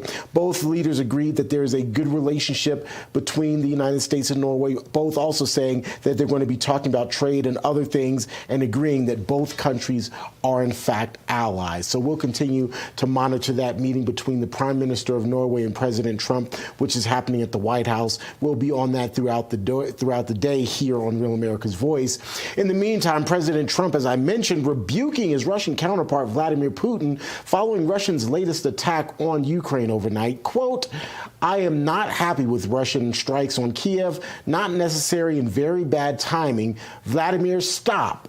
5,000 soldiers a week are dying. Let's get the peace deal done, he writes. That criticism coming in response to Russia's strike on Kiev, which is said to be the deadliest attack on the Ukrainian capital in 9 months. At last check, at least 12 people were reported dead, 90 others injured. Search and rescue operations, as you can see in this video, continuing as crews seek to find victims that are buried in the rubble. Ukrainian President Volodymyr Zelensky is said to have cut his diplomatic trip to South Africa short today in order to return home following that attack. Well, it is clear the president is still pushing both sides to reach an agreement to end the deadly war, despite saying this week that the U.S. is ready to walk away from negotiations if a deal isn't reached soon. Mr. Trump writing in part, "We are very close to a deal, but the man with no cards to play should now finally get it done. I look forward to being able to help Ukraine and Russia get out of this complete and total mess that would have never started if I were president." The man with no cards that he's referring to, of course, is Ukrainian President Volodymyr Zelensky. Despite today's attack, President Trump appears optimistic about a path forward. The deal on the table will reportedly include Ukraine's acceptance of Russia's annexation of Crimea, lifting sanctions against Russia, and ruling out Ukraine's NATO membership. Zelensky has publicly said that he will not recognize Crimea as Russian territory, which is a major sticking point in the ongoing negotiations. Happening right now, mourners continue flooding into St. Peter's Basilica to pay their respects to the late Pope Francis. So many people have come to see the pontiff that the Vatican decided to keep the doors open all night long due to the higher than expected turnout. Early this morning, the basilica closed for about an hour and a half, but then reopened to welcome the faithful, as you can see here. The Vatican says as of 1 o'clock Wednesday afternoon, more than 61,000 people had visited the Pope. As you can tell again from this live picture, that number has increased significantly. Well, that's going to do it for your headlines. I'm Terrence Bates. Now, let's get you back to the Charlie Kirk Show.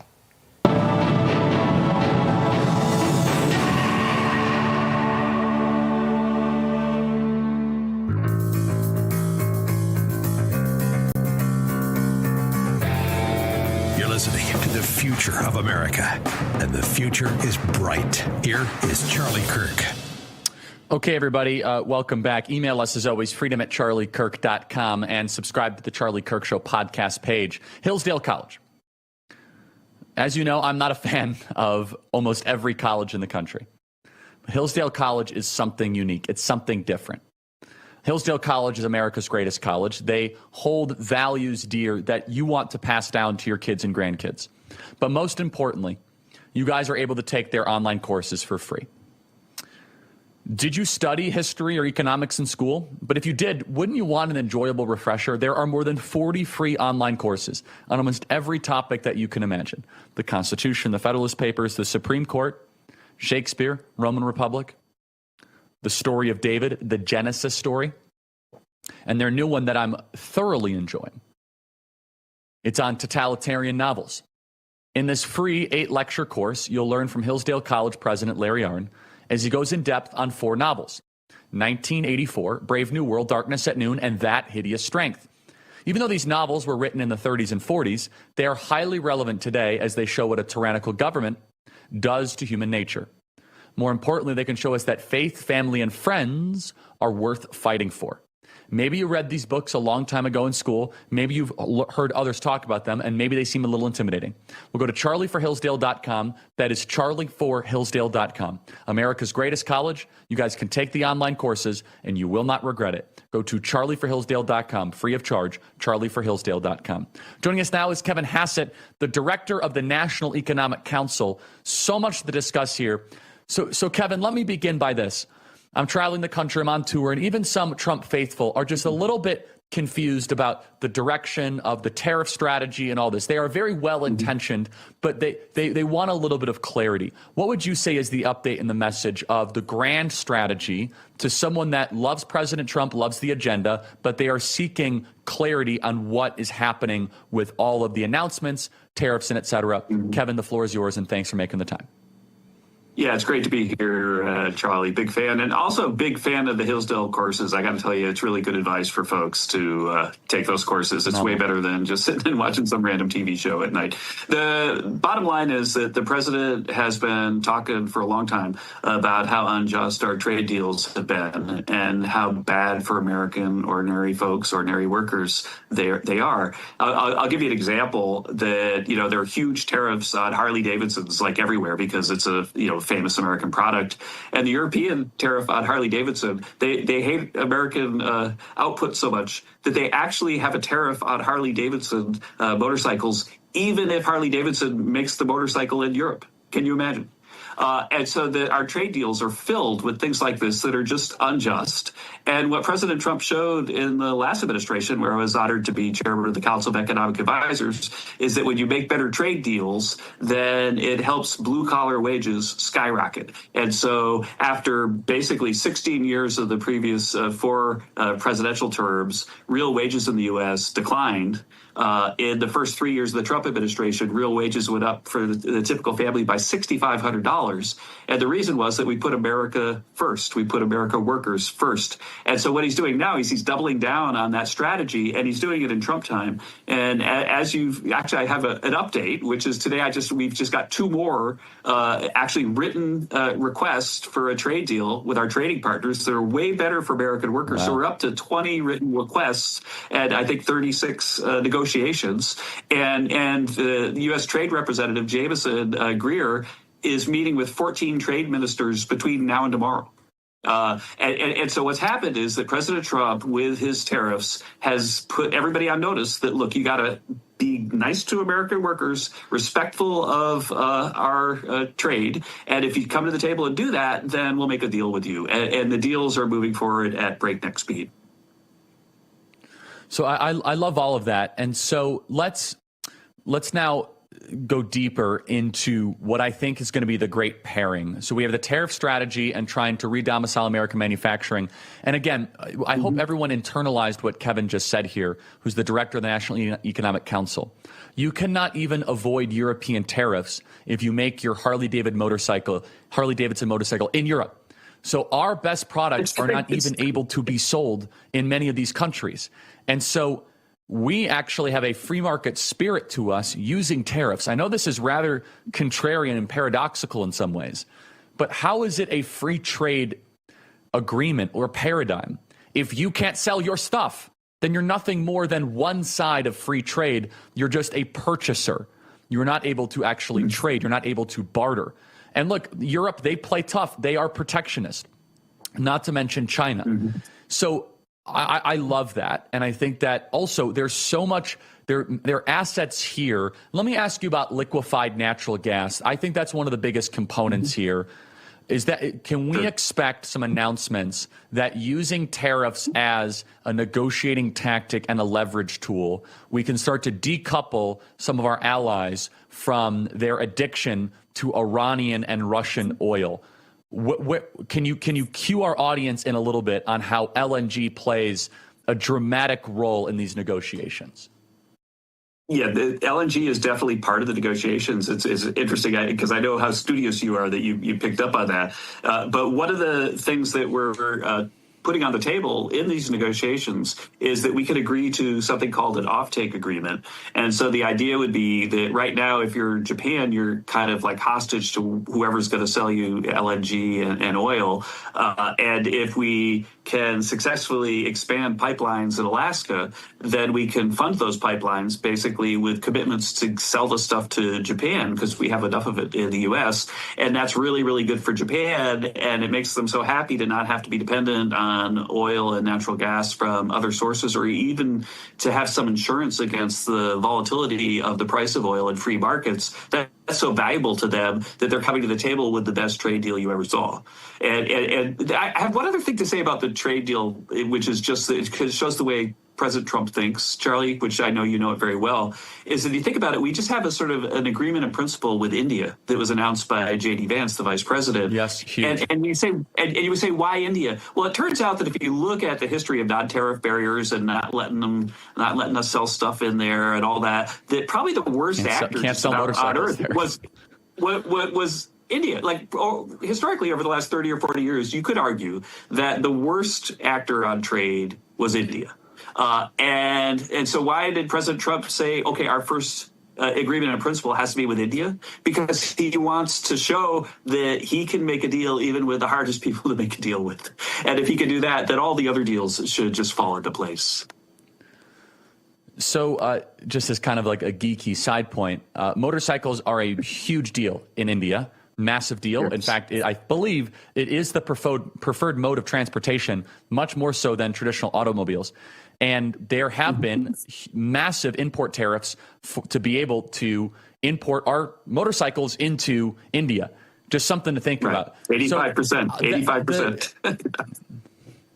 85%. And so when you're trying, again, there's a lot of consumers there that could potentially want to buy motorcycles, and we want to be able to compete there. So now I want to segue to the second part of the component, and this is where people are missing this. The market is up really generously right now. I'm trying not to stare too much at the market day over day. I tell people, invest for the next 10 years, not for the next 10 minutes. And actually, you know what? Can you comment on that? Can you comment on how you guys have been navigating some of the, let's just say, doomsday propaganda from the media? Because I actually think it's very admirable and incredibly courageous and has remarkable resolve, the fact that you guys have been rather unfazed by the jitters and focused on something much more meaningful and substantive and long-term. Can you comment on that briefly, please, Kevin? Oh, yeah, sure. And the thing is, the way I like to think about it is that the mainstream media, and then, there are a lot of very partisan Wall Street houses, go read what Goldman Sachs says about the economy every time Donald Trump is running for office or as president. They just downgraded the U.S. growth this year to 0.5%, which, is just impossible to be that low. But the point is that what happens in the mainstream media, and sometimes this moves markets for the short term, is that they seem to always expect the worst of Donald Trump. But from anyone with experience knows that you should expect that he's got a plan and he's going to deliver the best for the American worker. And that as that happens, then markets are going to celebrate because it's, the golden age in America again. But what happens is that when we're making changes, then the media is filled with stories that basically characterize him as, not having a plan and, just whatever the worst thing you could imagine about Donald Trump is what they cover every day. But then the best thing you could think happens, and it's over and over again. So why did we get $6,500 dollar increase in wages, real wages for people right before COVID in the first 3 years of the Trump administration after 16 years of nothing under Obama and Bush? Well, the answer is he delivered. He delivered on his promises. He had a plan that was great for the American worker. And so people should sooner or later learn that you're not going to get the worst that you could imagine out of Donald Trump. You're going to get the best. So we have 2 minutes in this segment. The other component of the conversation is the big, beautiful bill. That is going to make America the most attractive financial market for investment on the planet. Give us an update on the big, beautiful bill negotiations. Yeah, so the big, beautiful bill negotiations are led by Secretary Bessent and myself as part of the Big Six. The other four are the Majority Leader, the Speaker of the House, the Chairman of the Finance Committee and Ways and Means Committee. And we've been meeting regularly. And through all the stuff, all the news that you read about day in and day out, we've got a massive amount of staff and leadership meeting all the time to make sure that the big, beautiful bill gets into the end zone by, say, June. And I can tell you that it's the talks and the writing of the language is so advanced right now that pretty much the train is leaving the station next week in the House. And so there's been a historically fast progress on the largest tax bill ever that also has a heck of a lot of smart spending cuts as well. And so if you think about it, trade is about 14% of the economy. Not trade or domestic stuff is about 86% of the economy. And we're about to give an incredible vitamin shot to 86% of the economy, and nobody's even really talking about it. Well, yeah, and so just to repeat that news, you're saying that it's going to start being introduced in the Ways and Means Committee next week, is that right? Oh, well, I'd say that the language is already being finalized next week. And so the House expects that it's going to have a bill past, maybe the next 3 or 4 weeks. But the point is that you're going to see the bill. You can actually be able to start to talk about it in the news. You're going to start to see the bills next week. Yeah. Oh, and I don't give investment advice, but I don't think the market will go down with that news. Kevin, stay right there. I want to tell you guys about Alan Jackson Ministries. We have Kevin for another segment here, Director of the Economic Council. Alan Jackson Ministries is amazing. I want to tell you about them. You see, the issue that so many of us have is we fail to recognize that we are in the midst of a spiritual battle. When we are in a spiritual battle, there's things that are happening you don't always recognize. Like, why am I feeling that way? What is happening? Well, I want you to go to alanjackson.com. That is alanjackson.com to get your copy of Angels, Demons, and You. That is alanjackson.com. He is my friend. And by the way, there's so many other great resources there where you guys are able to sign up for daily devotionals. It's called Today with Alan Jackson. He's become a really good mentor and friend of mine. He understands spiritual warfare, and he wants you to be able to have the equipment and the knowledge. So go to alanjackson.com. That is alanjackson.com. So take a look at it right now, alanjackson.com. Email me, as always, freedom@charliekirk.com, and subscribe to our podcast. That is the Charlie Kirk Show podcast page. Our podcast is exploding right now. It's doing very well. So download it. We'll be right back with Kevin Hassett as he makes more news on the Big Beautiful Bill.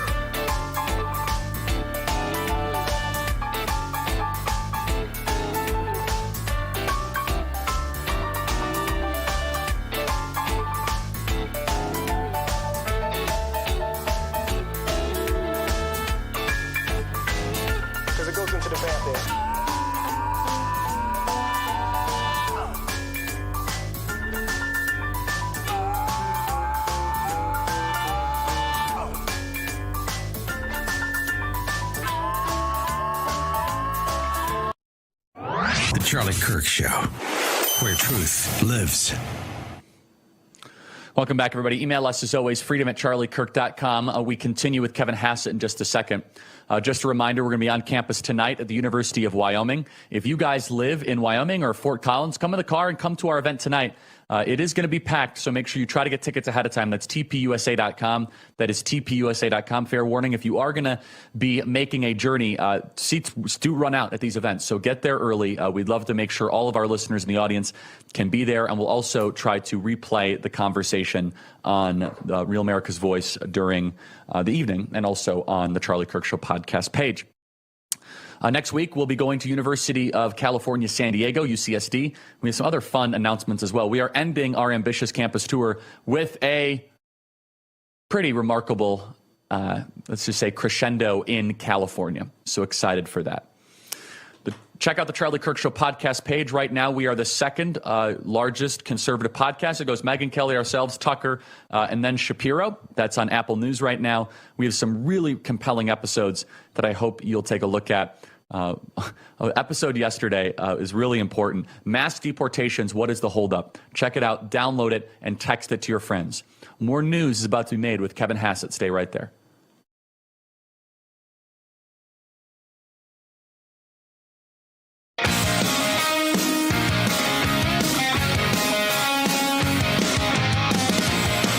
Welcome back, everybody. Email us, as always, freedom@charliekirk.com. Check out the Herzog Foundation at readlion.com. That is readlion.com. Kevin Hassett is with us from the National Economic Council.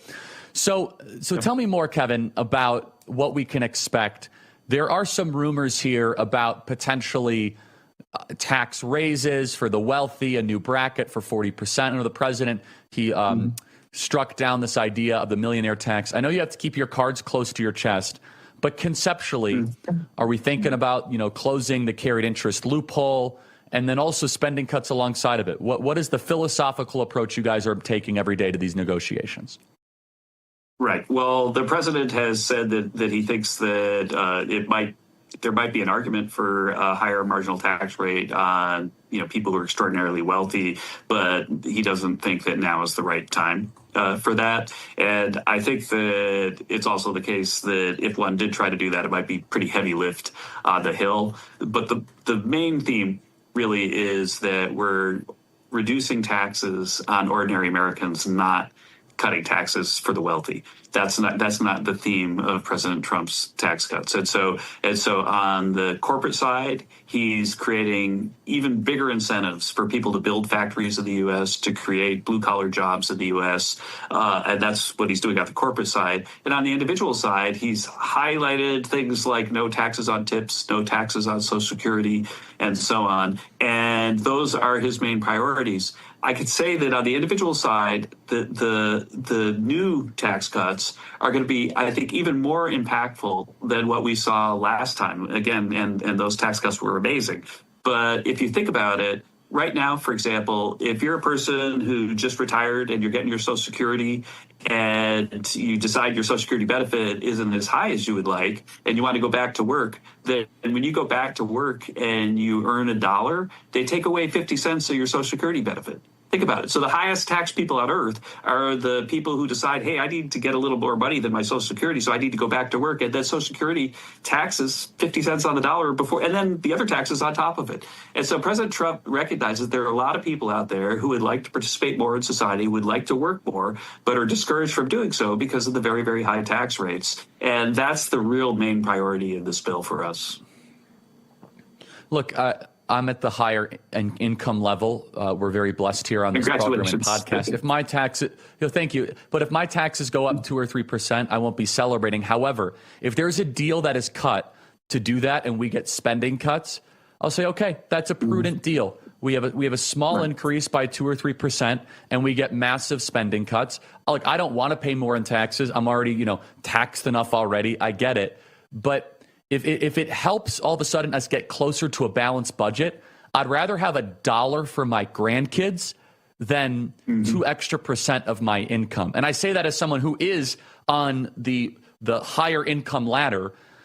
And so I don't know how that's going to float over the Hill. But I think, can you comment on that, please, Kevin, about a minute and a half remaining? Yeah, I could just say that as an individual, I 100% agree with you. Although I guess government salaries being what they are, I'm not sure I'll be in the top tax bracket this year now that I'm out of the White House. But the bottom line is that there are a lot of people who think that balancing the budget is important, and it really, really is. And one of the interesting things is that I know a lot of people are disappointed in the spending cuts that Congress is talking about. They wish that they would be larger. But one of the things that we have a plan for that hasn't, again, been discussed a lot is that, the DOGE savings are real. The DOGE savings are real. And what we could do throughout the year is that when we aggregate the DOGE savings into something called a rescission package, that we can send a bill up to Capitol Hill and they can pass it without it being exposed to filibuster. So it's the same rules that allow you to pass something with a simple majority apply to the rescissions that we can send back because of all the great work that Elon's doing. And so when you look at the big, beautiful bill and think, well, I really love the tax side, I wish the spending cuts were bigger, just be aware that for the rest of the year, regularly, we're going to be rescinding the wasteful spending of the past because of all the great work that Elon's been doing. Kevin, we can do that a billion. We can do that a billion times. Yeah. Absolutely. I just want to say you've been one of the best guests in a while. You had incredible insight, and you communicate it in a way where the audience can really understand. So thank you, and please come back soon. I mean that sincerely. Of course. Thank you. It's a pleasure to be here, Charlie. Thank you. You know what I like best about him? He was realistic, optimistic, and cheerful. I like those three things. We need more of that. It's very dealing in reality. A great attitude is so much of life. Really is. When we're dealing with economics, a lot of it is attitude. Oh, the world is falling, or oh, we can invest in everything. A lot of it is mindset driven. Positive mental attitude has a lot to do whether or not you're going to succeed. Second hour coming up. Email me freedom@charliekirk.com.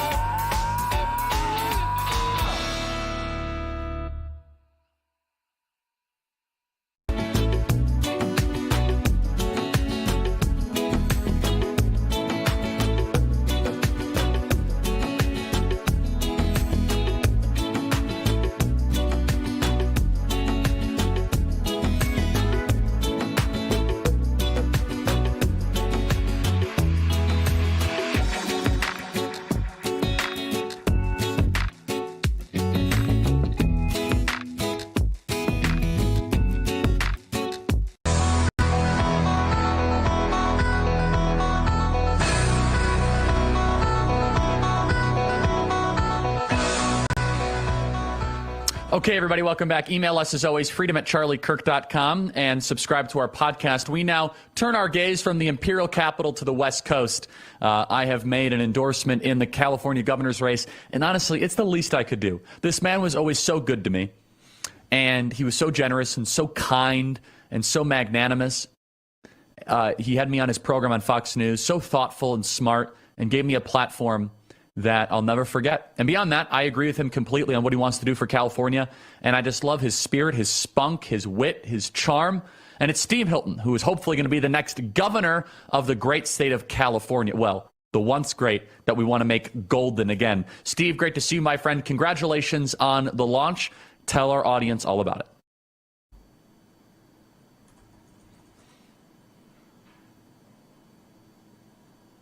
Okay, we're going to get that fixed. Steve was staring into the distance, so we're going to get that fixed. It is SteveHiltonForGovernor.com. Mikey on my team knows that every time I land in California, which is quite often, I'll be there next week quite a lot, I say the same thing. I say, it is a catastrophe. It is a tragedy what they did to this place. What they did to California is one of the greatest acts of self and deliberative destruction in American history. California is a gift from God, objectively. It is beautiful. It's serene. Only in California can you wake up to a sunset surfing, go hiking with your family afternoon, and end the day skiing. And if you really want to, you could drive ATVs on the dunes throughout California. The biodiversity from Yosemite National Park, from Orange County to Santa Barbara to the Bay Area to the Redwoods, there really isn't a place quite like California. And I joke around with my team. I say, if California was like as liberal as, I don't know, if it was like Nevada, if it was as liberal as like a moderate liberal state, I would live in California. It's that beautiful. It's that remarkable. The quality of life used to be something, but it is increasingly out of touch, out of reach. And Steve Hilton is aiming to make that American dream, and more importantly, that California dream accessible again. Steve, great to see you. Congratulations on your launch. Steve, tell us all about it. Thank you, Matt. It's so great to be with you. We are on the road fighting to save California. We're just driving from San Francisco, where we were yesterday, dealing with all those horrendous issues, the complete collapse of civilization that you see on the streets of San Francisco. We're now out on the road to Fresno in the Central Valley, our amazing agricultural heartland. But first, Charlie, I just want to say thank you so much for being part of our amazing event in Huntington Beach on Tuesday. I wish you'd been there to hear the gasp of excitement when we didn't tell people you'd be joining us. We just played your wonderful video, and the crowd was so excited, as was I. And I really, really appreciate your friendship over the years and your support of me in this effort, because it actually means, I say this the whole time, California is too important to let it slide further into stagnation and decline. It's too important for America, never mind everyone who lives here in California. We've got to turn things around. We've got to end this 15 years of Democrat one-party rule and go in a new direction. So Steve, tell us the agenda that you presented of exactly your plan to make California golden again. So it's got to focus on those positive, practical things that are common sense. That term that President Trump uses the whole time, it's exactly right. We've had so much ideology over these past years. That's what's driven all this extremism and ended with those terrible results that we all know. So we just got to think about those basic things. It's a simple story of the California dream. A good job where you make enough to raise your family in a home of your own, a safe neighborhood, with a good school so your kids have a better life than you. That is the ladder of opportunity. And every rung on that has been smashed by Democrat policy. We've got to rebuild it. We've got to allow people to actually live in California. So many families I speak to are young people wanting to have families. So there's no way we can do that in California. It's so tough to live, to just afford the basics. So the number one thing I want to do, the quickest thing we can do, to directly put more money in people's pockets is take working people and working families out of state income tax, because it's insane the level of taxation in California. You add it all up, we have the highest taxes in the country. So the first part of my plan is to take anyone earning $100,000 or less, which is not a big salary in California, considering how expensive everything is, won't pay state income tax. Right now, they're paying 9.3% state income tax, even if you're earning $70,000. It's insane. Secondly, we've got to make it easier to start and run a business in California. I've run businesses both here in America. I've started companies in England. It's so difficult. It's just an endless, insane bureaucracy that's coming out of state government. We've got to cut it right back. and allow people to just follow their dreams, and especially small businesses. They're being absolutely hammered by Democrat regulations and insanity from state government in Sacramento. Homes, we have the highest housing costs in America. The number one reason for that, we're just not allowed to build homes anywhere where people want to live. That dream of a single family home, we can raise your kids, the yard, we can enjoy the weather.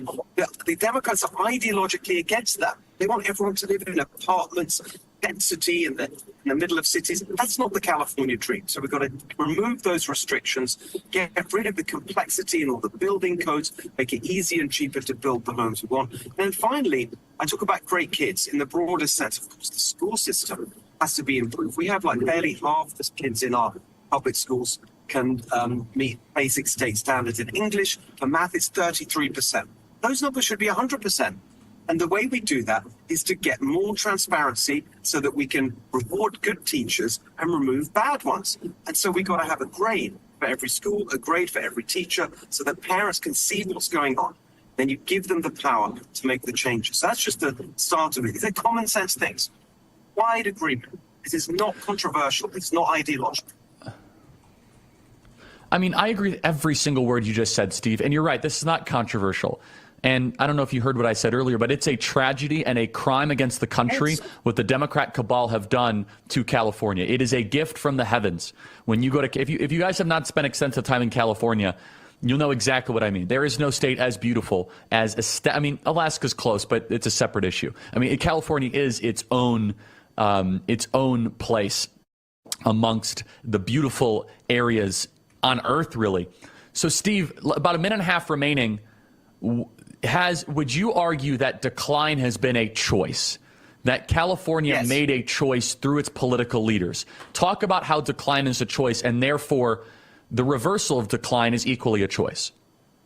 Absolutely nailed it. These are man-made problems, or to be specific, Democrat-made problems. These are policy choices that have given us all these insane costs. There was a time when we had the most affordable homes in the country in California. We would build, build, build. That's when the California dream, that suburban life we all imagine is the American dream. That used to happen. We had the most fantastic building and engineering projects in the world. We're literally about to drive past one of them, San Luis Reservoir, just here in just close to the Bay Area, built in the 1960s. We built the state water project to collect the melted snow melt from the Sierras and get it to Los Angeles and the dry parts of Southern California and the Central Valley. We did that a generation or more, 2 generations ago. We stopped being able to have that ambition and hustle, and that's what we need to get back to. It's all possible and doable if we have the right mindset, the right ambition, and get rid of this far-left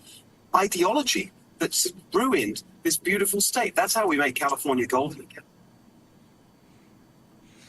Steve, stay right there. I'm going to keep you over the break, and I'm going to ask you the question you're probably going to get more than anything else. It's not about tax policy. It's not about schools. It's not about crime. It's not about homelessness. It is the question that you will receive more than any other question. And I want the audience to see if you could guess what that question is. Email me, freedom@charliekirk.com. It's a question, Steve, that you're going to end up rolling your eyes and being like, huh. I know what's coming. Because I bet you're already getting it. I know what you're going to, so we're going to do it after the break. It's a little teasers. You see, you know how TV works, Steve. You got to try to draw the audience in, right? All right, Steve Hilton, great friend and patriot. Stay right there. Patriot Mobile. Go to patriotmobile.com/Charlie. That is patriotmobile.com/Charlie. Make the switch today. It's a wonderful way to be able to have your wireless bill be in alignment with your values. Go to patriotmobile.com/Charlie. Patriot Mobile is one of the few carriers with access to all 3 major networks. That means exceptional nationwide coverage. Patriotmobile.com/Charlie or call 972-PATRIOT. And right now use promo code Charlie for a free month of service. When you switch to Patriot Mobile and defend freedom, where every call and text you make, go to patriotmobile.com/Charlie. It's 972-PATRIOT. But did you know that they also got cutting-edge technology, too? Switching is easy. No store visits, no hassle. Keep your number, keep your phone, or upgrade. Their 100% U.S.-based customer support team can get you help on the phone quickly. Go to patriotmobile.com/Charlie. Make the switch today. Without knowing it, you might be funding woke wireless. Do not do that. Stop doing it. patriotmobile.com/Charlie. Steve Hilton continues after the break with the question he'll get more than anything else, and it's the most important question. What do you think it is? We'll be right back.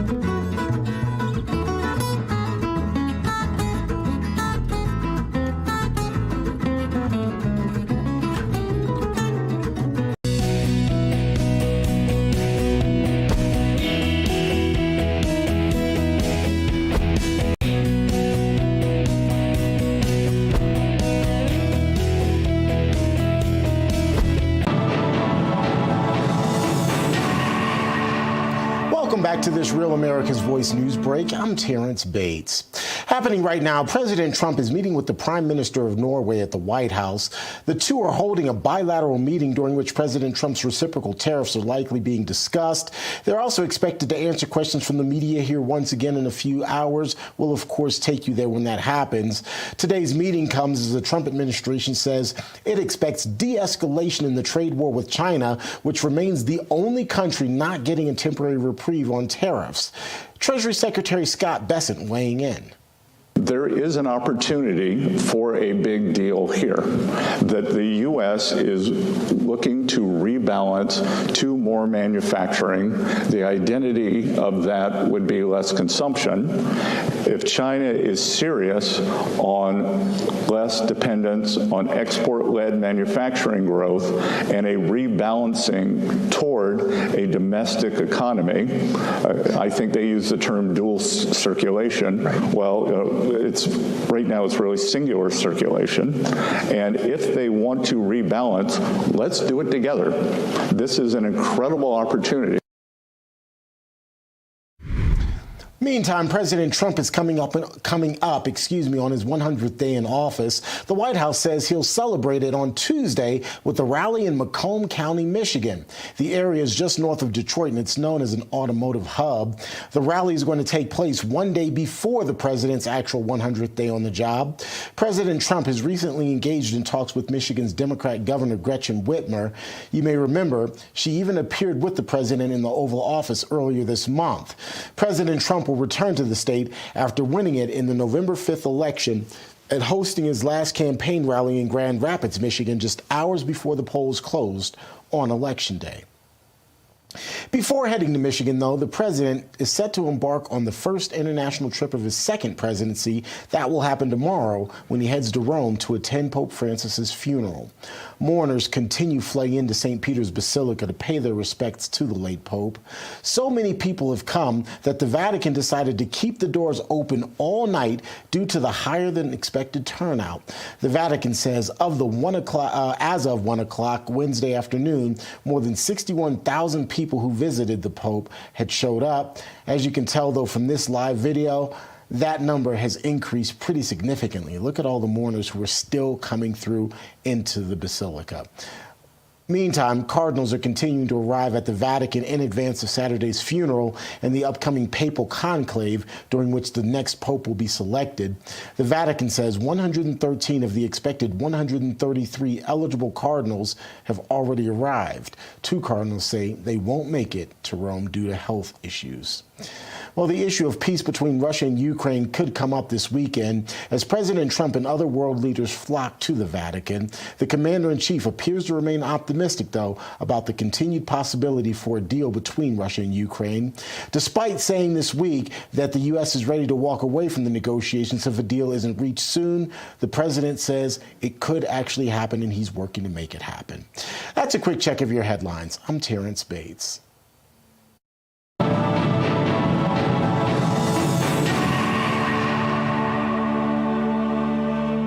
Tariffs have thrown the global economy into chaos. Potential widespread inflation tied to massive supply chain disruptions is weighing heavily on all of us. But there is a silver lining that most people have missed. President Trump specifically exempted gold and silver bullion from these sweeping tariffs. While these new policies are triggering significant financial chaos, the administration preserved your ability to diversify into precious metals. If you're concerned about your savings, we really encourage you to have a free consultation with the folks over at the Birch Gold Group and their precious metals specialists. The first step is to text the word America to the number 989898 and receive your free no-obligation information kit on gold. Learn how to hold gold and silver in a tax-sheltered account. The Birch Gold Group will help you convert an existing IRA or 401k into a gold IRA for no money out of pocket. So many people buy gold from the Birch Gold Group, so is it finally time that you do the same?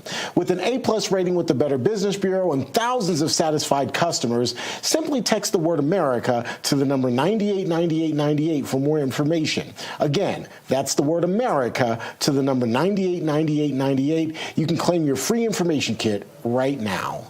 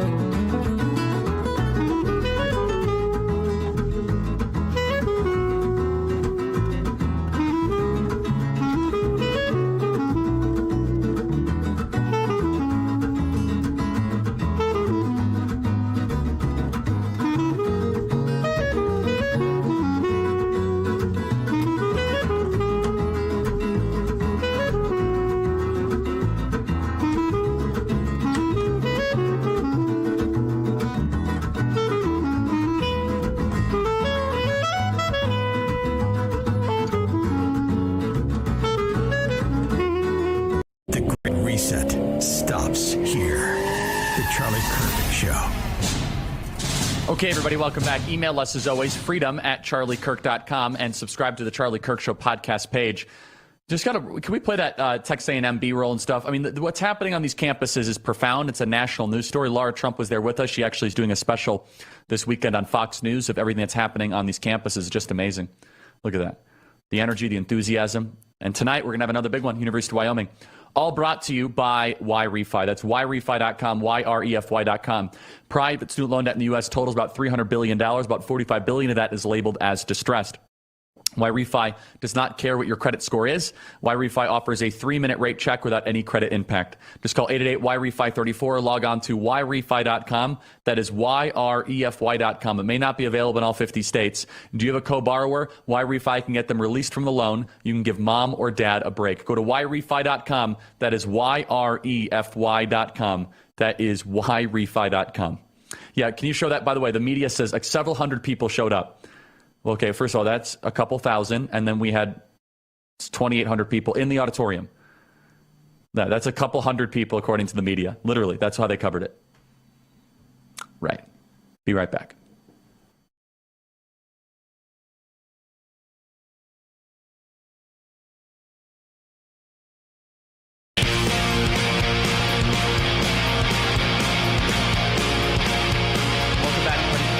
CharlieKirk.com. Steve Hilton continues with us. All right, Steve, you're going to hear this question 10 times a day and 11 times on Sunday. The 3 words, can you win?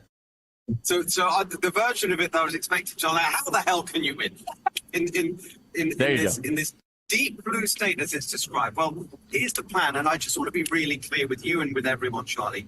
That's why I'm doing this, to be the governor. Not to run a good campaign or to get everyone excited or to help people down ballot. I want to do all those things because I think that we can build a real movement for change in California. But as you know, I've worked inside of a government back in the day in the UK, senior advisor to a prime minister. I know how government works. I can't wait to actually be the head of the executive branch in California so we can actually change things. That's why I'm doing it. So the first point is that California is already much more of a Republican state than people think. The average share of the vote in California for Republicans, even in the last 20 years or so, where there hasn't been the kind of energy we're seeing today, it's over 40, really call it 40%. That's more than a lot of people think. But in the last year or so, you're seeing real energy and change. And I think it's part of the Trump factor that's sweeping the nation. So you look at the last election in California, you had 10 counties flip from blue to red in California, including where I'm heading today, Fresno County, it's the 5th biggest city in the state. These aren't just tiny little rural areas. 10 counties, Democrat to Republican. Then you see what happened on the statewide ballot initiatives. In a way, last November, Republicans won in California without anyone realizing it. The measure Prop 36 to make crime illegal again after Kamala Harris's ridiculous Prop 47 that legalized theft up to $950 a day, the notorious one, that was overturned by 70% majority across the state, but also measures to stop a big tax increase, to stop rent control, to stop the minimum wage rising. Those all passed. The Republican position won on those issues. And then really we got to look at Huntington Beach. That's why I chose that as the location for my launch event. 4 years ago, Huntington Beach, iconic city, the biggest city in Orange County, was run by Democrats, 6-1. And then 2022, a group of very energetic Republicans took over. They won 4-3, did a good job. They removed homeless encampments. They implemented common sense conservative policy. They prosecuted crime. They took the nonsense out of the school libraries. Just last November, they won 7-0. So you have a place that went from 6-1 Democrat to 7-0 Republican in 4 years. And the best bit, Charlie, 2 weeks ago, Huntington Beach was rated best run city in California. So it's a great story there. Common sense, Republican ideas. You've got to have that fighting spirit. You've got to have clear, simple ideas that can give people hope. I think everyone understands you need change in California, but they haven't had that sense of that this really could happen. So I should get engaged. That's the whole point of my campaign. To say, look, here are the things we can do to make your life better. You've got to vote for change. Steve, I love that answer. About 2 minutes remaining. So what is your plan? You're going to be going up and down the state, raising money. And what is the timeline? Give our audience a little window into your campaign for the daunting task of winning the governor's race in California. It's daunting, but it's exciting. I mean, I've already been working on this for a long time. I set up a policy organization, so we got what's called Golden together. It's got plans there. But you can see my plan at stevehiltonforgovernor.com, FOR, stevehiltonforgovernor.com, and you've got a whole set of very simple ideas as we've been discussing. I'm going to be a high-energy, high-profile campaign in this state. For too long, I think we haven't taken the fight to the Democrats. They do not have a leg to stand on when it comes to their results. Everything's been a total disaster. I cannot wait to take them on. I'm going everywhere in the state. Day one was Orange County. In the evening, we're in Los Angeles. Yesterday, San Francisco. Today, Fresno. Tomorrow, Sacramento. Next week, up in Napa and Sonoma. There's the whole farming industry there that's being crushed by Democrats. Every day, I'm going to be telling the story of how we can change things for the better. We're going to be putting all out, live streaming our events. I had a policy forum in San Francisco yesterday where we asked questions from the crowd on every single issue. And so this is going to be a very visible, high-energy campaign, and I hope people follow. The best way to follow the campaign, follow me on social media at Steve Hilton X. See you on the road. Very good. Steve, thank you so much. Talk to you soon. God bless you, and make California golden again. Thank you. Thank you, Charlie. See you soon. Email us freedom@charliekirk.com and subscribe to our podcast. Some breaking news. Our Turning Point USA chapter leader at Westchester University was volunteering ahead of a student event with Chloe Cole, was just assaulted on campus. This is happening almost on a daily basis. The attacker ran up, spat in his face, and punched him repeatedly. He's okay and is pressing charges. We're seeing if we have any video of that. This is the type of, let's just say, danger that our students face every single day on college campuses. Of course, the media will not cover this. They are the violent ones. So pray for your Turning Point USA chapter leader. Get to know them, shepherd them, because they're on the front lines literally taking punches for our republic. We'll be right back.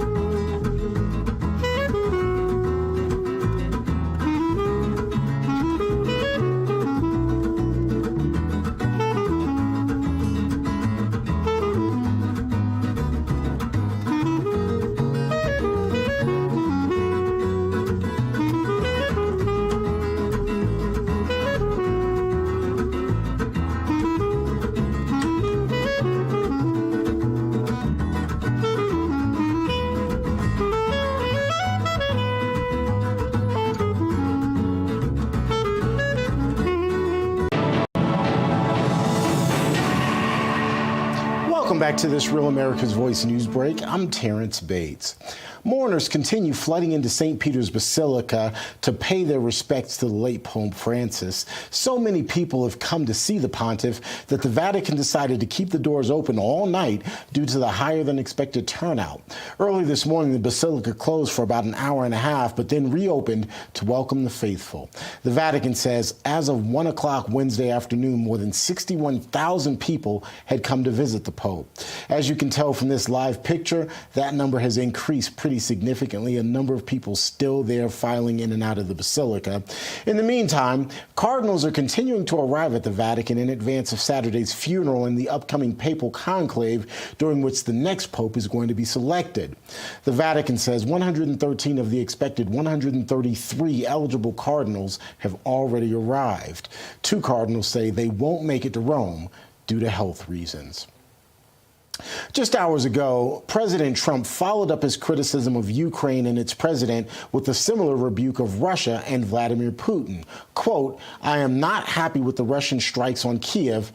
Not necessary and very bad timing, Vladimir. Stop." Capital letters.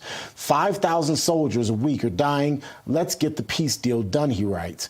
That criticism coming in response to Russia's strike on Kiev today, which is said to be the deadliest attack on the Ukrainian capital in 9 months. At last check, at least 12 people were reported dead, 90 more injured. Search and rescue operations continue as crews seek to find victims buried in the rubble, as you can see in this video. Ukrainian President Volodymyr Zelensky is said to have cut his diplomatic trip to South Africa short today in order to return home following the attack. Meantime, President Trump is coming up on his 100th day in office. The White House says he'll celebrate it on Tuesday with a rally in Macomb County, Michigan. The area is just north of Detroit, and it's known as an automotive hub. The rally will take place one day before the president's actual 100th day on the job. President Trump has recently engaged in talks with Michigan's Democrat Governor Gretchen Whitmer. You may remember she even appeared with the president in the Oval Office earlier this month. President Trump will return to the state after winning it in the November 5th election. That's a quick check of your headlines. I'm Terrence.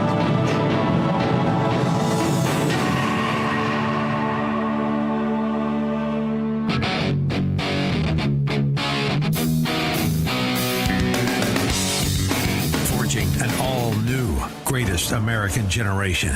It's the Charlie Kirk Show.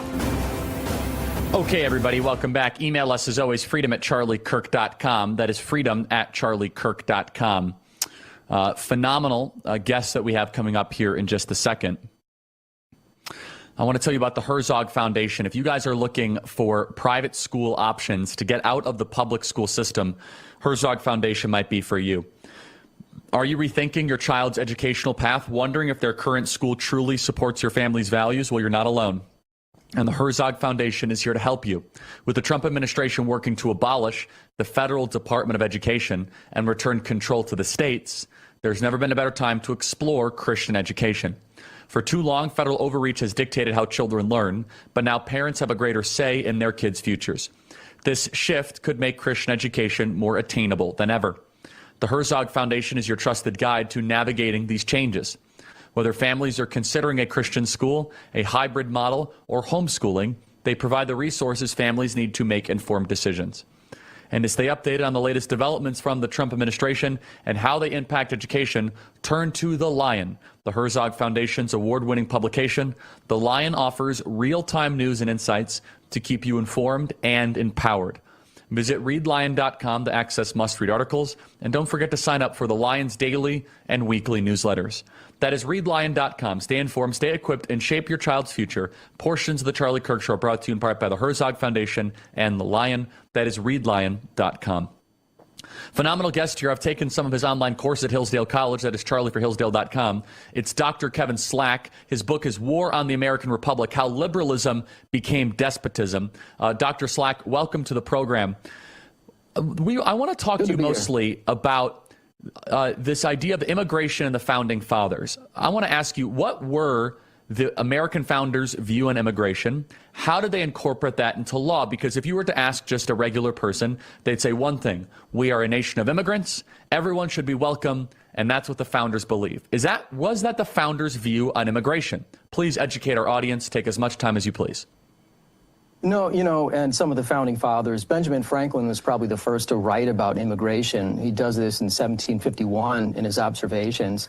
His real concern was that he had tried to form, this was an extra-legal militia. It was a military association because the Pennsylvania Quakers in the Assembly wouldn't raise money for defense. And so he appeals to all of these different ethnicities in Pennsylvania to unite for the defense of life, liberty, and property. It was a veritable social contract. It was extra legal, and the idea was that they would protect themselves, all these different groups, the middling artisans of Philadelphia and Pennsylvania, against threats from the French and pirates on the Delaware as well as on the frontier.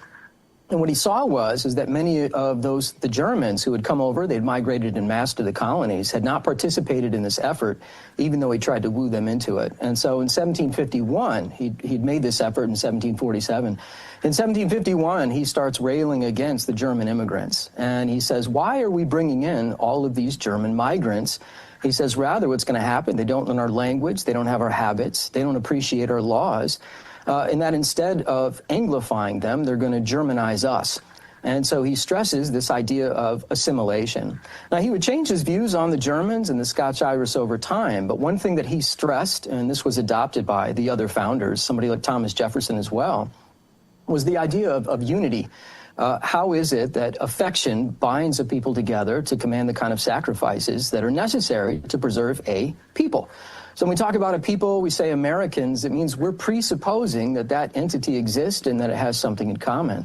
And that meant that the foremost, if you read Franklin or Thomas Jefferson, what they really look to is to try to get your own citizens to have more kids. So that was immigration awareness number one, was we actually don't want to bring in lots and lots of immigrants because of certain threats that they pose, although we do admit immigrants.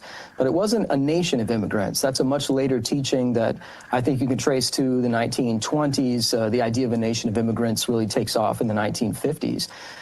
Thomas Jefferson and Franklin, they both really questioned whether we should bring over many of the old world European immigrants. And so I think that's a second point. First, you have the idea of a common mind. What binds us together as a people? And the second was the kind of character.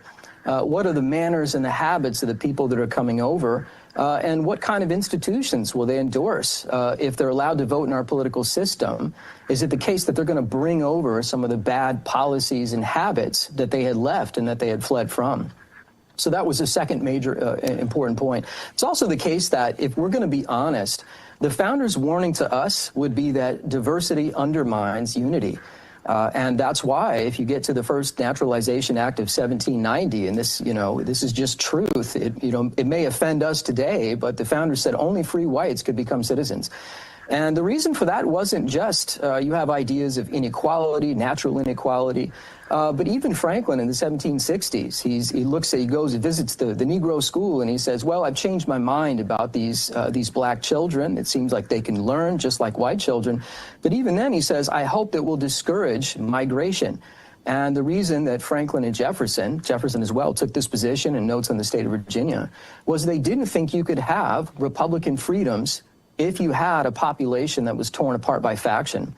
And so this becomes, of course, this guides immigration policy, who can become a citizen, all the way until the 14th Amendment and the new Naturalization Act of 1870.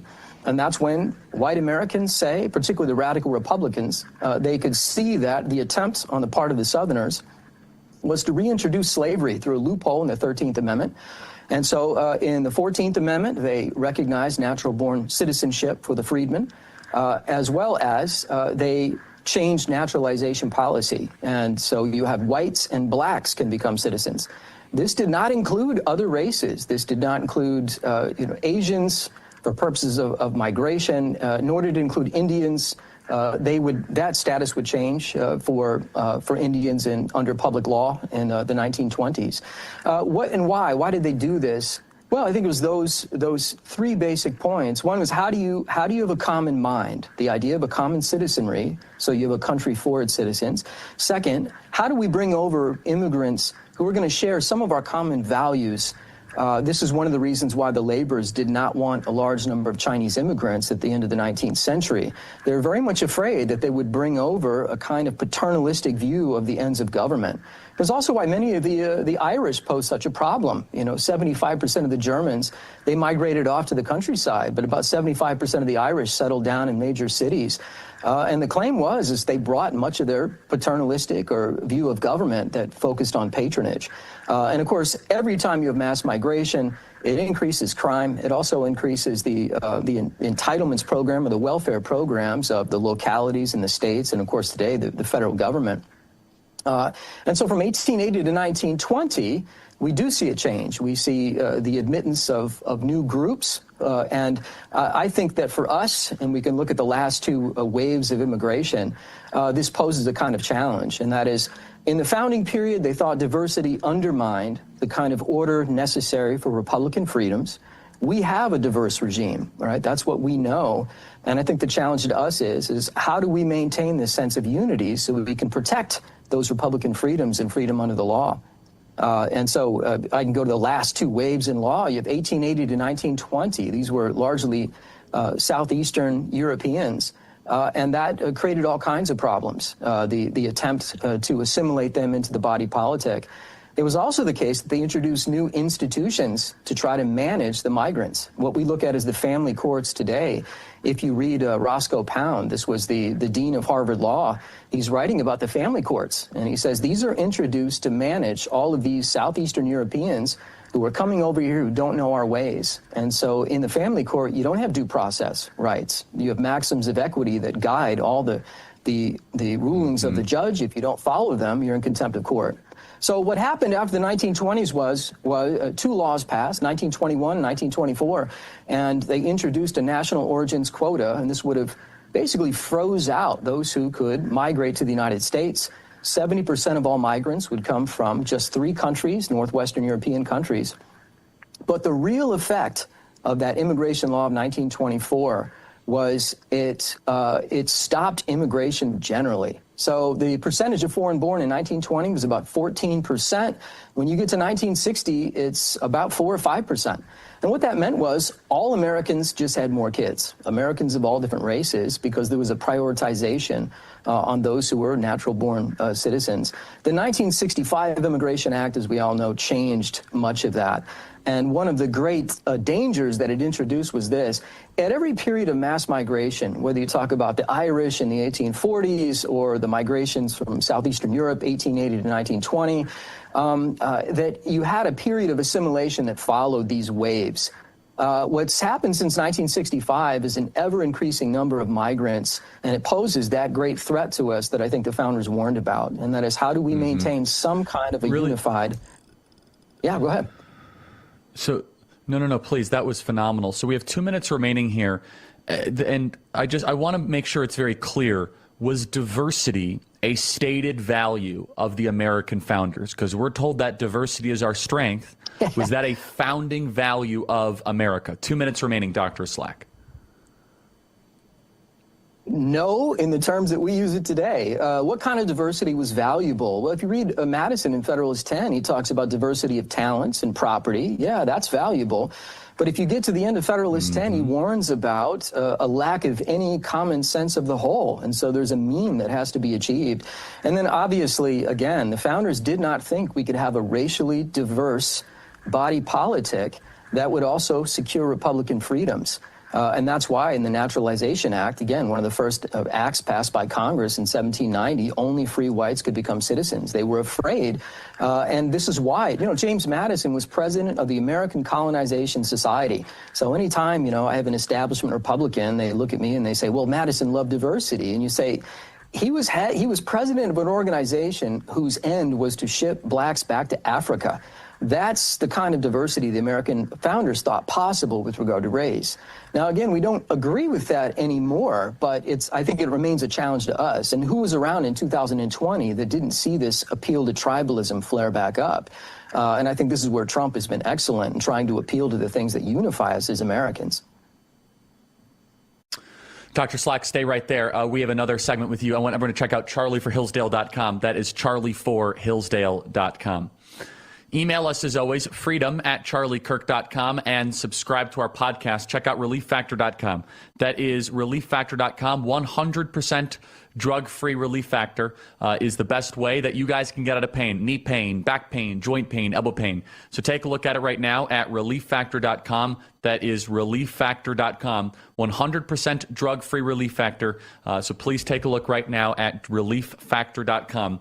Give their 3 a quick start. It charges only $19.95, less than $1 a day, and it just takes a phone call. Go to relieffactor.com. It can give you a chance to rediscover the true meaning of living better again. Visit Relief Factor or call 1-800-4RELIEF. That is 1-800-4RELIEF. Relieffactor.com. That is relieffactor.com. Email us, as always, freedom@charliekirk.com, and subscribe to the Charlie Kirk Show podcast page. Get involved with Turning Point USA at tpusa.com. That is tpusa.com. At Turning Point USA, we are on the front lines. Our students are being targeted for their beliefs. They're being assaulted. They're being violently treated. And we are on the front lines at Turning Point USA doing, I think, the most important work. I think we are the most important organization in the country. I'm very biased by saying that. But go to tpusa.com. That is tpusa.com. Email me, as always, freedom@charliekirk.com. We're going to keep on this question of the Founding Fathers' intent on immigration. I can't say enough good stuff about Hillsdale College and their online courses, charlieforhillsdale.com.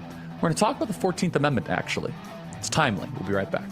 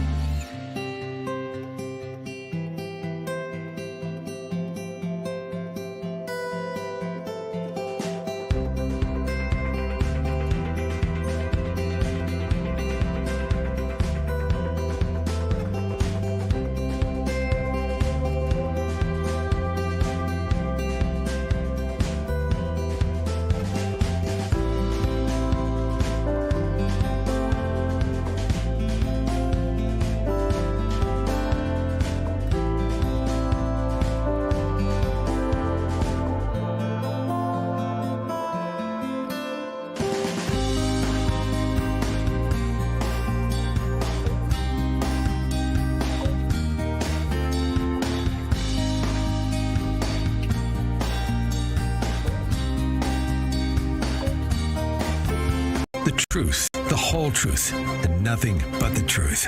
The Charlie Kirk Show. Okay, everybody, welcome back. Email us, as always, freedom@charliekirk.com. I encourage you to subscribe to the Charlie Kirk Show podcast page. The podcast is doing very well. You can listen to all of our conversations on demand, including things that are not here aired on Wonderful Real America's Voice. I also want to make sure you guys download the Real America's Voice app. We stream live every single day, and if you want to watch us live, including Jack Posobiec and Eric Bowling and John Solomon and Steve Bannon, what a lineup Rav has put together here. Check it out at the America's Voice app. That is the Real America's Voice application. Parker and Rob do a great job there.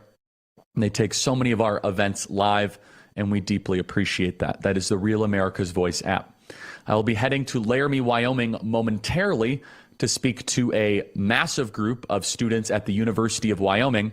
And then we're going to keep our crisscrossing across America. Next week, we have an emphasis. I'm going to Denver, and then we have an emphasis on California. We're going to be 2 weeks basically in California, all over there, ending our campus tour with over 27 campus tour stops in a short period of time. The most we've ever done, and I think the most anyone's ever done. Show me someone who's visited that many with this kind of intensity for this period of time. We'll be right back.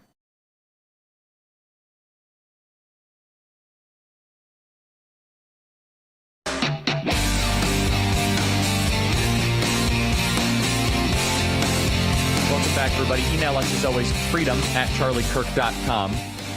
Dr. Slack continues with us. The book is War on the American Republic, and also charlieforhillsdale.com.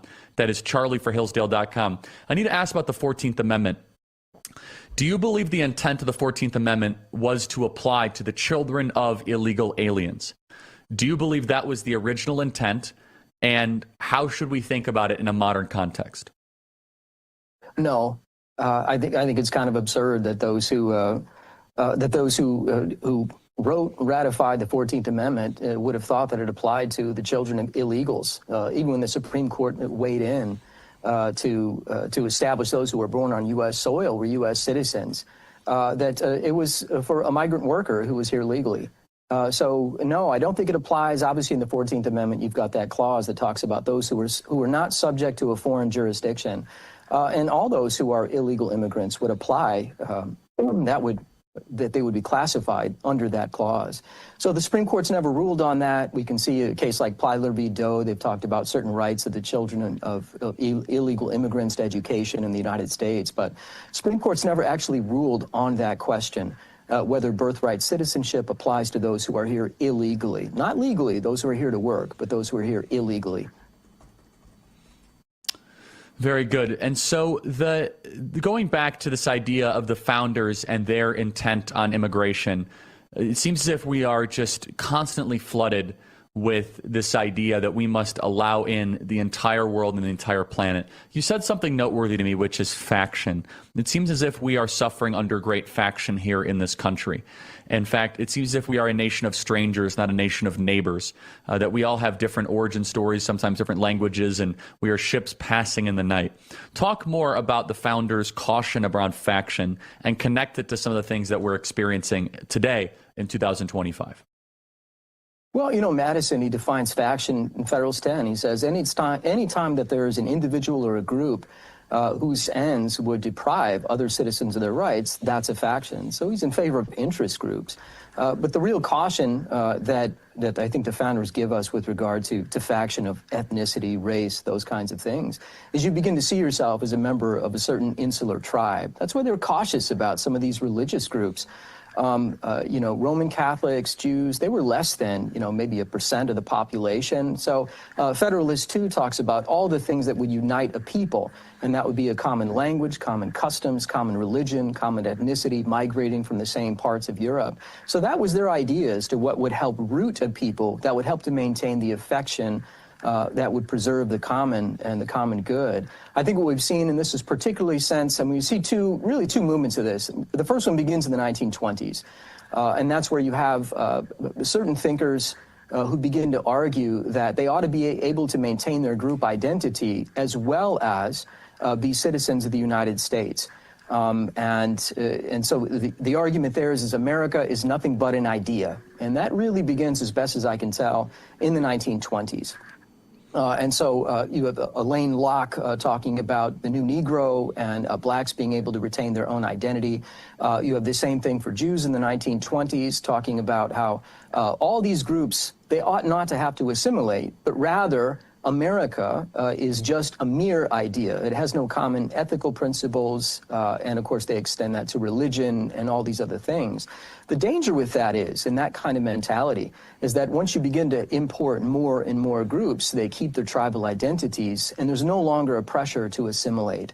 And by the time you get to the late 60s, then the problem is that in the interpretation of what, you know, the 64 Civil Rights Act, whether you agree with it in relation of the government, federal government to private business or not, that what had been a colorblind act, at least in its intentions, was interpreted in a very lawless way to begin to recognize different groups. And you have to understand, this is why the founders revolted, that they revolted against the British Empire because In the British Empire, you were accorded certain privileges and duties, not based upon equal citizenship, but based upon your overlapping assigned group identities. And that's what we see beginning to happen in the 1970s through the EEOC, Title VI and Title VII, as well as even in Title IX, that in a very lawless way, we begin to manage and balance these different groups that only have their own interest in mind. You can see this, by the way. We're interrupting this program for a special live report. Welcome back, everyone. Let's take you to Washington, D.C., the White House and the Oval Office, where President Trump and the Prime Minister of Norway are meeting right now. Let's listen in. Thank you very much. We have Jonas Gahr Støre here, who is as you know, the Prime Minister of Norway. He's a great gentleman, highly respected, beloved in his country. And we've had talks on the war with Ukraine and Russia and trade. We're doing very well, I think, on both. We've had some pretty good movement in every respect. The war is very important that it ends with, I used to say, 2,500 people a week dying, young people, mostly soldiers from Russia and Ukraine. And we want to end that war. We want to end it quickly. And I think we've made a lot of progress. And we'll see what happens. This next few days is going to be very important. Meetings are taking place right now. Additionally, we talked about trade, and we get along very well on trade. We'll do something, but I think the Prime Minister knows that over the years, the United States has been very good to a lot of people, and it's time for us to benefit also. So we're going to have a good relationship on trade, and we discussed other things also. But Mr. Prime Minister, it's an honor to have you with us. Thank you very much. Well, thank you, Mr. President. This year is 200 years since the first immigration from Norway to the U.S. We come here early in your term. Appreciate that you take time. We have highlighted that very close cooperation. We are allies. We look after security in the north, in the Arctic. A lot of confidence between our services. We have discussed in detail the war in Ukraine. I have saluted the President for his initiative to make progress towards something that can be a ceasefire and an end to this terrible conflict. It is a complex picture, but it needs political will and push, and we have exchanged ideas on that. And then I think the President and his team have been open to hear our perspectives. And on trade, we have also emphasized that we can benefit, both of us, by trading. We can be complementary.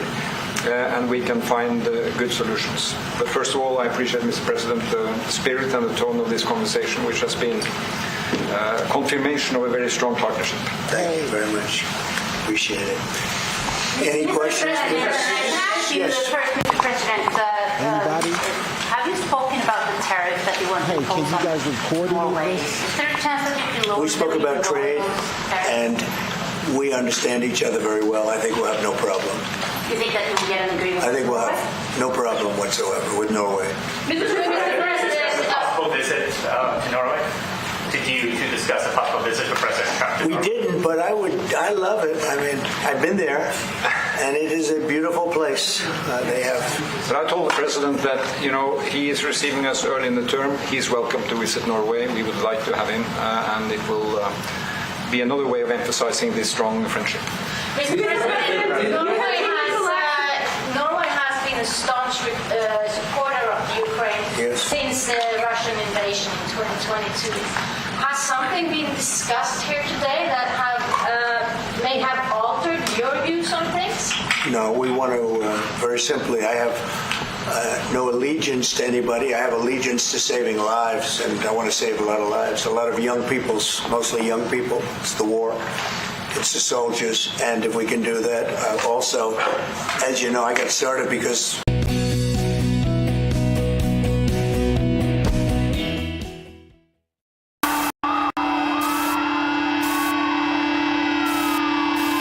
this is what happens when the fourth turning meets fifth generation warfare.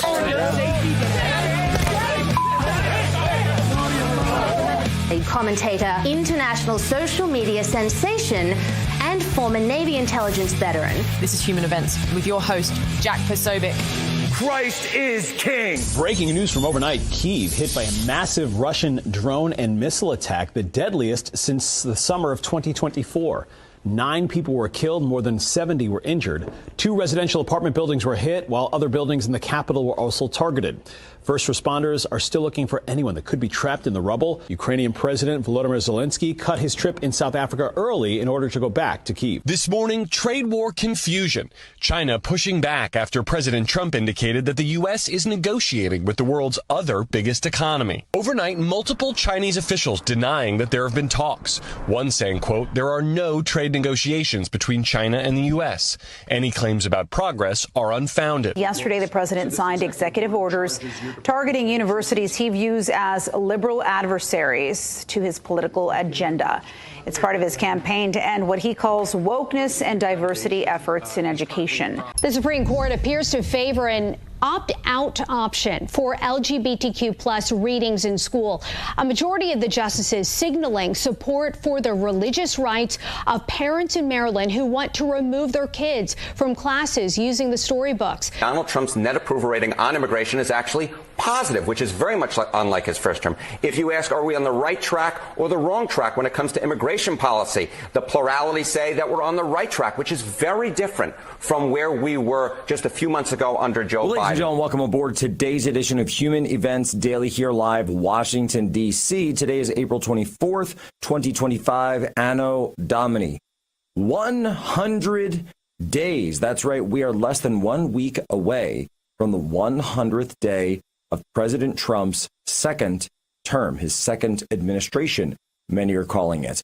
And in fact, I'm pleased to announce and to have heard the president and his team announce last night that they have decided they will, in fact, be holding a massive public rally to celebrate 100 days up in Michigan. I think this is great. I think the fact that the inauguration was itself canceled for President Trump. He wasn't able to have the parade. He wasn't able to celebrate the victory. I think it's big and I think it's important. I hope that there is, in fact, a lot of pomp and circumstance at this rally. I hope that they add some more of those elements so that it's not just a traditional political rally for President Trump, but also a moment for the country and everyone to understand that this country has been changed, has been shaped, and has been shifted because of the events of 2024, but even writ large, the events of the last 100 days. And so what are we talking about, the things that have been done? Look, my top 3 have always been, and I've been talking about this for years,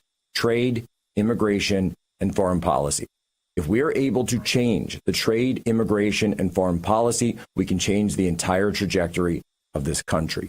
And how do we do that? Well, on trade, of course, we know he's fighting the tariff fight.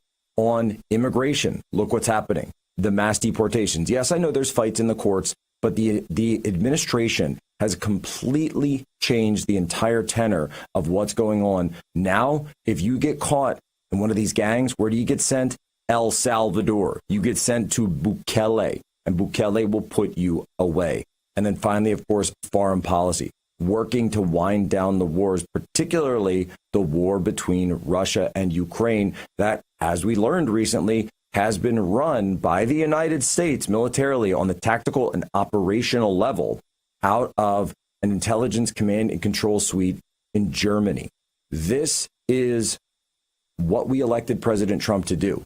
And so I sit there day in, day out and say, you know what? We've got to actually make sure that we get all that across in the swamp, because it is the swamp running these information warfare and 4GW attacks and operations on President Trump, on the administration, Pete Hegseth and others about what they're doing. But let's talk about where the American people are and how they think about this coming up next.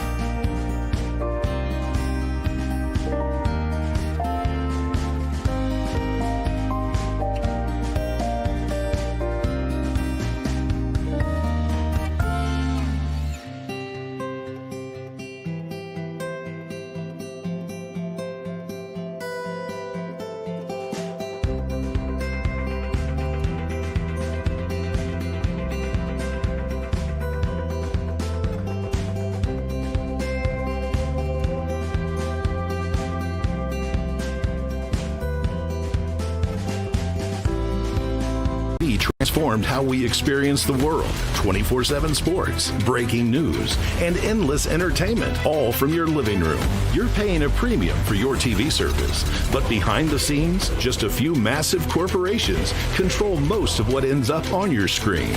They flood your provider with their own content, leaving little room for fresh, independent voices. That pushes out the channels you actually want, like the one you're watching now. Accurate weather that keeps you prepared, inspiring messages that lift you up, popular podcasts that keep you informed, real news that doesn't follow a script. All of it is at risk of disappearing, but you can help change that. Scan the QR code to send a message to Congress. Independent programming matters. Let's bring fairness and choice back to cable for you, your family, and your freedom to choose. More voices, more choices, more creativity. Act now. Nothing will stand in our way, and our golden age has just begun. This is Human Events with Jack Posobiec. Now it's time for everyone to understand what America First truly means. Welcome to the Second American Revolution. All right, Jack Posobiec here. Folks, want to bring in Charlie Kirk's third hour audience on the Salem Radio Network for today's edition of Human Events Daily. Folks, President Trump has always put America first, strengthening our borders, strengthening our economy, and standing up to global elites who'd rather see us fall. And just like Trump is fighting to protect America's future, you should be fighting to protect your financial future, too. While others are distracted, gold is quietly making history, hitting record highs, moving part of our savings into real physical assets like gold and silver that doesn't depend on Wall Street. It's a smart move. Thinking about protecting your retirement is not enough. Taking action is. Roll over part of your IRA, your 401k, TSP, or make a direct purchase of gold and silver today and enjoy the peace of mind that comes with it. Look, I trust my partners at Human Events Daily and Allegiance Gold to make that process simple and secure for you. So give them a call, 844-577-7676, or visit protectwithposo.com. That's 844-577-7676 or protectwithposo.com. Get a free gold coin on qualified investment. America is worth protecting, and so is everything that you've worked for. All right, folks, coming up on the 100 days of President Trump's administration, the first 100 days of his second administration, we should say. And I wanted to break down not only where the president is, but also where the country is. And who better to understand that in public opinion than the people's pundit himself? Rich Barris joins us here on the program. What's up, Rich? Living the dream, Jack. How you doing, brother? Oh, we always love the dream, and we're living the dream every single day. And so, look, I got to tell you, I'm looking at some of the things across the board, and I'll just say, you know, people say, oh, it's there's this thing, there's that thing. I say, guys, it's a fight.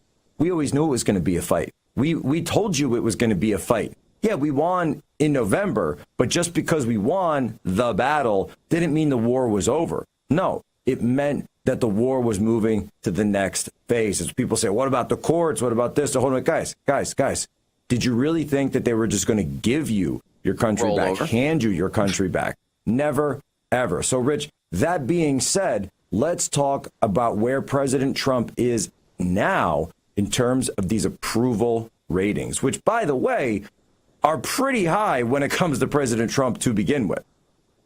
Yeah, I just want to preface that answer with something. But yeah, please. I mean, they were never going to roll over, Jack. Let me just say that. But I want to preface this, what I'm about to say, with something, which is, and it's stunning to me that we have to go through this every year, after every cycle after cycle. I cannot beat this anymore like a dead horse. Not all polls are created equal. And it is stunning to me that here we are now, a couple of months after the election in April, and we're still looking at the same pollsters who got stuff wrong and giving them the same level of credibility as those who got it right. And if you look at Real Clear Politics right now, what you're going to see is that Trump's approval is underwater by about the average that these pollsters have understated his support support. And approval isn't support. It's not, completely equal to vote share, of course, but it is one of our best gauges for whether or not, obviously, the country supports the president. So what I mean by this is it's a little bit frustrating, from my side of the fence here. It's a little bit frustrating that every election we go through this and where, people who will support Donald Trump are panicked over the media polls, and then we get to the election, they're wrong dramatically, and there's like maybe 3 of us in the entire country, the entire world, who got the election correct, Jack, and yet when the election is over, we give them the same weight that we give to the others who got it correct. And we have to stop doing that. Emerging media should stop lending these people that much credibility, because you are the new credible source of news for the generation that's 60 and under. You are that source of news. So when I turn on, and I don't have to name drop anybody here, the people I'm talking about. When I turn on these shows and I see them obsessing over Reuters or Ipsos or this poll or that poll, I'll be honest with you, it's a little bit disappointing. You spend hour after hour, day after day, breaking this stuff down and explaining to people that this industry is filled with incompetence and it's filled with corruption. All right, there's no other way to put it. And whatever is fueling that is irrelevant, discussion for another day, but it's proven. That is demonstrably true. And every election, it continues to prove it, especially in the Trump era, it's gotten worse. So just remember that. There are a couple of us who know how to do this correctly, and there are reasons for that we can get into, but they're not many anymore. And that's sad, but it's true. And I'll also say this, I was concerned about this. I came on your show, we talked about this a lot. The no and low prop voters who supported Donald Trump, first time in my lifetime that the adult or voter eligible population, the VEP, the voting eligible population, was more Republican or more Trumpy in this case specifically than the likely voter population altogether. That was being driven by these people, those low and no prop voters, and they don't take surveys, and they just appeared out of nowhere. The response rates began to decline leading up into the election. We were still all right. We still did okay. But after the election, since his honeymoon ended, these people have begun to phase out of the sample. They go back to their normal life. They're not your 65-year-old neighbor who's obsessing over Fox News or obsessing over CNN, is ready to pick up the poll the minute I call or one of my employees call. That's just not how it works. These guys are gone, and it's a challenge for us. And, if you read the media headlines, you would think that it's gospel, brother. Easter Sunday gospel. It's not. Wait, Rich, people need to remember that. I got to tell you, man, I got a neighbor that's like this. My neighbor, he's of course you do. He's just under 60, so he's right in the age range that you're talking about. But I mean, I don't even need to watch CNN and MSNBC, because all I go do is I talk to my neighbor, or I'll be out and I'm walking around and here he comes, and it's going to be, oh, Jack, COVID was going to kill everyone, and then it was Russia, it was Putin, and Putin was going to kill. We were all done for, but then also Putin was done for at the same time. It was like an interesting thing where Russia was about to collapse, and also Russia was about to take over all of Europe. Like I remember these conversations vividly, and it was always this weird like I know more than everybody else. And it's like, dude, you just sit and watch TV all day. You're not like some special savant or anything. All you're doing is repeating whatever they said on Morning Joe, whatever Jake Tapper said. But it's like, oh, these people, they don't know what's coming. They don't know what's coming. They need to watch CNN. Then they would know. And it's like, do you ever, and I wonder this, Rich, this is more of, I guess, like a, epistemological question, but it's like, do they ever actually wonder about the things that they were told were true that never actually came true? I don't know. That definitely is that type of question, because it's like, what do you think you know? And do you ever look back and review something that you may have thought you did know or you had a good grasp on, and now it is, proven, it never came to fruition, and it's proven to be incorrect. These are the people, honestly, who somehow sympathize with the Palestinians, and Israel is the great big bad, yet they love Vladimir Zelensky. It doesn't make any. It's not intellectually consistent, because they're following along with a social belief system, a social side. Jack, you're not going to find that among like people who are 45 and below, right? And also, they're just dying to tell you everything they think they know. Meanwhile, the next time you land in Vegas or even DC, ask your Palestinian taxi driver, all right? Ask your Hispanic Uber driver or whatever. The next time you guys, run around and go to these, we all travel a lot, and ask them the last time they even bothered taking a poll or speaking to a pollster. I mean, I know it's anecdotal, but the fact of the matter is these people have different behavioral they're in different behavioral categories. We actually assign this is so important because you're right. It is. Those are the people who hang up when the pollster calls. They don't interact. Don't pick up. Are not interested. Yep. Versus the people who, like my neighbor, want to absolutely talk your ear off. This is Jack Posobiec. I'm on with Rich Barris, the People's Pundit. We'll be right back. Human Events Daily.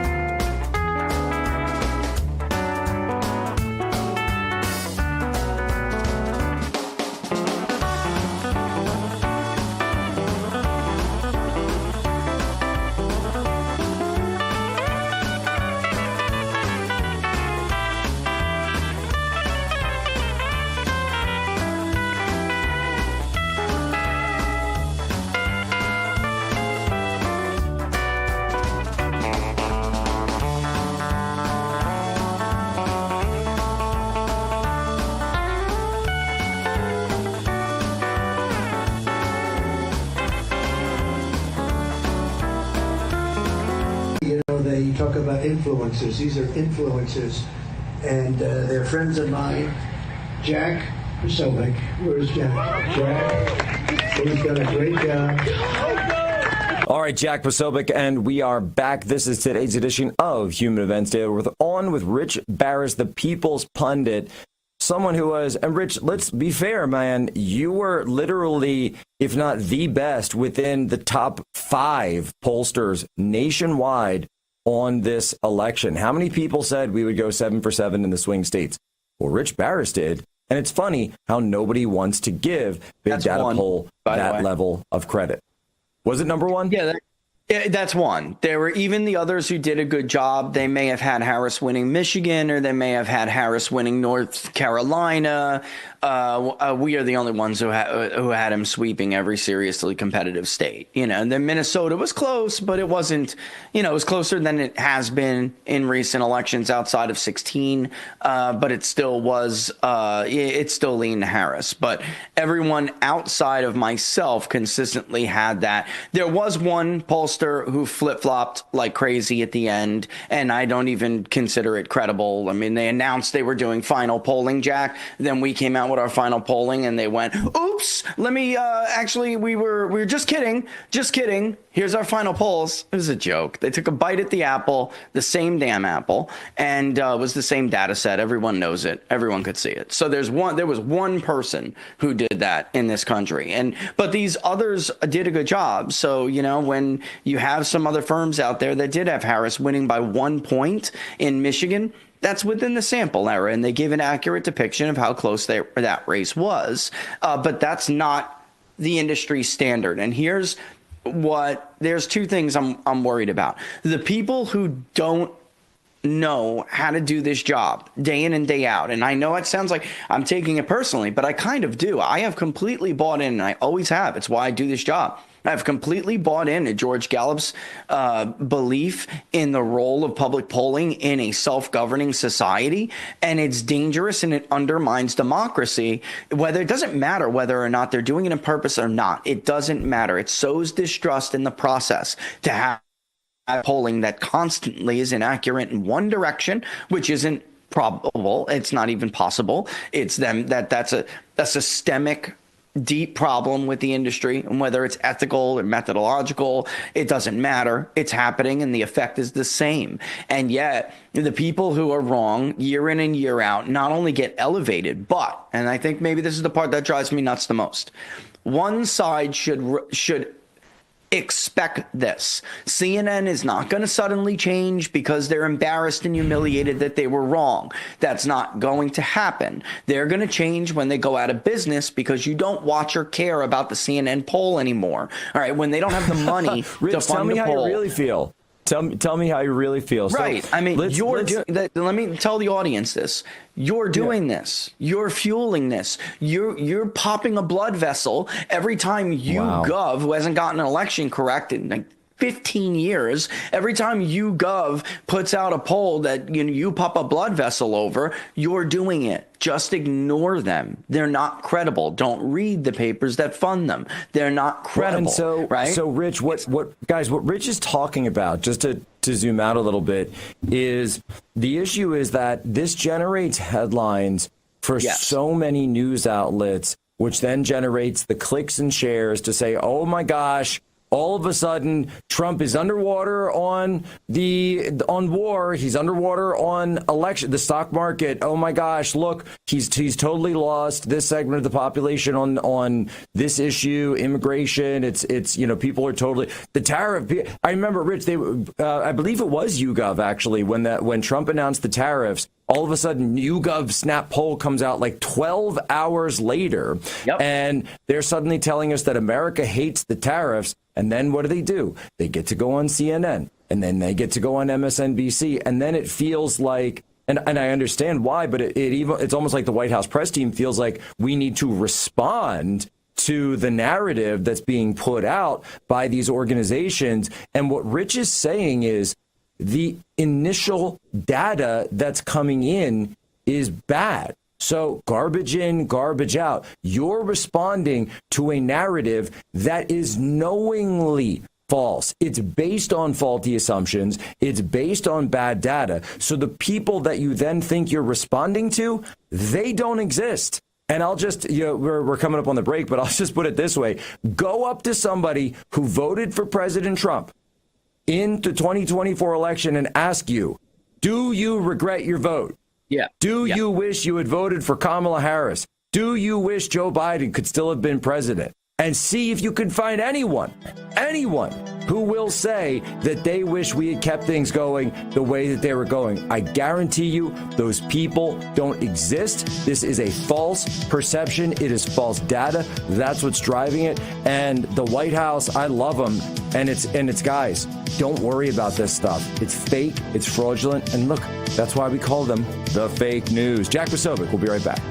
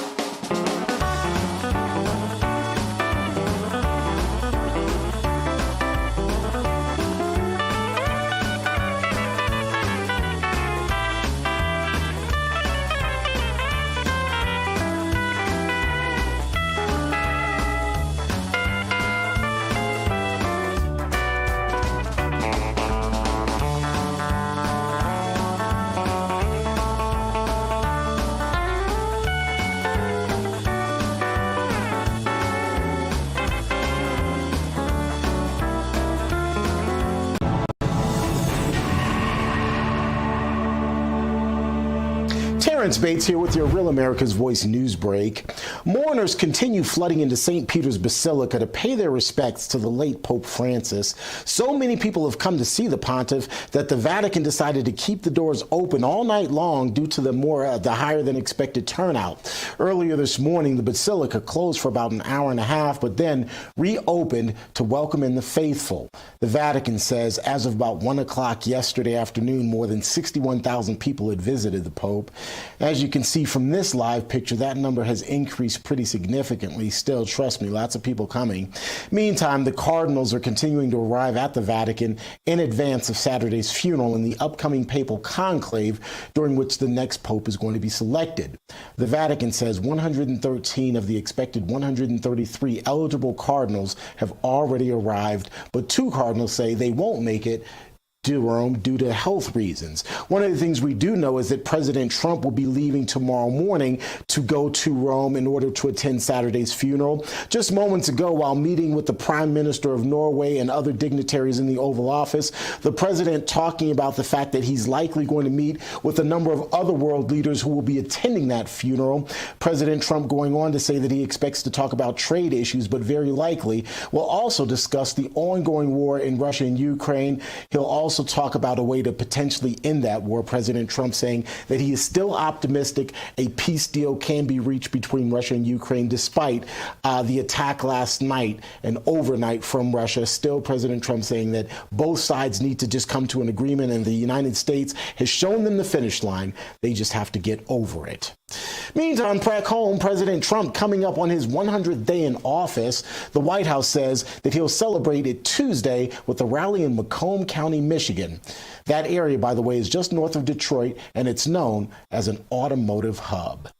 That's going to do it for your headlines. I'm Terrence Bates. We appreciate you being here with us.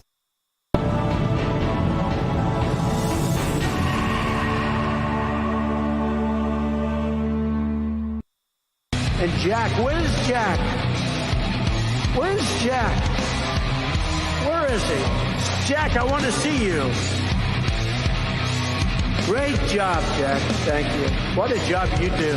You know, we have an incredible thing. We're always talking about the fake news and the bad, but we have guys, and these are the guys who should be getting Pulitzers. All right, Jack Posobiec, here we are back.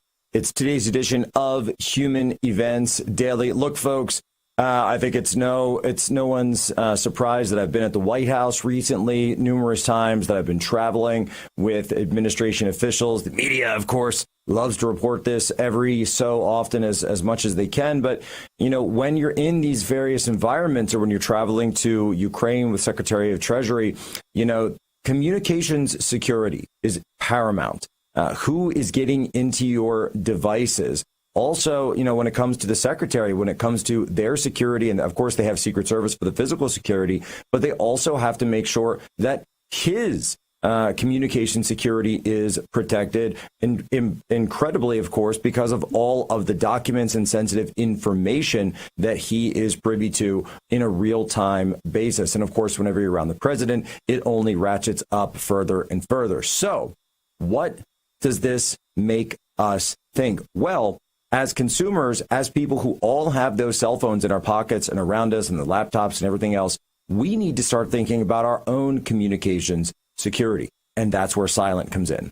Silent provides Faraday products that block all incoming and outgoing signals so that your devices are safe from the outside world, from their backpacks, phone sleeves, and even pants. Yes, pants. Their patented signal blocking technology blocks wireless signals, giving you peace of mind that your data doesn't end up in the wrong hands. Just place your device inside, close it, and that's it. You're safeguarded from unauthorized access. So between the government, big tech, corporate America, and criminals, your privacy is compromised already 24/7. There's no other option. You have to protect yourself. And that starts with Silent. How do you get it?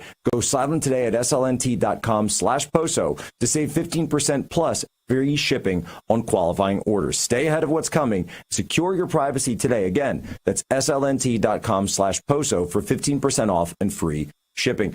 This is Jack Posobiec. We're on with Rich Barris, the People's Pundit. Rich, you've been going through and walking us really down this line about how the media runs these fake push polls to generate their narratives, to generate false perceptions of reality. You know, and I love it because then Saturday rolls around and here's Trump and Elon, and they're walking into the UFC, and everybody's cheering, and everybody's like on their feet for him, and Mel Gibson saluting from the front row, and you're like, wait a minute. The people still like the guy. This is not a situation where there's this like massive outcry against Trump the way that the media would have you believe. But that being said, Rich, we do need to understand and tell the truth about what's going on. And we know, of course, that President Trump, when it comes down to it, has been making some very big changes and talking about even bigger changes. We know this has spooked the market the way that this always happens, particularly on the economy. And that's why on this issue, I did want to drill in, Rich, what are you seeing in those numbers when it comes down to it. Because look, these for better or worse, personally, I think that America has invested too much in the stock market. I think this is something that ultimately perhaps has gotten too much exposure to the average American. This is like a casino culture, and yet suddenly we're told this is the best way to expand our money, and because of course this is the way we've set ourselves up financially. I don't usually pop off on this, but I guess I just am. So that being said, though, that is where a lot of people have their money. So, Rich, what are you seeing on the economic front? Yeah, I mean, it's funny to me, Jack, in the period of, let's call it globalization, when they changed the economy from a goods producing economy to a primarily service sector reliant market based economy. I don't mean markets the way people think. I mean stock market obsessed based economy. They've collapsed it no less than 2 times in order to change the economy into a cheap goods, no manufacturing, no living wage economy. It was going to take disruption to be able to change it back, which is the agenda that people did vote for. And so I just want people to understand, I'm not saying here that there's not economic concern. And for those who watch my show, everyone knows for weeks I've been very critical of the White House's messaging because I think they're reactive instead of being proactive, and they're not speaking in the terms that I think they should be speaking in or think would be effective. All right. So I'm not absent criticism, but the truth is, it is the narrative reality. You're hearing right now about the economy and everything is being, we're not the left. That's right. I mean, it's being pushed by people who were never honest to begin with, right? And what I really see is a similar situation to what happened with Reagan when he was elected in, of course, the 1980 election. He was hammered from the day he took office in 81 after those tax cuts and the reforms that he pushed. He was hammered all the way up until 83 when the economy started to turn around. He needed to implement a little bit of pain in order to fix what the Carter and others, it wasn't just Jimmy Carter, but in order to, get the country back in the right direction, he needed to implement some pretty big changes. And it wasn't, the benefits were not immediate. It hurt and people were concerned. I just think that everything needs to be put in its proper context. Most of the concern right now is not being driven by the reality of higher prices. It's being driven by the perception that there will be higher prices, and it's being driven by a certain group's perception. All right. It is not a bad thing. You just mentioned the UFC. It is not a bad thing to be the party of younger, less white people. Okay, it is not a bad thing to be the party of people maybe who now vote at lower rates, but in the future are the growing demographics of this country. You're reacting to negative sentiment that is being put out and being exacerbated because these people take polls, but particularly older voters who don't really care about what the economy will look like 10 years from now, Jack. They care about what they had saved up for their golden years right now, and they care about whether or not Social Security will be enough. I cannot tell you when we poll how many times I hear from, let's just call it 60 and above, how many times we will hear in a single polling session, Elon Musk is going to take my Social Security. Okay, I mean, I cannot tell you how many times we hear something like that. That is what is and so much of that, by the way, comes from what you hear. You hear Democrats say this, and yes, broadcast media and cable media just regurgitate it. They just Elon's never said anything about that. He's of course not actually spoken out against it so many times. President Trump has been against it, but they know that's the button to press for those voters. It doesn't matter how many times President Trump has said it's a lie; they will just lie. That's right, and you need to expect that. Look at what I'm saying is here. Don't miss the forest through the trees. Step back and look at the bigger picture. All right. I mean, if you course correct now, if you're the Trump administration, and you think you're course correcting, and you change course now and try to go back to business as usual, you're going to forsake all of all right, and it's time. I really don't know how else to say this. The president's a bigger thinker guy. You have to look past your own presidency and agenda right now. And if you want your legacy to survive, you're going to need these voters to keep voting for people who have the same letter after your name on the ballot in subsequent elections. In the present short term, all right, let's say present to like short term future, it is going to be a little bit tough at the ballot box during special elections, et cetera, et cetera. But the younger generation is basically the most conservative generation we've seen in 50 years. I don't know what, I don't know Rich, why. we've been talking about this. Like, We've been talking about this on the show House seats, all Jack, week. To have a Roosevelt coalition for 30 years. That is, it is the, you now have this situation where millennials and Gen Y are the most right-wing generation in America by almost 10 points, according to Real Clear Politics. Almost 10 points. So, yes, we've seen the 70 plus have like a negative 14 deficit, but it's blowing. And by the way, you're not going to see this headline anywhere. I want to say, like, outside of me and you and like Charlie Kirk, no one is talking about this, that it's millennials. Remember the millennials, the stupid, lazy millennials who can't do anything, can't do anything right, who are ruining America. Guess what? They are the ones who realize that the system doesn't work for them, and they love that Trump is fighting the system. That's what people elected Trump to do. These are the ones who, and I'm not going to relitigate the whole thing, but they like the change versus what you're talking about, the people at the other end of the age spectrum. And it is economic. A lot of this is economic driven, folks. Correction. All of this is economic driven, that they're the ones this system has worked for, and that's why they don't like the changes. So what President Trump is doing is saying, look, we're going to do the best to take care of everybody, but the generation that's coming up right now, they need change, and that's what they voted for. And I would say this, too.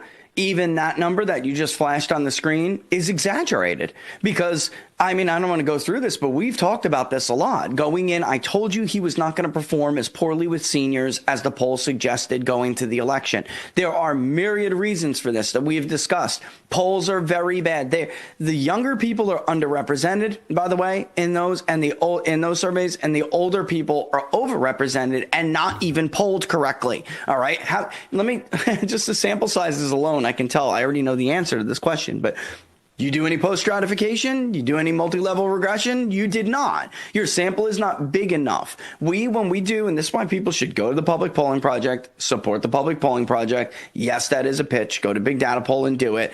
This is why we break down age details the way we do and why we stress that in this day and age, bigger is better. All right, bottom line, you need much larger samples. And the reason and look at what Ann Seltzer did in Iowa. She was a perfect example of this. She completely mispolled the senior vote. Their samples are not big enough to even do that level of analysis or that granular level of weighting because they're not breaking up the 50 to 64s, the 65 to 74s, the 75 pluses. Laura hates it when I get into detail like this on shows because she thinks I'm telling other pollsters who are bad at their job secrets that they should figure out on their own, and she's probably right, but it's true. They do not have representative or large enough samples for each of these subgroups to do the level of weighting that is necessary to see whether or not you are accurately polling these age groups. And they were a bust going into the election. So now why? Again, how many states did Reuters poll correctly? How many states did the New York Times poll correctly?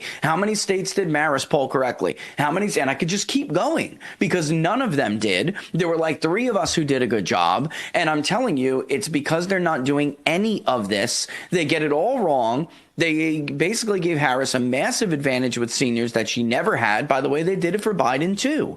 And this has been a trend that's been happening for years. And you know what? And now here we are again. This isn't what was reflected at the box office, at the polling. This wasn't what it was reflected at the ballot box. Yeah. Be right back. Jack Posobiec, Rich Barris, Human Events Daily.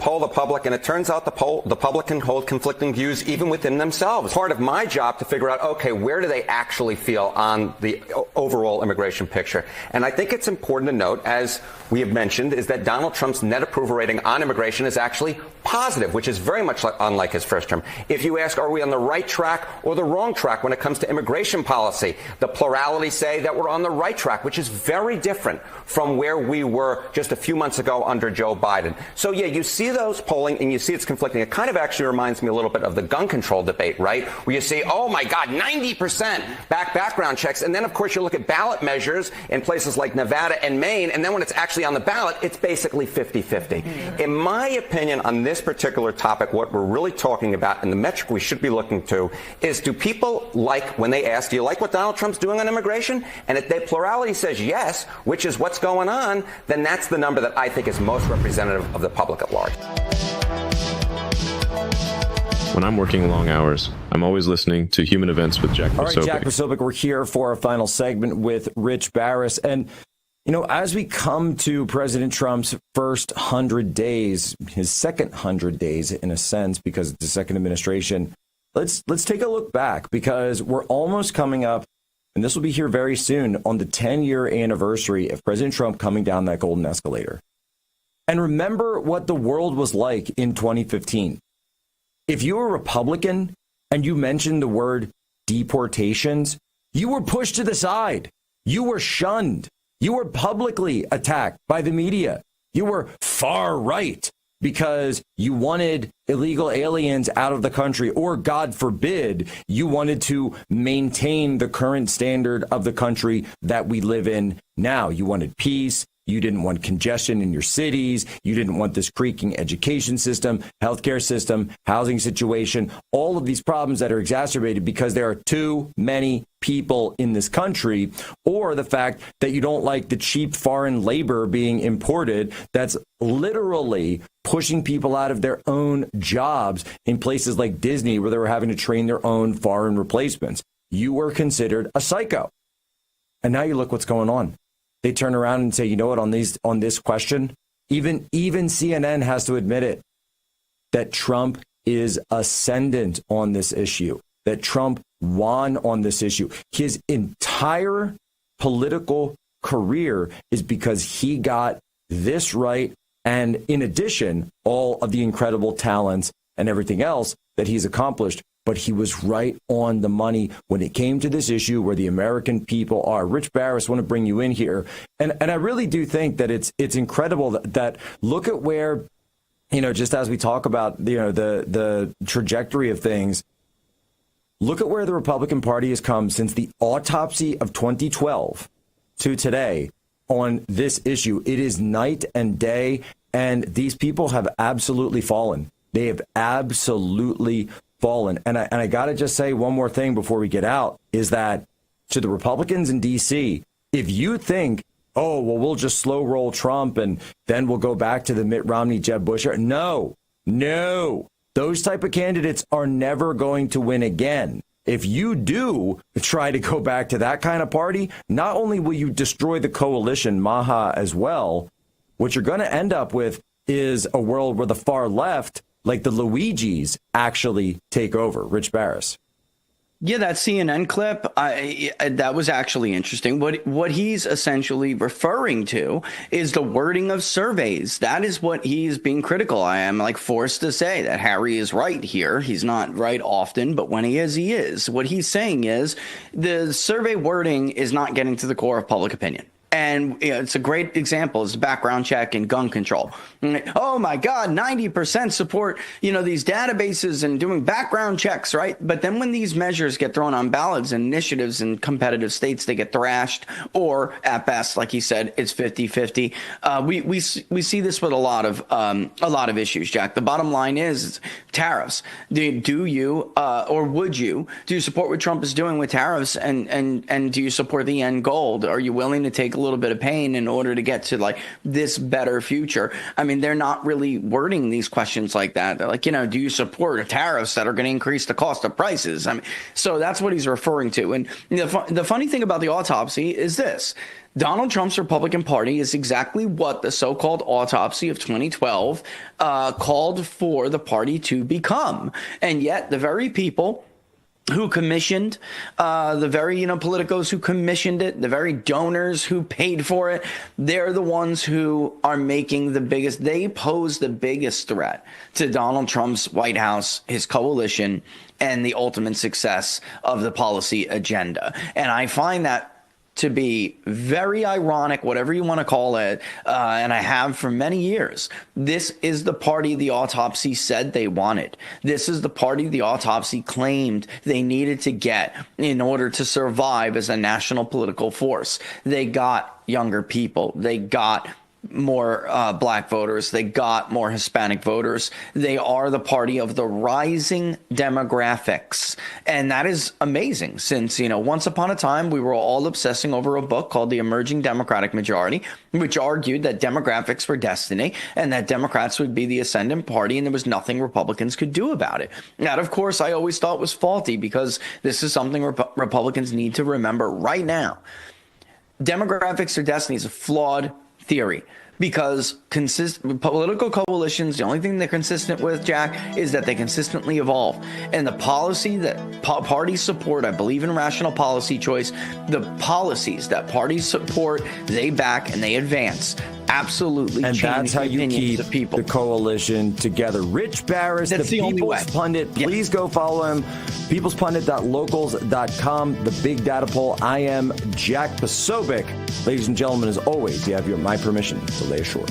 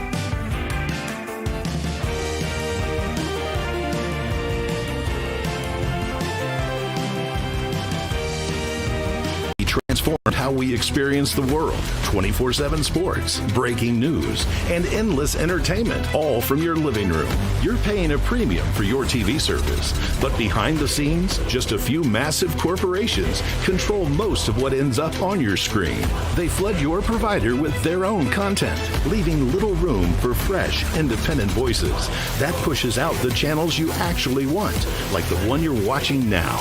Accurate weather that keeps you prepared, inspiring messages that lift you up, popular podcasts that keep you informed, real news that doesn't follow a script. All of it is at risk of disappearing, but you can help change that. Scan the QR code to send a message to Congress. Independent programming matters. Let's bring fairness and choice back to cable for you, your family, and your freedom to choose. More voices, more choices, more creativity. Act now.